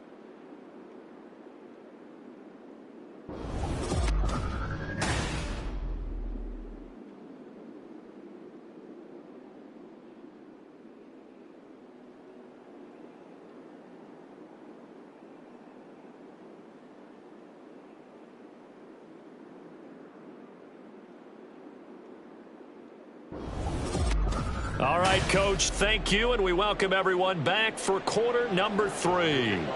It'll be Lions football to start the second half, and they trail here as we get back underway on EA Sports. And this will not be returned, so the second half begins with a touchback. And the Lions getting set to go on offense to start the third.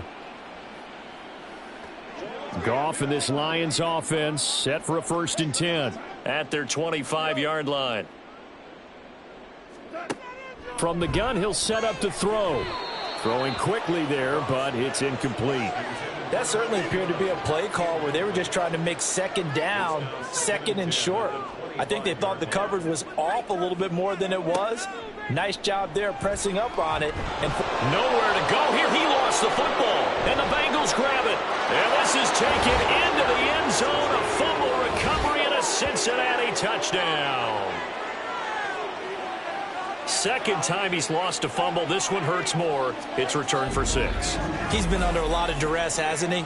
Pressured, hurried, harassed the whole game. Well, the offensive line not giving him a lot of help. Not a lot of help, but the bottom line, he's got to take care of the football.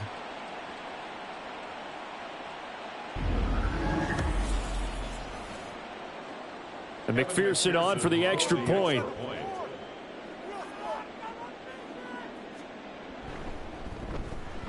And the lead grows even larger here in the third quarter. So not only the cough up, but then the pickup on the other side, the scoop, and the score the other way, the fumble return for a touchdown. And you can bet they're preaching 2 hands on the ball here as the kick's away following that fumble return. And he'll elect not to return this one, so they'll bring it out to the 25 on the touchback. Detroit's offense ready to take over. Well, we haven't exactly been treated to a nail-biter in this one, CD, and if they cannot score here, this one's pretty much all but over. Are you saying that you feel like people are starting to think about getting out of here, maybe beating the traffic in order to get home or to their final destination? Yeah, I don't think there's a whole lot of reason to hang around, especially if they can't score here. Yeah, you're right about that, because it has been pretty clear who the better team has been in this one. And in a league that we talk about every game being a one-score game as we go into it, watching this blowout, let's just say it's been unusual. And this will wind up a Lions first down as he'll get this up to about the 42. And the Lions first down. 1st and 10 at the 42-yard line. They run again on first down. Cook. And he'll get this out past the 45 to the 47. It's a 6-yard pickup, and it gets him to 2nd and 4. Brings up 2nd and 4. How about this? They'll try the option. Left side. And nowhere really to go there. He'll take this up just shy of midfield. He'll get 2 on the keeper, but it becomes now a 3rd down. 3rd and 2. They'll run it. Here's Cook. And great blocking downfield as he's got this almost to the 35-yard line. So on the other side of the field now, it's 1st and 10 as they've got things rolling on this drive. They run it again with Cook. And after the good gain last play, this time they say, as he's going to be stopped behind the line of scrimmage. Officially, it's a 1-yard loss. That's going to bring up 2nd and 11. Bengals 37-yard line. Back to throw. Goff. And he'll be taken down by the Bengal pressure. They bring a man off the corner that time, and he gets home for a loss of 6. So now following the sack, Goff and the Lions needing to come up with something here on 3rd and long. Now on 3rd and long, they'll look to throw. Under pressure again, and down he goes again. Boye Mafe able to get in there for his 2nd sack of the afternoon. It's been a tough one all game long for this offensive line. They're already down big, and now you know they're just going to come after the quarterback in a big way, don't you? Yeah, they just can't get out of their own way right now. It's created an avalanche, and an avalanche is coming right on top of them. Here comes the Lions punter now, as he'll punt it away for the 4th time today.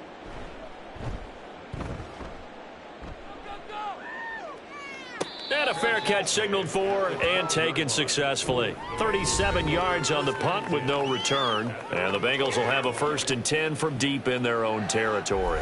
There's a look at receiver Jamar Chase as the Bengals get set to go on offense. Seems like the measuring stick for a receiver for a great game is 100 yards. Well, he's well past that now. And as we analyze how he's getting them, that's what really becomes fun because, let's face it, they keep sending coverage at him, keep trying to put the pressure on, yet he finds ways downfield and finds openings. That's a really crafty receiver. A throw over the middle, taken in. And he's taken down, but not before he gets this across the 25-yard line. That one good for 15, and the Bengals get a first down. A first down carry for Barkley. Oh, good move. Up past the 30, second down coming up. I feel like I could see what he was thinking on that carry. Wanted to follow that big tackle through the hole. Ended up only getting 4 yards on the carry. I think he had designs on that one being bigger. Now this one complete downfield on the left side. Look at the big fella go. And all the way down to the 5. A big play there for Cincinnati. 64 yards. Another great throw there, and we talked about him when he broke the single-season record. But that last completion, CD, that puts him over 6,000 yards passing on the season. Just unheard of. Brandon, there was a time not long ago when 3,000 yards was the gold standard for quarterbacks. He's doubled that. If more people come along like him and hit that type of a number. And he takes it into the end zone. Touchdown, Bengals. His 4th rushing touchdown on the campaign, number 7 overall. And the Bengals extend their lead yet again. Nice job of polishing off that drive, but all the credit there goes to that play prior. Yeah, it certainly does, because after that big play, I think resistance almost felt futile at that point, didn't it? And the very next play, they come right back, quick, fast, and in a hurry, and put it in the end zone. Extra point by McPherson, up and good. And the lead grows even larger here in the third quarter. This fielded right at the goal line. And beyond the 20, but not by much. In fact, just a yard pass there to the 21. And Detroit back in possession of the football. The last series for them, a little disappointing, forced to punt. And now they'll try to do better here and come away with some points as they begin this drive. 1st and 10. Here's Cook as they begin on the ground. And he'll go down at the 26 following a gain of 6. Brandon, all things considered, they have to feel pretty good about getting that type of a gain considering the blitz that they just had against them. Now Goff. Over the middle, complete. It's Hess. And they get him down, but not before he takes it across the 40-yard line. First down. 1st and 10 at the 42-yard line. Another tote for the workhorse this afternoon. It's Cook. And boy, this defense again really making things tough on him as they stop him for no gain. Now a 2nd and 10. At the 42-yard line. Here's Goff. The throw here right sideline falls incomplete.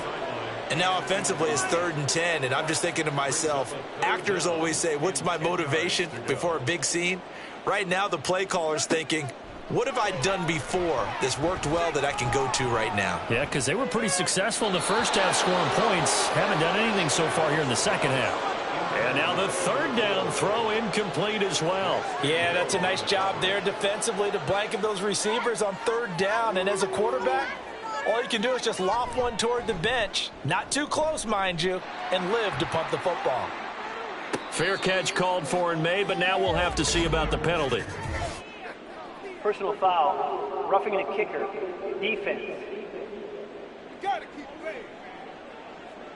That hurts. If it was running into the kicker, wouldn't be a first down. Roughing, it is a first. And just think about the differences between the two. Running into the kicker almost feels inadvertent, just a small tap, so to speak. But when you rough him, usually bodies are hitting the ground and flying all different places. And the difference is 5 yards or 15. And in this case, that's a big play. Throwing on 1st down, but this one winds up to be incomplete.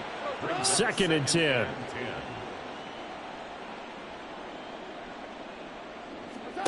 A shotgun snap for Goff. He finds his man, complete. That's Hess. And he's got another first down as the tackle's going to be made at the Bengals' 25-yard line.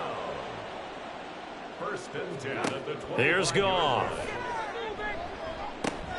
Got an open man. It's Scott. That'll go for a gain of 7, and that'll bring up 2nd down. A 7-yard pickup brings up 2nd and 3.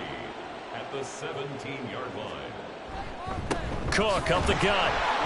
And he'll only get a yard to bring up 3rd and 1. But not much on that run, Charles. No, that's exactly the way to execute a run blitz there. They guessed correctly that they would move the ball on the ground, honed in on it, and stopped them. Mark that down for a win in the defense's column.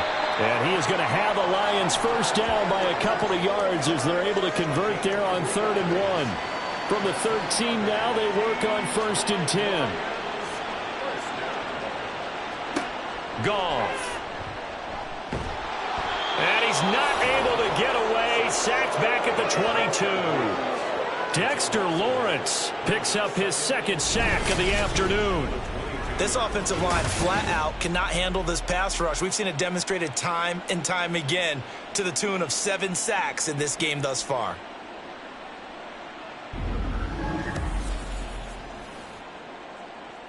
So that complicates things a bit here. 18 yards to go now on 2nd down. Now a play fake, and it's Goff. Under pressure, and they got to him again. Myles Garrett able to get in there for his 2nd sack of the afternoon. Well, someone's closing in on the league lead in sacks. He came into the game in the top 5. Now you add 2 more to his total. 3rd and long. It's Goff. And the pressure gets to him again. Loss of 10 as multiple defenders get to him. And this dominant defensive performance continued on that play. This poor quarterback has now received the protection he needs and has had to pick himself up off the turf far too often.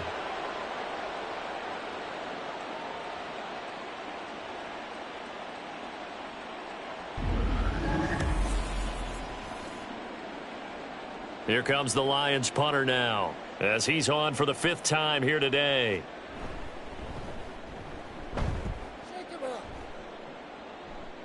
And you can't do it much better than that. This ball kicks out of bounds at the 4-yard line. Now the Cincinnati offense ready to see what they can do here. And they had to go the length of the field last time out to get into the end zone. And with this starting field position, they're going to have to pretty much do it again. And I think the thought process going into it is, hey, if you have to be methodical, go ahead and do that. But what you really want are a couple of big plays. Eat up chunks of yardage and cut down the number of times you have to snap the football. 59 yards rushing for him now on just 6 carries to this point. So a little breathing room now. 1st and 10 at the 17.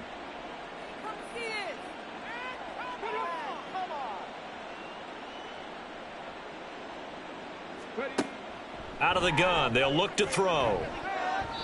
Throwing middle, but it's incomplete. Yes, sir. How about an attaboy there on 1st down? Got his hand in and knocked it away. So after the incompletion on 1st, now 2nd and 10. They'll look to throw here. Throw left side complete to Chase. And he'll get this up to the 30-yard line. 1 quarter remains here in Week 16. This is the National Football League on EA Sports. Back now at Ford Field. And this is a blowout so far as we get set for the 4th quarter. A very one-sided affair. Up the middle with Barkley. And he'll have a gain of 3 to the 33. I think if we put together a job description for a middle linebacker, we would start with being able to hold down things in the middle of the line of scrimmage and be able to take on blockers. But how about the guys who can go sideline to sideline and make plays? Love a guy that can do that. We saw a perfect example of it right there. Found a little room there as he's up to about the 37. They'll come up now 3rd and 3. And it's 3rd down. Looking to throw. That is caught. And he is going to have a Bengals first down as they're able to get the 3rd down conversion. There's a beautiful throw there, and he's been sensational the entire game, moving it around, spreading it, hitting the right guys. And look, under normal situations, partner, I would expect him to come out of the game now. They've got it in hand. But you and I have been around this league a long time, and every time we ask head coaches about it, hey, why don't you take your quarterback out when the game's in hand? They just kind of give us that look like, that's what he's paid to do. So it's a very unusual situation. I'd want him out. They tend to leave him in. 2nd down and 4. Brings up 2nd and 4. Again, it's Barkley. And this time he's able to take it down to the 42. A gain of 5, good enough for the first down. Well, that carry just did something significant as well. It pushed him past Jerome Bettis on the NFL all-time rushing list. The bus had 13,662. And not every carry you get in the NFL is going to be open field, right? A place you can make your cuts. You got to get some of those grimy yards, don't you? You got to go inside and run through people, just as Jerome Bettis did. That's what we've seen him do as well. On second down, here's Barkley. And he works it to the 30-yard line here, right at the 30. That one, a first down pickup of 8. Hate to be blunt, but it is just continuing to prove to be the case that this O-line is manhandling this D-line right now. They deserve to roll up their sleeves and show up their biceps because they're doing exactly what you just described, manhandling the defensive front. They've got the leverage, they're powering through, and they're controlling this game. The Bengals passing game finding a rhythm. They've got another first. So here's a 1st and 10 now down inside the 20. They'll set up a throw. Open man is Chase, complete. That's good. The completion there for 7 yards, and that will bring up second down. It's a gain of 7. Brings up 2nd and 3 at the 11-yard line. Back to throw. Another one into the hands of Jamar Chase. And the Bengals are going to have a 1st and goal as the tackle is made at about the 5.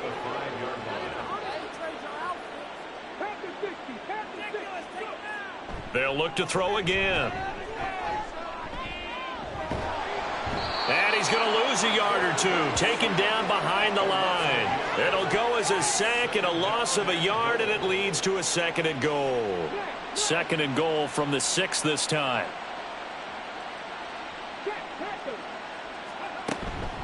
A give to Barkley out of the gun. And he's able to get it down to the 2-yard line. Give him right around 4 on the carry. We'll see if they want to keep pounding here on 3rd and goal. Barkley again. And he will take it on in for a Bengals touchdown. Saquon Barkley, his 25th touchdown, tying Emmitt Smith for the 5th most in one season. And the Bengals are on their way to a 13th win on the year as they add on to their lead. But just power football there down near the goal line. Give it to him. He's able to push his way across. Yeah, they went heavy there. Sometimes you have those big offensive linemen come in, have to report like they're eligible, but all they're doing is getting a good stance, blocking, and getting their runner across the goal line. Extra point by McPherson, up and good. And this one was over a while ago as they just add on to that big lead. And here comes a return from just beyond the goal line. And that decision to bring it out ends up not being a good one. Costs him about 5 yards as he's tackled at the 20. Here's the Lion offense now as they get ready to take over. And they unfortunately are staring at a mini losing streak developing, trailing here in the 4th quarter. This would be their 3rd straight defeat. Now Goff on 1st down. He gets it to Johnston. And he'll be out of bounds, but able to get it up past the 45. So one play, and they're already just shy of midfield. Now Goff. He finds his man, complete. It's Hess. And they get to him after a gain of 6 to the 46. From the 46, here's 2nd and 4. At the Bengals' 46-yard line. Goff. Throw left side complete. That's Hess. A loss on that play, and now 3rd down gets tougher. 3rd and 6. Goff now to throw. Work in the middle of the field, and he's got a man complete. And he is going to have a Lions 1st down as he's able to get 8 yards there on 3rd and 5. So signs of life in what's been a dormant offense in this 2nd half. Here's 1st and 10. Now he's going to swing this one out to his running back. And they will only muster a yard here to the 38. 38-yard line, 2nd and 9. At the 38-yard line. Back to throw, Goff. And that one too wide and incomplete. Timing's crucial in any route thrown, but when you throw an out, so many things are going through the mind of the receiver. Catching the ball, timing it up with the quarterback. Are my feet going to get down in bounds? On that play, all those things going through his head might have caused him to drop it. Now a shot taken on third down, but it's going to wind up incomplete. Even with such a big lead late, the effort hasn't lapsed one bit. If the offense wants to score some points in this one, they're going to have to earn it. These guys are not giving up anything. And he missed it. It's no good. And they will remain well behind. Yeah, 55 yards is anything but a gimme. You've got to really concentrate on your leg swing and proper technique. This time, though, he's unable to convert. Cincinnati now ready to take the field. And this one has gone pretty well to form. They've come in, had little problem thus far, and now they'll try to polish things off in the fourth. A very good starting field position for the Bengals here as they come up 1st and 10 at the 45. They'll try and run some clock here with Barkley. And he's going to get it across the midfield stripe into Lion territory. And even 100 yards rushing for him in this one, and he is drawing ever closer to a 2,000-yard season.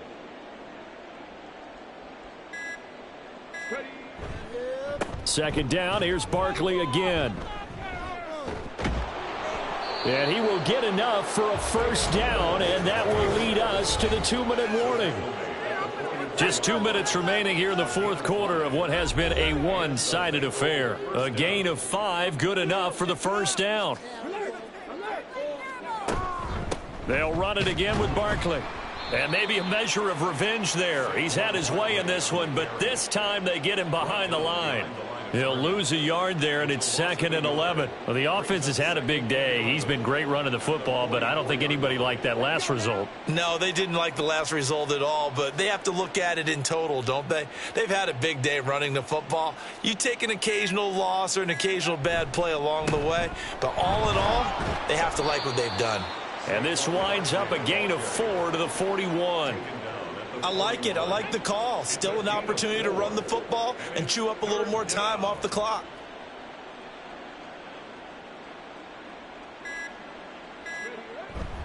On third down, Barkley.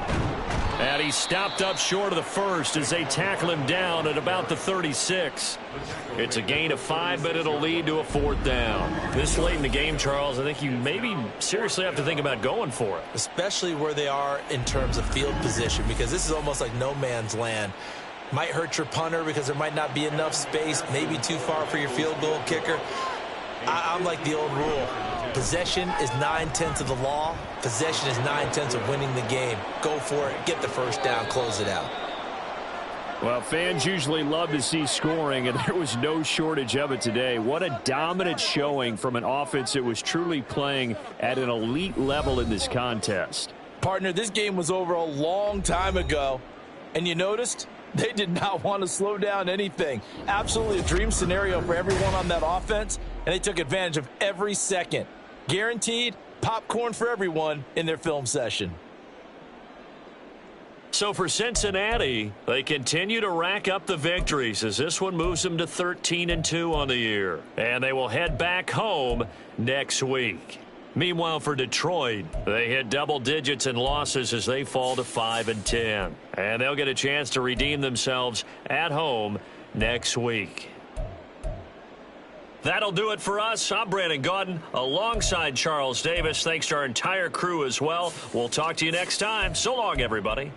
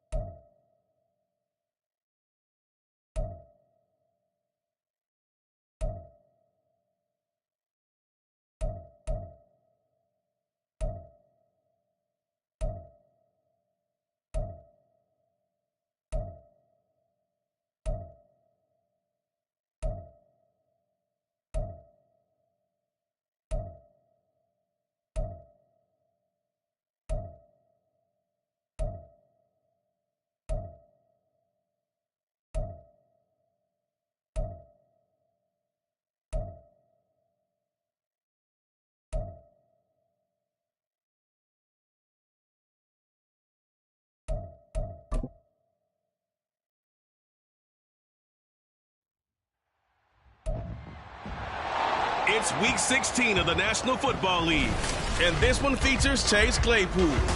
He's been a quarterback's best friend, nearly 1,300 yards receiving on the year. It's the Falcons and the Titans, and it's coming up next on Madden NFL 24.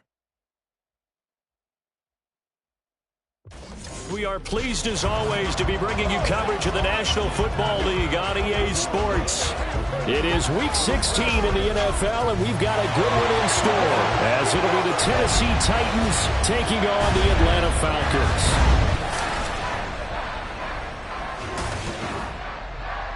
Hello again, everyone. Brandon Gordon along with Charles Davis. And, Charles, we take a look at this Falcons team as they enter play. They were winners last time out, so they'll be looking, Charles, to make it 2 in a row.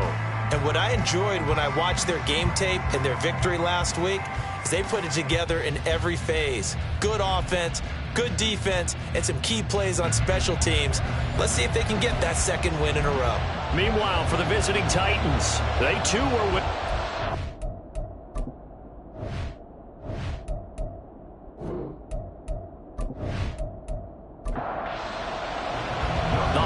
season is upon us. We've got the gift of the NFL as we're underway here in Week 16. And his guys will get the football right at the 20-yard line. So here are the Titans now for their first drive. And they'll be led out by their quarterback now in his 3rd season in the league. I like this guy. And the reason I do, he tends to stand an even keel. Doesn't let too much ruffle him. He will manage the game the way it needs to be managed, take what the defense gives him, and then he can strike at times. Had a touchdown pass. Yes, he had an interception last week, but he found a way for his team to win. This one across the 30-yard line. 11 yards there on the first play from scrimmage. For a lot of guys playing this game, there's no better feeling than running right through a tackle. He's able to lower his center of gravity and churn his legs for a really nice pickup. Back to throw now on first down. Oh, his first throw of the game going to be intercepted. And the Falcons are going to take over at their own 41. Well, it's no secret he's had trouble this year with interceptions, and this is a bad start for him. First drive, throwing another pick. No matter who's broadcasting his game, that's how the conversation begins. Throwing too many interceptions. Can he take care of the football? If I were his backup, I'd be edging towards the coaches and saying, hey, how about giving me an opportunity? So here come the Falcons now to get the football for the first time. And a look here at their signal caller, the 5th-year quarterback. And there's a lot of good to watch in the game last week. He threw 4 touchdown passes. A little bit of concern throwing the 2 interceptions. Yeah, the 2 pick. Yeah, you want the ratio really to be closer to 3-1 as opposed to the 2-1 that he had. But it is something to build on. They did get the win, didn't they? Had a bit of a lane there, took advantage of it. Give him 7 there on the first down carry. The numbers in last week's ball game for Robinson. 15 carries, 64 yards, and a touchdown. Brandon, we both know plenty about this game, but you don't have to be an expert to figure out that they're going to lean heavily on their ground game to try and win this week. He sits number 5 in the league so far in rushing, and when they've had success on that side of the ball, he's been at the center of it. If they want to win in this one, he's got to play like that and help drive them down the field. 9 yards to pick up there, and it's a first down.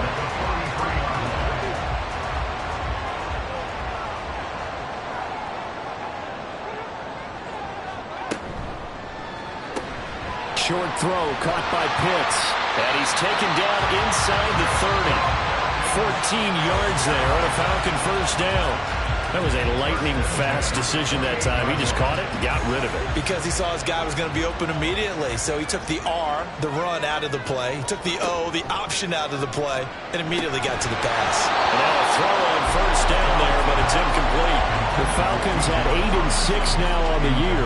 And they were winners their last time out, so they'll be looking to make it 2 in a row. And so much about football, partner, comes down to mindset. Being in the right frame of mind, and the best way to get in that good frame of mind, winning.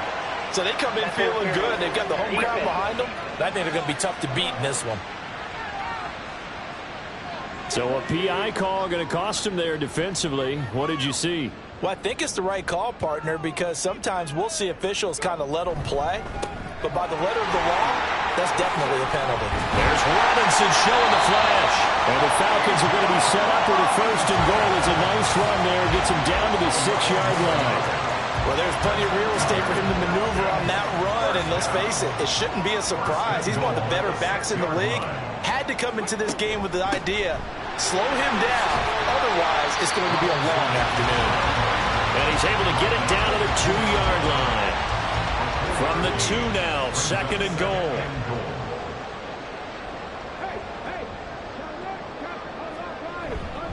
Robinson trying to get to the goal line, but he's going to be stopped just short at the 1. Call it a gain of a yard as they get a little bit closer here. It's third and goal. It's now third and goal. Play action. Stroud now. And he's taken to the ground, but he was pulled down by the face mask. Here come the flags. And I believe this is going to be a first down.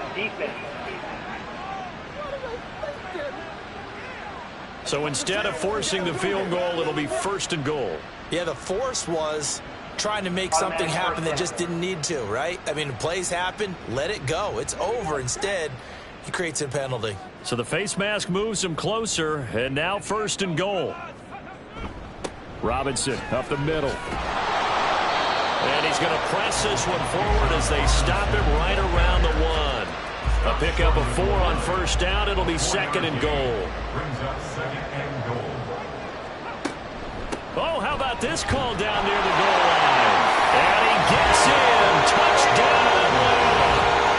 Chase Claypool, his second rushing touchdown on the year. And the Falcons use the early turnover to get on the board first here in this one.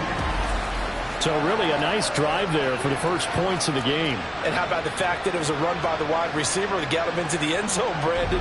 You know, these guys, we know they're not afraid to open up the playbook, and they showed it to us right there on the first drive.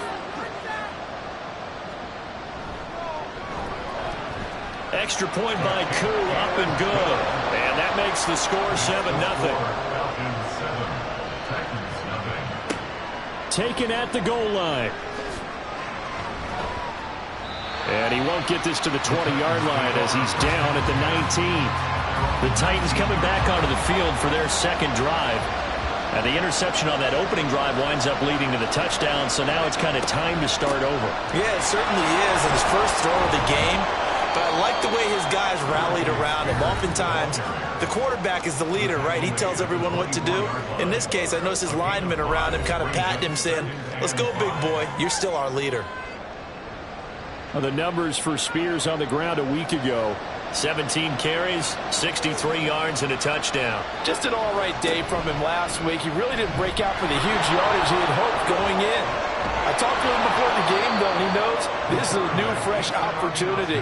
He's put last week behind him, and his focus, getting some extra yardage with every carry he receives this week. Well, I tell you, there is no antidote for speed, even at the quarterback position, as he keeps it himself and turns it into good yardage. And it still takes time for a defender to react. Even as quarterbacks carry the ball more and more in today's NFL, they're still a little bit in disbelief and realize, oh my goodness, he's running with the ball. He may be 8, 10, 12 yards downfield at that point. And nothing much materializing there on the first down run. He'll get a couple, and that's it. This is 2nd and 8.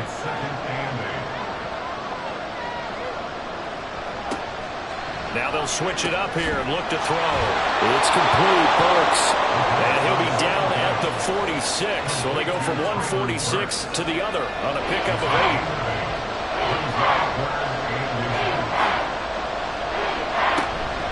On third down, here's Spears. And he has the first down yardage before they bring him down right at the 45.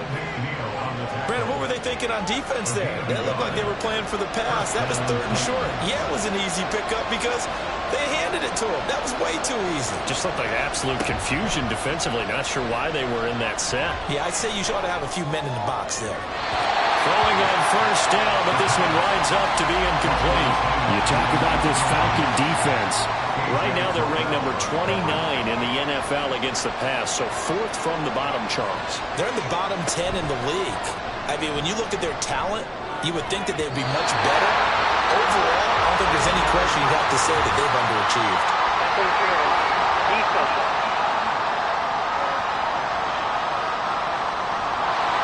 After the penalty, a fresh set of downs. It's 1st and 10. They're going to look to throw. This is caught. And the Titans are going to be set up with a 1st and goal on a pass play that moves them all the way down to the 1. And that's how you shake off the interception you threw on the opening drive, come back and throw another strike and gain nice yardage. And I give credit to two people on this one. The man throwing the ball and the person calling the plays. They're not shutting him down early in this game. Spears powering his way into the end zone. It's a touchdown. Well, we have seen the stiff arm get a bit of renaissance here in recent seasons, and that was pure strength there as he forced his way into the end zone. And when you think of guys who use the stiff arm so effectively, I go back to guys like Earl Campbell, Walter Payton, some recent guys like Marshawn Lynch. Let's go to the Wayback Machine. Bronco Nagurski, he dealt out a wicked stiff arm.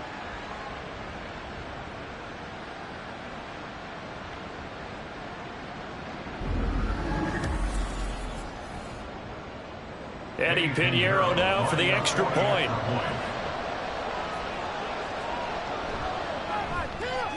It's up and good. So these teams match touchdowns here in the first quarter, and we're tied 7-7. So I'll leave it at 7 now as they kick it away.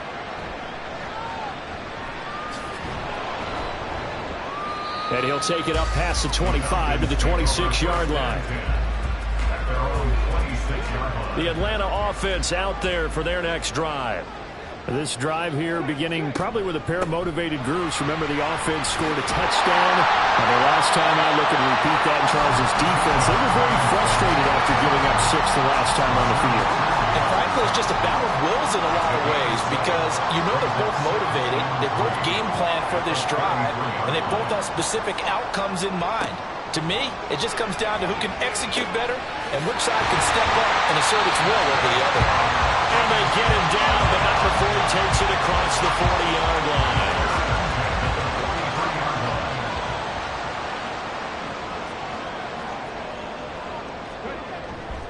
On 1st and 10, it's Robinson. Able to slither by and able to break one tackle, but then quickly brought down.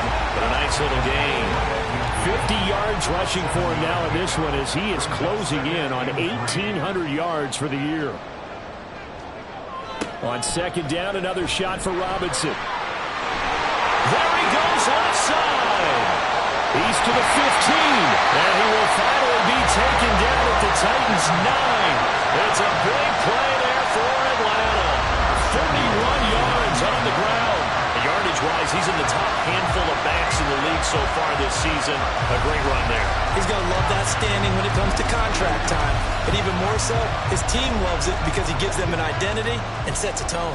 The chain gang hustling to catch up. Here's 1st and goal from just inside the 10. A shotgun snap to Stroud. And this is caught for a Falcon touchdown. Chase Claypool. He scored on the ground and through the air. And the Falcons have taken the lead. That, of course, all set up by the big run on the play prior. They took advantage right away with a touchdown throw. And you mentioned advantage. Probably taking advantage of their natural instinct after that previous play to be aggressive and rush towards the line of scrimmage. And instead, they were vulnerable to the pass. Coup for the extra point.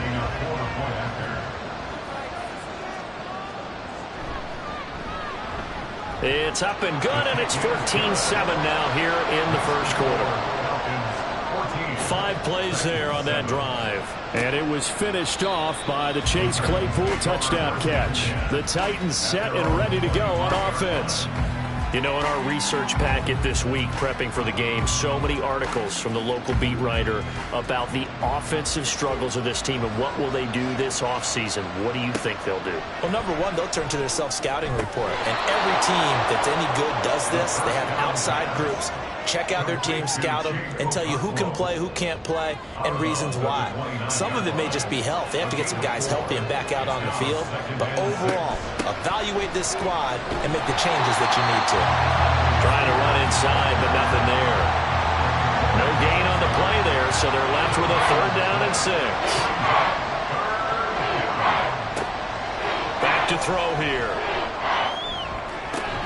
He's got his target. That's complete. And they're going to have this across midfield and inside the 45. That gain on third down, good for 28. And Charles, with that completion, I'm told that puts him over 3,000 yards passing now in the campaign. And Brandon, nowadays your leader's usually closer to 5,000 yards on the year, but still, 3,000 yards, a good season. From Falcon territory now, here's 1st and 10 at the 43. On the option, here's Spears. And he's going to get it down to the 33-yard line here. Well, this defense for the Falcons, they were very good in the win last week against Jacksonville. Yeah, what stood out to me on tape, the way they were flying to the football. So that tells me that they've got all their assignments down, and they're playing with extreme confidence. Through one quarter, 14-7 our score.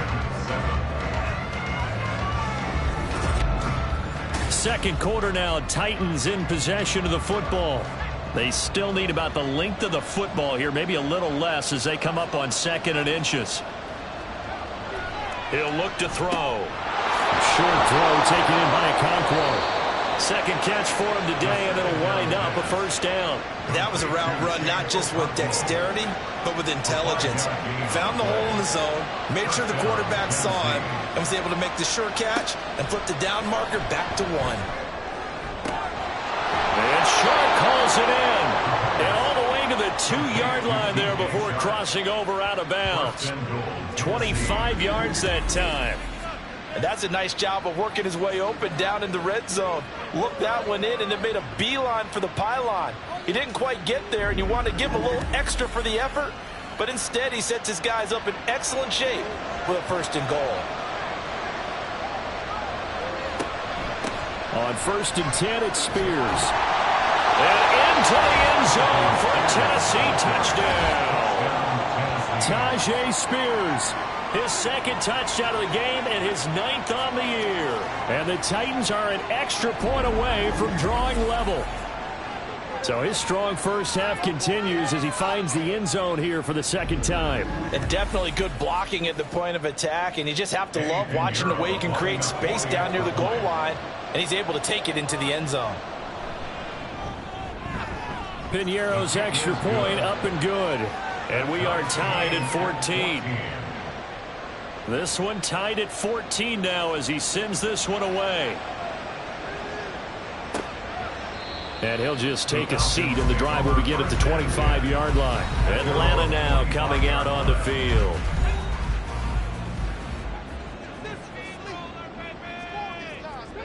Now they'll throw it with Stroud here, 1st and 10. That's caught by Gabriel Davis. And down he goes, but he takes it up to the 40. They may want to go back to that one. First play of the drive, good for 15 and a 1st down.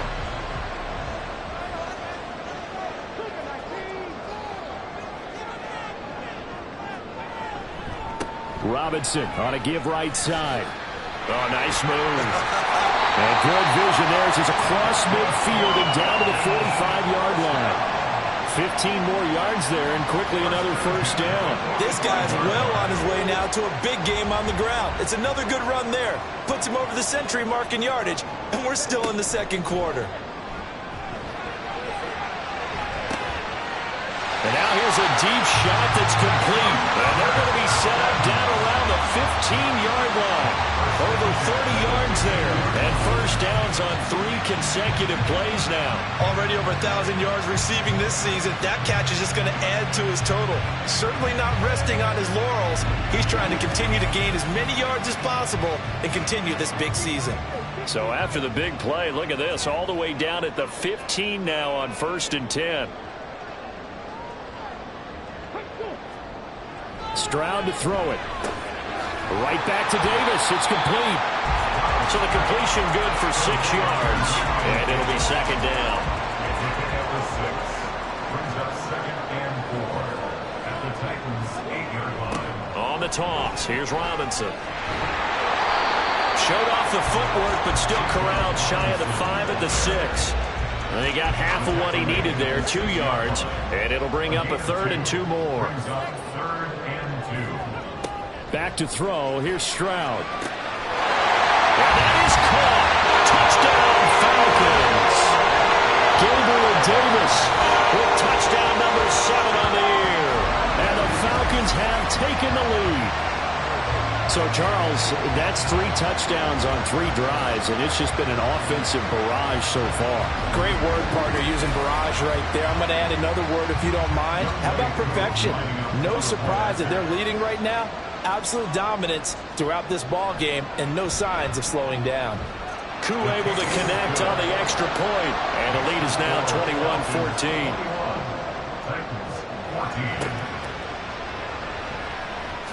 Escapes the defender. And able to get this out to the 25. And here comes Tennessee as they get set to take the field. They'll look for a drive to tie this up, down 21-14 as they have it 1st and 10.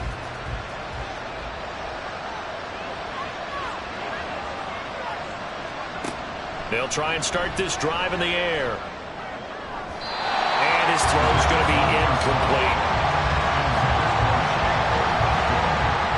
So the incompletion, and now it's 2nd and 10, again from the 25-yard line. On the toss, it's Spears. And he stopped immediately there. Calling no gain on the run there. Now they'll be looking at a 3rd down.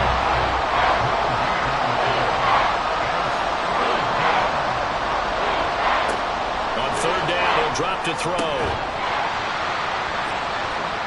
And this pass broken up. The contact well timed there, and now 4th down. Good clean play. No flags coming out of the pocket of the officials.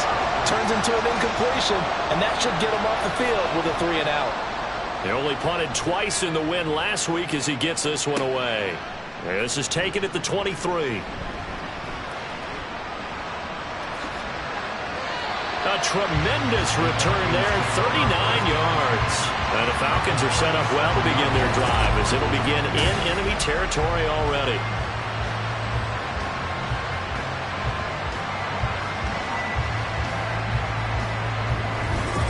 Gabe Davis and the offense getting the football back here. Last drive, the touchdown, 4 catches. Really good. He was. They were not good on the other side trying to stop him. What do they need to do? Well, this is where the entire staff has to get involved because we always focus on the defensive coordinator.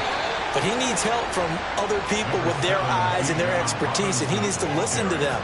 And sometimes you just can't afford to wait on a drive and say, okay, let's get to the sidelines and start over. You need to find a way in the middle of that drive to start taking away what's hurting you. Yeah, in-series adjustments, and how do you do that? Well, what you do is you listen to what everyone else is telling you, what they're seeing, the patterns that are developing, and maybe you just start running extra bodies to take away that particular player. Stroud on 3rd down now. Able to find the open man. That's complete. And he's going to have a Falcons 1st down as they're able to get the 3rd down conversion. So here's a 1st and 10 now down inside the 20. I don't care how many times we say it. I still get a kick out of watching quarterbacks and receivers do the pass tree in pregame warm-up. But I always remember that when we go to practices, we see that after practices as well. They really tune it up, don't they? They tune it up. They know why they do it for these situations. 1st down. And they build that trust, and that's why they're able to find him in this type of a situation. Meanwhile, Stroud's throw taken in by London. And able to get this down inside the 15, either the 13 or 14 before he's out of bounds. The Falcons on 3rd down. A perfect 3 for 3 as they look to keep that streak going. This is 3rd and 4. Throws right back to London, complete again. And the Falcons are going to have 1st and goal as they try to finish off this drive with 6 points. And Brandon, from our time in college football, where receivers weren't running the traditional NFL route tree, one thing they did learn, find open areas, find soft spots, and set up and catch the ball. And I think we just saw that there. Yeah, we saw that indeed, picking up the 1st. Now a throw to the end zone on 1st down, but it winds up incomplete. They'll try again here from the 7 on 2nd and goal. Straight ahead, it's Robinson. A solid move on the run, but ultimately stopped short of the goal line. Down at the 2. Big play coming here. It's 3rd and goal. One of the tight ends comes in motion. Now they'll bring one of their tight ends in motion right. Robinson again. And he'll take it into the end zone. Touchdown, Atlanta. Bijan Robinson. His 104th career touchdown. One shy of Tim Brown on the all-time list. And the Falcons go up by 2 touchdowns.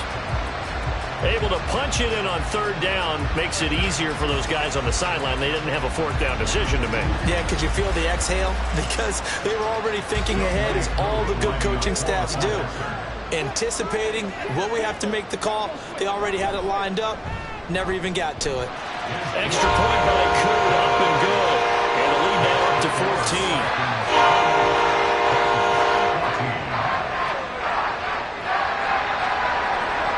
Following the touchdown, here's Koo to kick off. From a yard or 2 deep, here comes a return. And no chance to get away as they'll get him down at about the 17-yard line. Tennessee offense set to go again.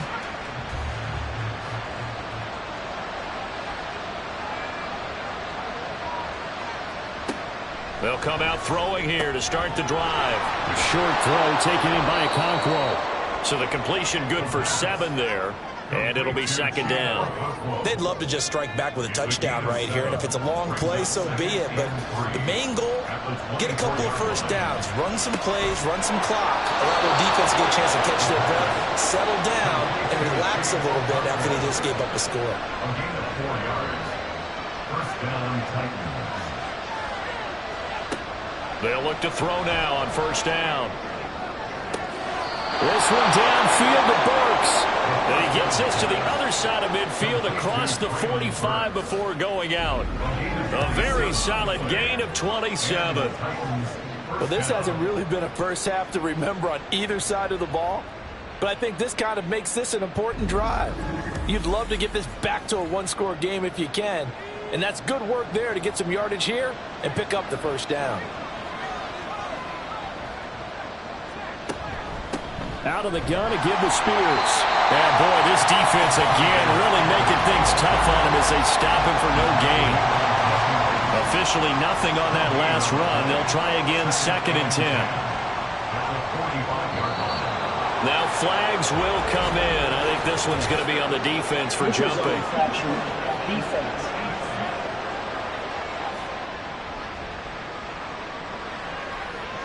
A little antsy on the left side of the line. Yeah, I think they got the guy in the end. I think they got the DN there on that one. And let's face it, he is so amped up, wanting to get a good get-off on the snap, jump too quickly. So the penalty certainly helps them out as they come up on 2nd and 5. They'll set up to throw. Stiff-armed him. And shutting him off, now open field. And that's going to be good for another 1st down as the tackle's made at the Falcons' 17-yard line. Last play, they got stuffed at the line. Different story here, over 20 yards. So from the 17 now, here's a 1st and 10. He gets it to Burks again. So give him 2 yards there on the completion. And it's 2nd down. A gain of 2 brings up 2nd and 8 at the 15-yard line. He'll drop to throw. And incomplete. 8th play of the drive forthcoming, and they need 8 yards on 3rd down. Back to throw again. That is caught. And the Titans are going to have 1st and goal as they try to finish off this drive with 6 points. And this is an offense in need of getting a few good things to happen. Here's one right here. They've had their share of struggles in key moments, but that's a nice throw and nice work after the throw. And they're set up now with a 1st and goal. This is 1st and goal and a golden chance to get a score back here before halftime.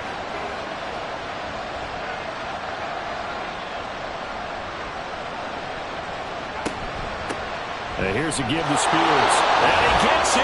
Touchdown, Tennessee. Tajay Spears on his way to a monster game. 3 first-half touchdowns. And the Titans have got it back to within a score. Well, they move the ball down the field through the air, Charles, and then finally they get the running game involved, and it works to perfection. Touchdown. And, partner, I kept waiting for that running game to come into play and actually saved it until the very end. Touchdown goes on his stat sheet, but you and I both know, and he knows as well, his teammates airing it out made this a successful drive. Piñeiro's extra point up and good. And they're within 7 now at 28-21. From a couple yards deep, he'll bring it out of the end zone. And he'll get it up past the 20 to about the 22. Bijan Robinson leading the offense out for another drive. He's already cruised past the 100-yard mark. We haven't even gone away for halftime yet. He might not want halftime. All right, why cool off? Keep everybody here. Let's stay out on the field and keep going. But all that being said, everything is really working well for them. The play calling's been excellent. The blocking's been terrific. And obviously his vision and legs have herded him to this big number so far. We could be seeing something really special here. And we'll see how much they give him the ball here. From the 34 now, here's 1st and 10. Stroud. And that'll be incomplete. You tell they wanted to get that ball downfield, but they had nothing working in the secondary, so he dropped it off to the running back. That one ended up incomplete. 2nd and 10. Here's Stroud. That's brought in downfield by London. And he's going to be out of bounds inside the 25-yard line. A big play there just before halftime. 44 yards. Well, he worked his way quite a bit in this first half, and with good reason. You can see it there. He is such a handful defensively. Just too hard to keep him under wraps. It delivers a big play here for this offense. So the big play gets him all the way down to the outskirts of the red zone here for 1st and 10. Again, it's Stroud. He's got his man, London, right side. And that's good for a gain of 6, and that'll make it 2nd down. At the 17-yard line. Stroud out of the gun here. Into the hands of London.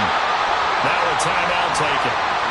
Perhaps a chance for one more quick play and then another timeout if they hurry. We'll see. And Stroud now to throw. Looking end zone, but it's incomplete. The way he's been slinging in the first half, you expect everything he throws to go for a touchdown, but I guess he's going to have to wait to try and pick up that third, isn't he? Yeah, I thought he had him for a second, but you're right, not to be. Drew knocks this one through the post. So he's been automatic to this point of the season, and he connects on the field goal there. But what a luxury it is to have a kicker you can depend upon, partner, because he hasn't missed all year long. Converts on that one as well, and kudos to you. You didn't jinx him.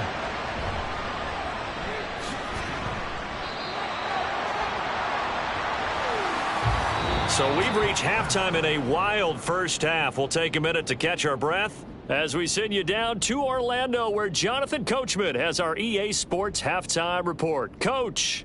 Okay, Brandon, thank you very much. Some critical games going on as teams fight for those final playoff berths. Let's get you around the NFL here in a busy Week 16. We'll begin up in the Steel City, Acrisure Stadium in Pittsburgh. And those two are tied up as they play the second quarter. From there, let's hop over to New England. Check out the Patriots at home in Foxborough. And currently they are tied with the visiting Bills in that one. Finally, we finish at MetLife Stadium to see what's going on with the Jets. And you can see there it's the visiting Colts who have the lead in that one. Anthony Richardson has thrown a touchdown pass. We just watched a very good first half out of the Ohio State man, C.J. Stroud. He fired his guys into the lead with 2 first-half touchdown passes as they were looking like a well-oiled machine in the first half of play.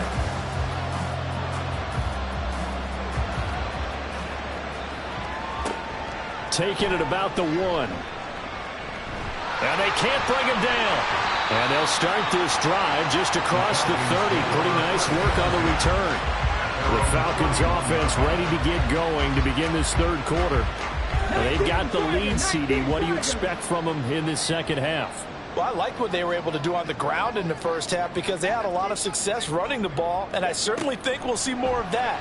But I'd keep an eye on that defense, and I think their coaches up in the box will do the exact same thing. If they start to see one or two guys start to creep towards the line of scrimmage, that'll be licensed to take some shots downfield. Here's Stroud. That's brought in by Davis over the middle. 4 yards the gain, and it'll bring up a third down.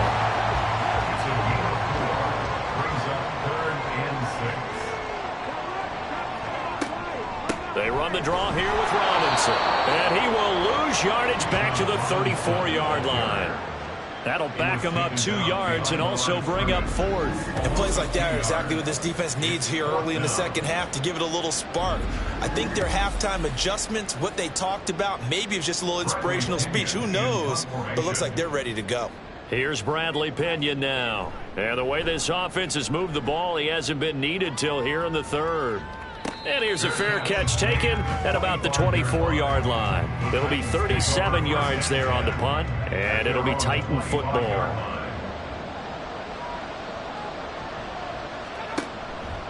They go play action here on first down. That's going to be knocked away and incomplete. We know he has a lot of confidence in his arm and likes to force it downfield, but the coverage was tight there. Fortunate it wasn't picked off. Here's Spears on second down. Dancing away at the 35. 44 yards rushing on 12 carries for him now. Despite the score, despite the deficit, no quitting this guy. He's running angry, running through arm tackles. He wants to change what that scoreboard is saying.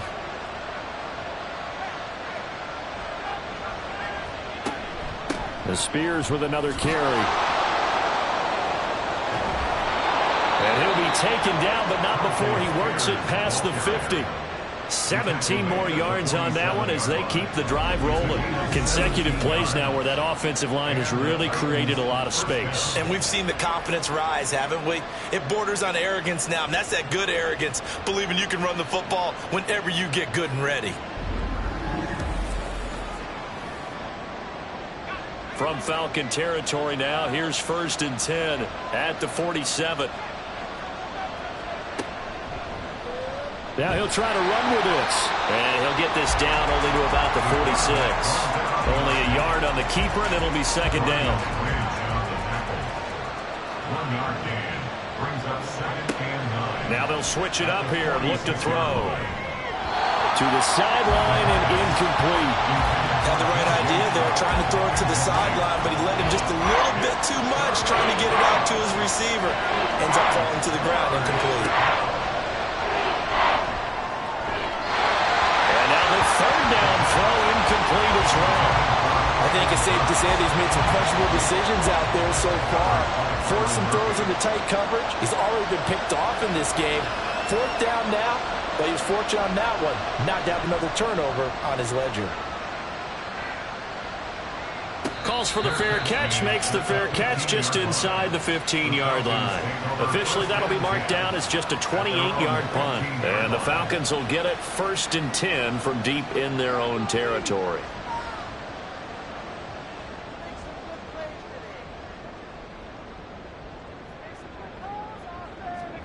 Now they'll throw it with Stroud here, 1st and 10. That's going to be caught by Pitts. And he'll be taken down, but not before they reach the 50. It's a gain of 35.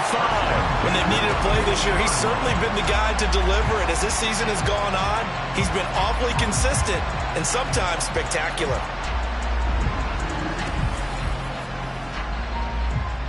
So the line of scrimmage all the way up to midfield now as they've got it 1st and 10. From the midfield stripe, they'll look to throw. Over the middle, that's caught by Claypool. And the result here, a pickup of 8. Leaves them with 2 to go on second down. From the 43, here's 2nd and a couple. Play action. Stroud now.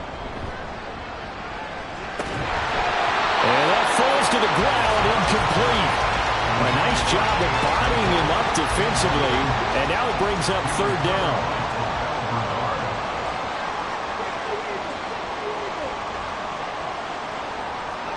The throwing again is Stroud. He's got his target. That's complete. And he's going to have the Falcons first down by a couple of yards as they're able to convert here on 3rd and 3. I like the fact that they didn't overcomplicate things on that call. 3rd and 2.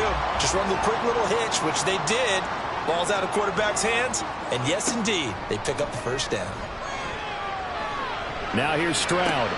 The throw for Claypool is intercepted. And the Titans will have the football as this is taken up past the 30. So a potential momentum shifter there, working with a 2-score lead, 3rd quarter, but that, not the smartest of throws. I would agree with you on that one because this game is still very much in the balance. It felt pretty one-sided to this point, but now, if these guys can turn this turnover into points, things could start getting a little more interesting. Well, look at the running back, the man out of the backfield as he gears up to go again. I guess it kind of goes without saying at this point, but he's had a great game, as we like to say, a nose for the end zone, no doubt. Continues to find it throughout this game, and I'm sure he's got a nice place to live. He might want to make an offer in the end zone for a second home because that's what it's been like throughout this contest. He knows how to get there, and boy, he looks happy when he does. He's already bought all the property in the end zone. That's the problem. He's going to sell to himself now. They'll fake it on the jet sweep, and instead a handoff up the middle. And this is going to be a Titans first down as good running gets him to about the 44. A gain of 5. First down, Tennessee. On first down, he'll drop to throw. That one's taken in by Spears.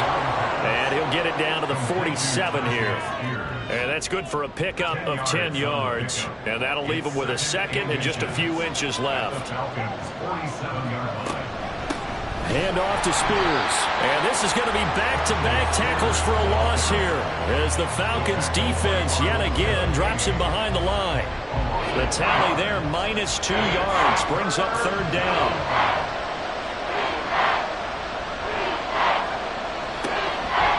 He'll look to throw.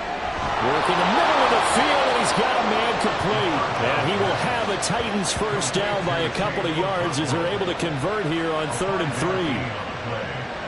First down, Titans.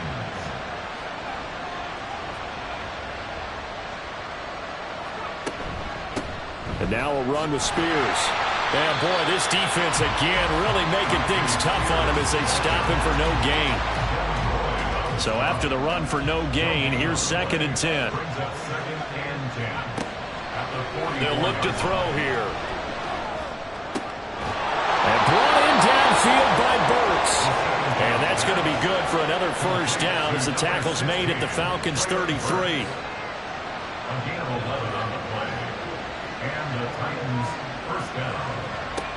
They're going to look to throw. And this one into the hands of DJ Shark. And taking it to the 15-yard line before he's brought down. 17 more yards on that one as they keep the drive rolling.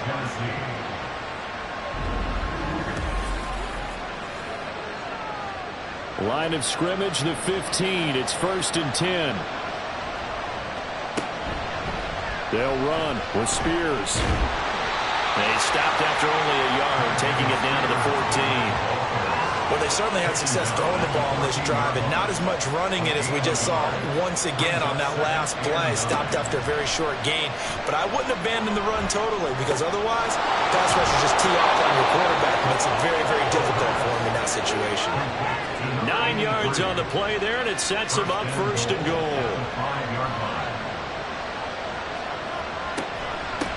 Here's a run by Spears.